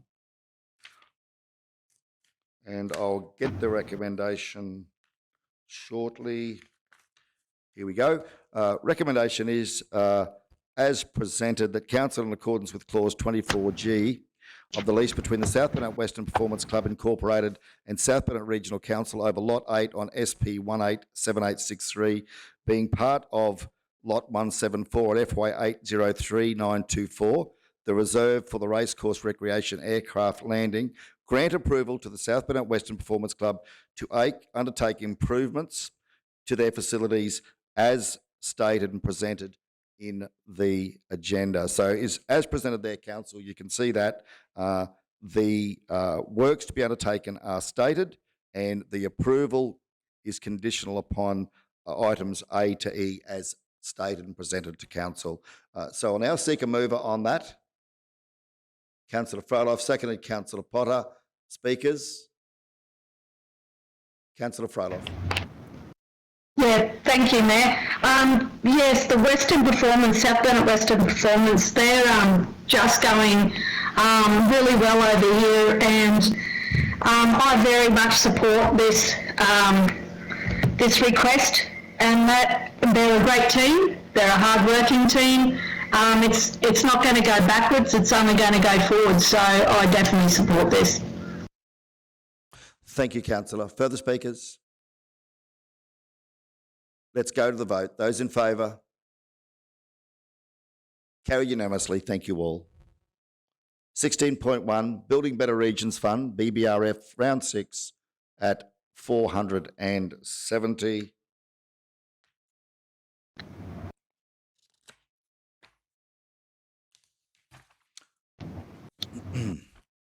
Recommendation is that Council approve the following projects for application, development and submission to round 6 of the Building Better Regions Fund, BBRF, infrastructure project stream. A, Coolabunga Sale Yards improvements. B, Monjaw Hall restumping upgrades. And 2, approve the development of and submission of an application to round 6 of the Building Better Regions Fund, BBRF, community investment stream, and that the Chief Executive Officer be given delegated authority to approve and submit an identified project. Do we have a mover? Mr Mayor, I just want to make an amendment. Yes, please, Councillor. So to change, So it won't be amendment, but actually you can move the motion with a change. I moved That's the fine. motion with the change as follows, just to change it to the Monjaw Hall roof upgrades rather than the restumping. Okay, we'll just get that up on the screen. Thank you, Councillor. So, Councillor Duff, you're moving as presented now on screen? Yes, thank you, Mr Mayor. Okay, so you've moved the motion as presented to Council. Do we have a seconder? Okay, Councillor Potter has seconded. We'll now go into debate. Councillor Duff, speak to your motion. Thank you.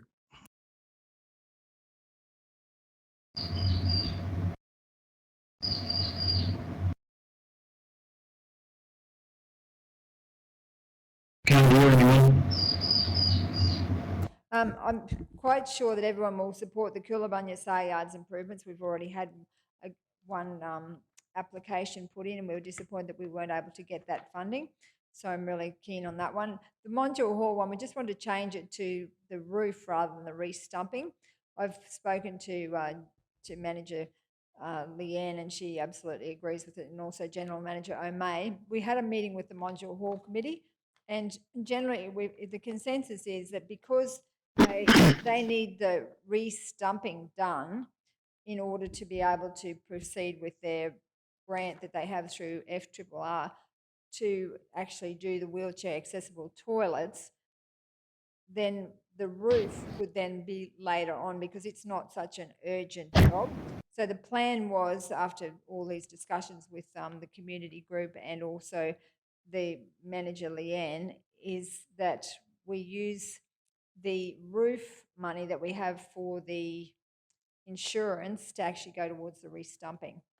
And council might have to put a little bit towards finishing that. We're just getting the quotes on the re-stumping, and then that will then allow the builder then to go ahead and build the wheelchair accessible toilets, which will be in time for the funding to round. Otherwise, we'll run out of time, and just change it to actually apply for the roof funding. And yeah, so that's the plan. So just hopefully the chamber will support that. Thank you, councillor. Further speakers? Yes, Mr. Mayor. With regards to this, the community investment stream, I believe that a really good one would be the study centre. So we need to actually look into the study centre and education facility, the country university, because what we've got is under the strategic planning would actually really fit really well with that, because it's, if you look at 5.1.2, the strategic planning section, 5.1.2.1, it's got regional skills audit, and it's also got collecting socio-economic information, research project to support regional development strategic plans.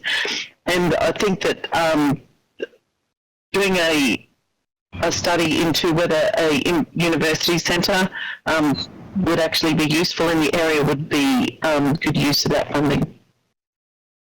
Thank you, Councillor Potter. I see Mr. CEO has duly noted that that comment, and I'd certainly fully support that. Thank you. Further speakers? Yeah, Mr. Mayor, just moving the roof was an insurance claim, so how are we able to move that money from being to fix the roof up to re-stumping the building? Is that doable? When you get some money? Thank you, Councillor Jones. Yes, Councillor Duff, could you please answer the question? Through you, Mr. Mayor, it's a payout figure, so that's why it's just a lump sum payout figure. But wasn't it for the roof?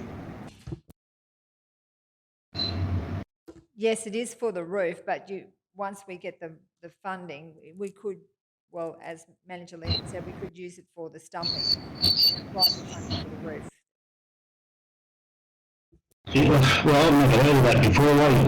I always thought that if you had an insurance claim, if you claim for a roof, you had to utilise it for that specific reason. I thought it was like grant funding. That's news to me anyway. If that's doable, I understand where you're coming from, but... Thank you, Councillor. I'm just going to call on, welcome, Manager Leanne. Nice to have you with us, and timely that I should see you on the screen now. Would you like to address the question? Thank you.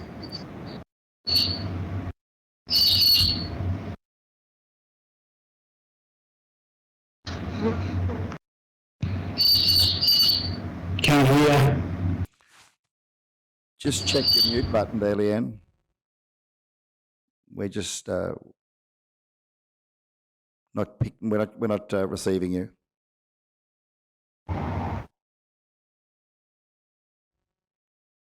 Can you hear me now, Mr. Mayor? Yes, thank you.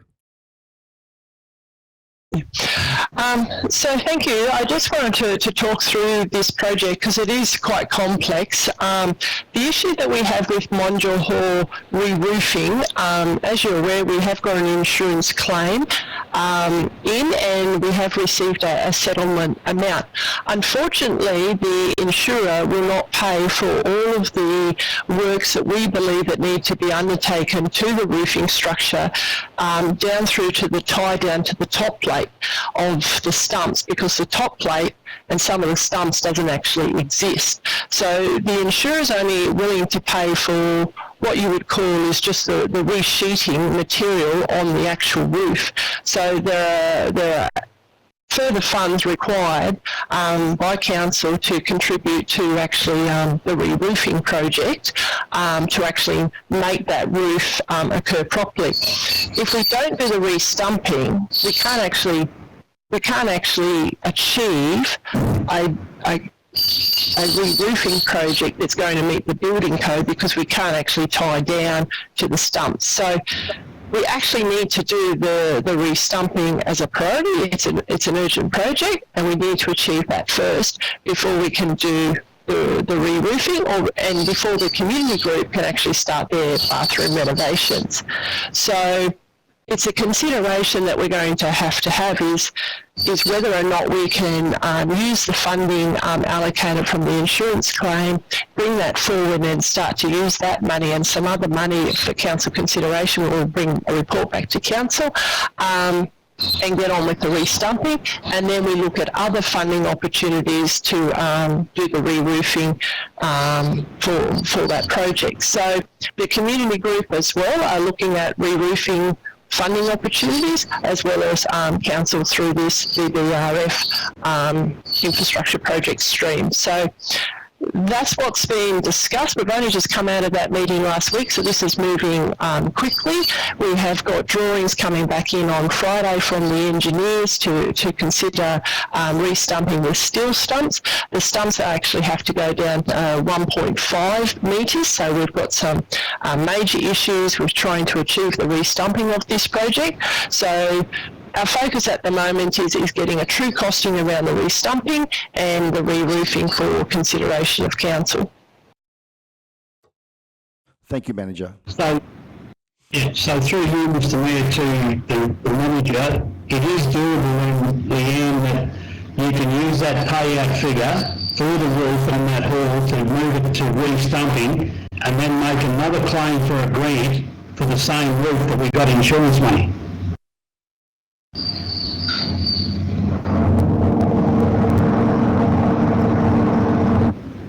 There's a microphone on in the background somewhere too. Sorry, just with the background noise and birds and which is very nice. I'm hearing it probably a little bit different to what the manager said, and I think today we're chasing a point in principle so we can submit some projects. What would be, as we go through it, so surmising council accepts these as the projects, we would look at what funding sources were available and what works could be brought forward, and then other monies would be put into, like, I would suspect cash reserves, and then it would be utilising money that's available without stepping over any boundaries, but also then like shuffling projects around, and shuffling projects are allowed that allow works to happen in sequence rather than utilising any funding for a specific purpose for another purpose. Yeah, so, yeah, Mr CEO, look, still haven't got the answer to my question. If we get an insurance claim on the roof for the roof of the Mondial Hall, and we get a payout figure that we've got, that can be transferred down to re-stumping the hall, the same hall, and then we have the ability to go and make an application for a grant funding for the same roof that we've got an insurance payout figure for. Is that all legal? In simple answers, no, you can't. But what we would be doing in this project is looking at, okay, if we've got money out of one bucket for one aspect of the project, there may be other works that we can bring forward so that we can offset the funding for the stumps and then shuffle the works program around and then move that into a later year. But then you've got that money being put in reserve and so it can be freed up. It's probably not an easy thing just to explain today, given it's a change. I wasn't aware of the change of the recommendation, but that's totally council's right to put forward whatever project it wants.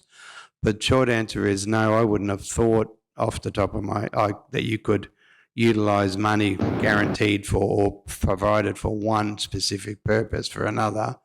But there are ways to offset other projects, to move them around, to actually to get the stumping done and then reprioritise and then put money in restricted cash and then bring it back when you get to the purpose that it's to be used for. Probably overcomplicated answer, but short answer is if I got an insurance payout, I wouldn't be doubling up and double dipping as for a grant on the insurance payout. There's other aspects of the roof that will require the works to be done, and there will be other aspects of this that will allow, should council consider to put the roof project in, that will allow the stumping to be done. And there will be further sharing of information with all parties as to how that will be achieved legally. Would have been easier and cheaper by the sounds of it way back when we were talking about a greenfield site and building a whole new complex on it. Anyway, we are where we are. Yeah, look, I think we're probably extending this conversation beyond the scope here. We have concern about the Modular Hall roof upgrades. Councillor Duff, would you be prepared to leave that as Modular Hall works? Yes. To be determined in consultation. Yeah, yes, Mr. Mayor. To be as determined between council and the staff. Can we leave it at that? I think otherwise we're going to tie ourselves up in this one. Okay, Councillor Potter, are you happy with that change? Thank you. Okay, Councillor Henson, thank you. Thank you, Mr. Mayor. Yeah, I just, with the work that went into our previous submissions for the BBRF, we knew exactly where and where we were going with costings. We're being told, you know, that the council's got to chip in a little bit more for the roof, and it seems very curly when you, as we've just discussed for the last 10 minutes, where we're having council money, insurance money claimed for one particular reason to be spent on another, and then go back and, as mentioned, double dipping.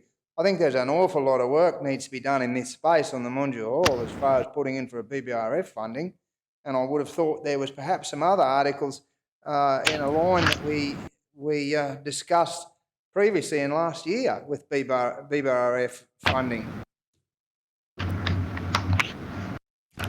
Thank you, Councillor Henson. Further speakers? So we'll need to go to the vote. Okay, we'll go to Councillor Duff. Right of reply, Councillor, before we go to the vote. Thank you, Mr. Mayor. I'm really keen on supporting the Coolabunga Sale Yards and also the Modular Hall as amended there. The Modular Hall, this has been going on for years. We tried for money for the roof and we tried for a grant for that. So this, I think that because of the timing now, they're trying to get this project up and running, and we've only got till the 30th of June. It can be extended to September to actually get that the amenities block done. I just think that putting forward a different proposal as opposed to the re-stumping is what needs to happen. So I'm keen to have that one included. Thank you. Okay, thank you. That concludes the debate. Let's go to the vote on this. Those in favour? Okay, so Councillor Duff, Councillor Potter, Councillor Otto. Those against? Show of hands if we could, councillors. Councillor Henson, Councillor Jones, Councillor Froloff.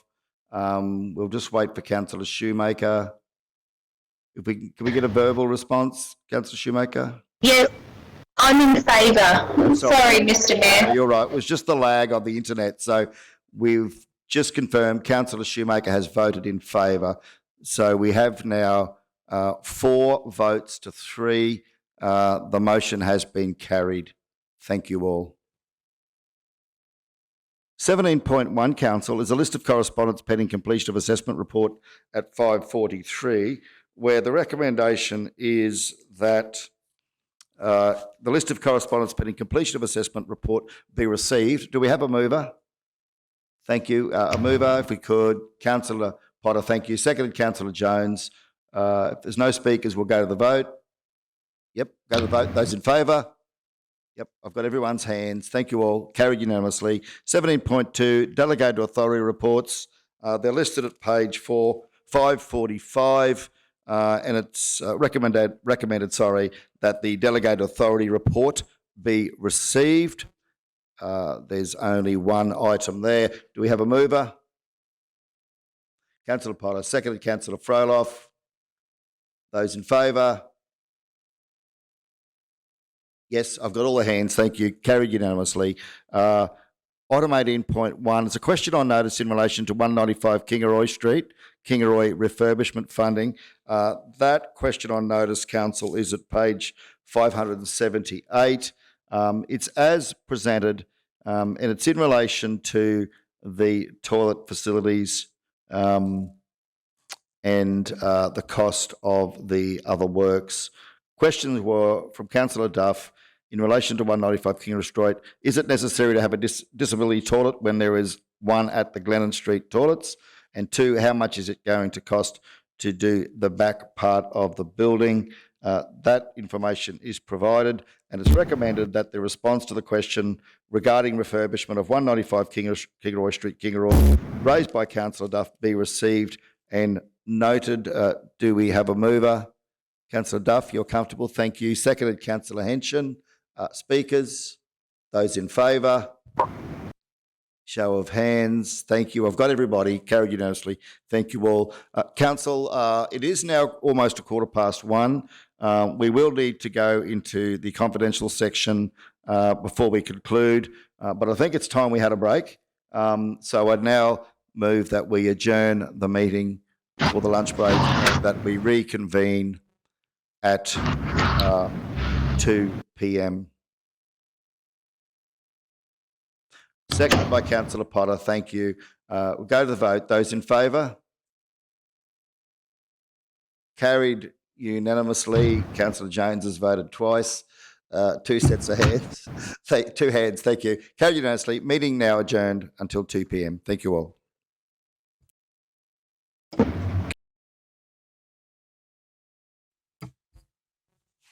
Welcome back all. I'll now move that the meeting resume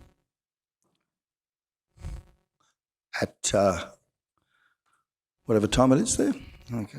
2:41 p.m. Thank you, Linnell. Okay. Do we have a seconder for such? Councillor Jones. Thank you. Those in favour? Carried unanimously. Thank you all. The next item on the agenda, Council, is items 19.1 through to 19.8. It's recommended that Council considers the confidential reports listed below in a meeting closed to the public in accordance with Section 254J of the Local Government Regulation 2012. 19.1, rate exemptions and remissions, additions to approved list, property number 258740. This matter is considered to be confidential under Section 254J-G of the Local Government Regulation.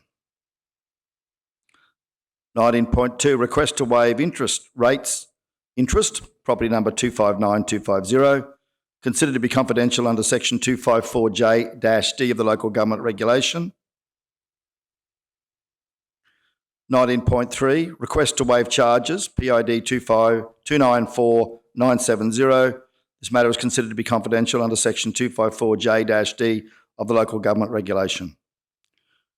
19.4, Waka Waka People, Part Number 3, Part A and Part B Native Title Claim. This matter is considered to be confidential under Section 254JE of Local Government Regulation. 19.5, Assessment of Tender, South Burnett Regional Council, 21-22-05, Design and Construct of Pump Station Switchboard Upgrade, and this matter is considered to be confidential under Section 254-G of the Local Government Regulation. 19.6, Electrical Vehicle Charging Station, Retail Pricing. This matter is considered to be confidential under section 254J-G of the Local Government Regulation. 19.7 waste contract. This matter is considered to be confidential under section 254J-G of the Local Government Regulation. And 19.8, sale of land for overdue rates and charges report January 2022. This matter is considered to be confidential under section 254J-I of the Local Government Regulation. Do we have a mover? Thank you, Councillor Henson. Do we have a seconder? Councillor Jones. Do we have any speakers in relation to the motion? No? Okay, we'll go to the vote in relation to all of those matters. Those in favour? I can see all hands. Councillor Shoemaker, can you confirm verbally, please?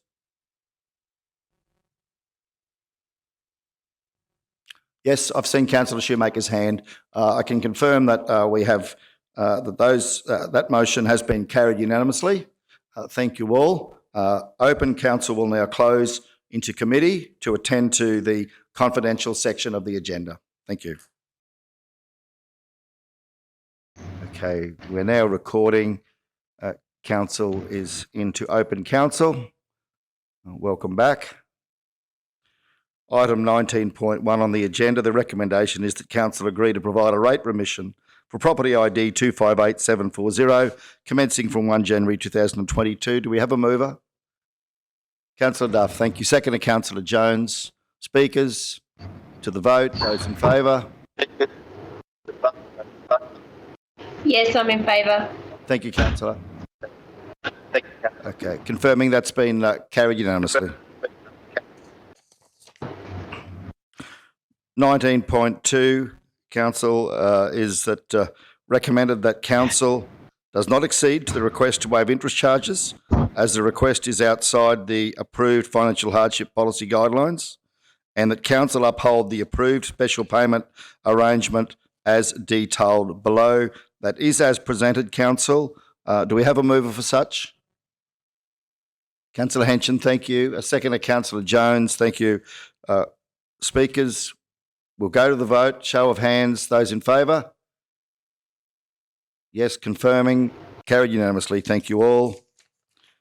19.3, recommendation is that Council agree to write off the outstanding memorandum special charges, property 294970, to the value of $14,827.24, which is made up of outstanding charges of $16,633.99, less interest charges, which would have been reversed on payment of $1,806.75. Do we have a mover?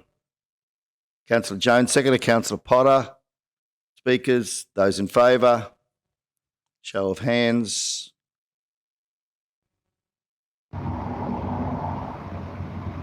Yes, we've got everybody. Councillors, thank you. That's been carried unanimously. 19.4, recommendation is that Council consent to a determination of native title in the Waka Waka People No. 3 claim, substantially in the same terms as the draft consent determination considered by Council, with such amendments as may be required or necessary to enable the consent determination to be made by the Federal Court. 2, delegate to the Chief Executive Officer the power to negotiate and agree to such changes to the draft consent determination referred to in paragraph 1 of this resolution as required to enable the Federal Court to make the consent determination, and to delegate to the Chief Executive Officer the power to authorise Council's legal representative to execute the Section 87A agreement and consent determination order on behalf of Council. Do we have a mover? Councillor Duff. Seconder, Councillor Henson. Speakers, those in favour?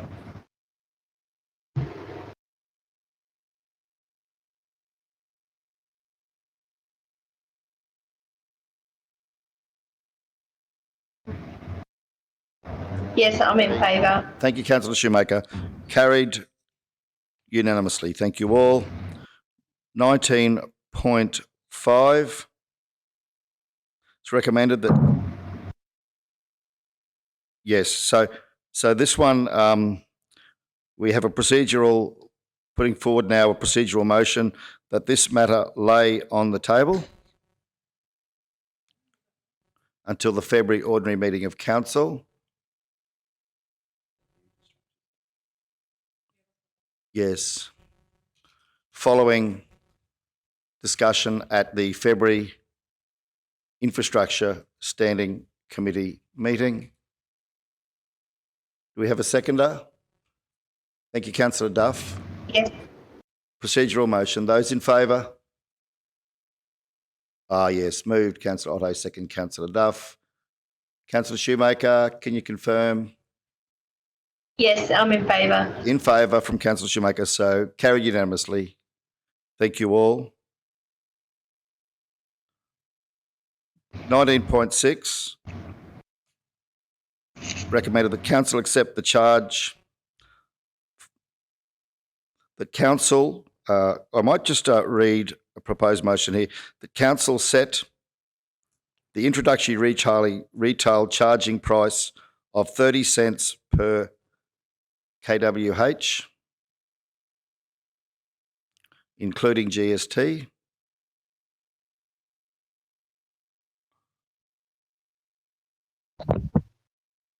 for the Tritium unit located in Alfred Street Car Park, Kingaroy. I'm happy to move that. Do we have a seconder? Councillor Jones, thank you. Speakers, those in favour? Carried unanimously. Thank you all. 19.7 is the waste services contract. And the recommendation, council, is as presented on screen. It has 5 elements there. By March, 31 March. We're just updating the motion. The motion is as presented on screen, council. It has those 5 elements. Do we have a mover for such? Yes, I'd like to move that, Mr. Mayor. Thank you, Councillor Shoemaker. We have a seconder, Councillor Henshin. Speakers, go to the vote. Those in favour? Yes, I'm in favour.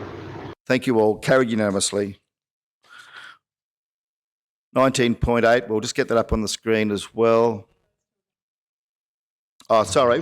Prior to 19.8, yes, thank you. Thank you all. So prior to 19.8, Councillors Potter and Henshin have elected to leave the meeting on the basis of a disclosed declarable conflict of interest. So that's now duly noted. We'll proceed to now attend to item 19.8. And the recommendation is as presented there, council, items 1 and 2. Do we have a mover? Councillor Duff, second, Councillor Froloff. Speakers, go to the vote. Those in favour? Carried. Yes, I'm in favour. Thank you, Councillor Shoemaker. Carried unanimously in the absence of Councillors Potter and Councillor Henshin. Can I call the meeting to a close, CEO, in their absence? Okay, we've now attended all items on the agenda, Council. It's been a long day. Thank you very much for your participation. It's been a very good learning experience to be doing our first online COVID-friendly council meeting. So with that, I'll call the meeting now closed at 5:23 p.m. Thank you all. Have a wonderful evening.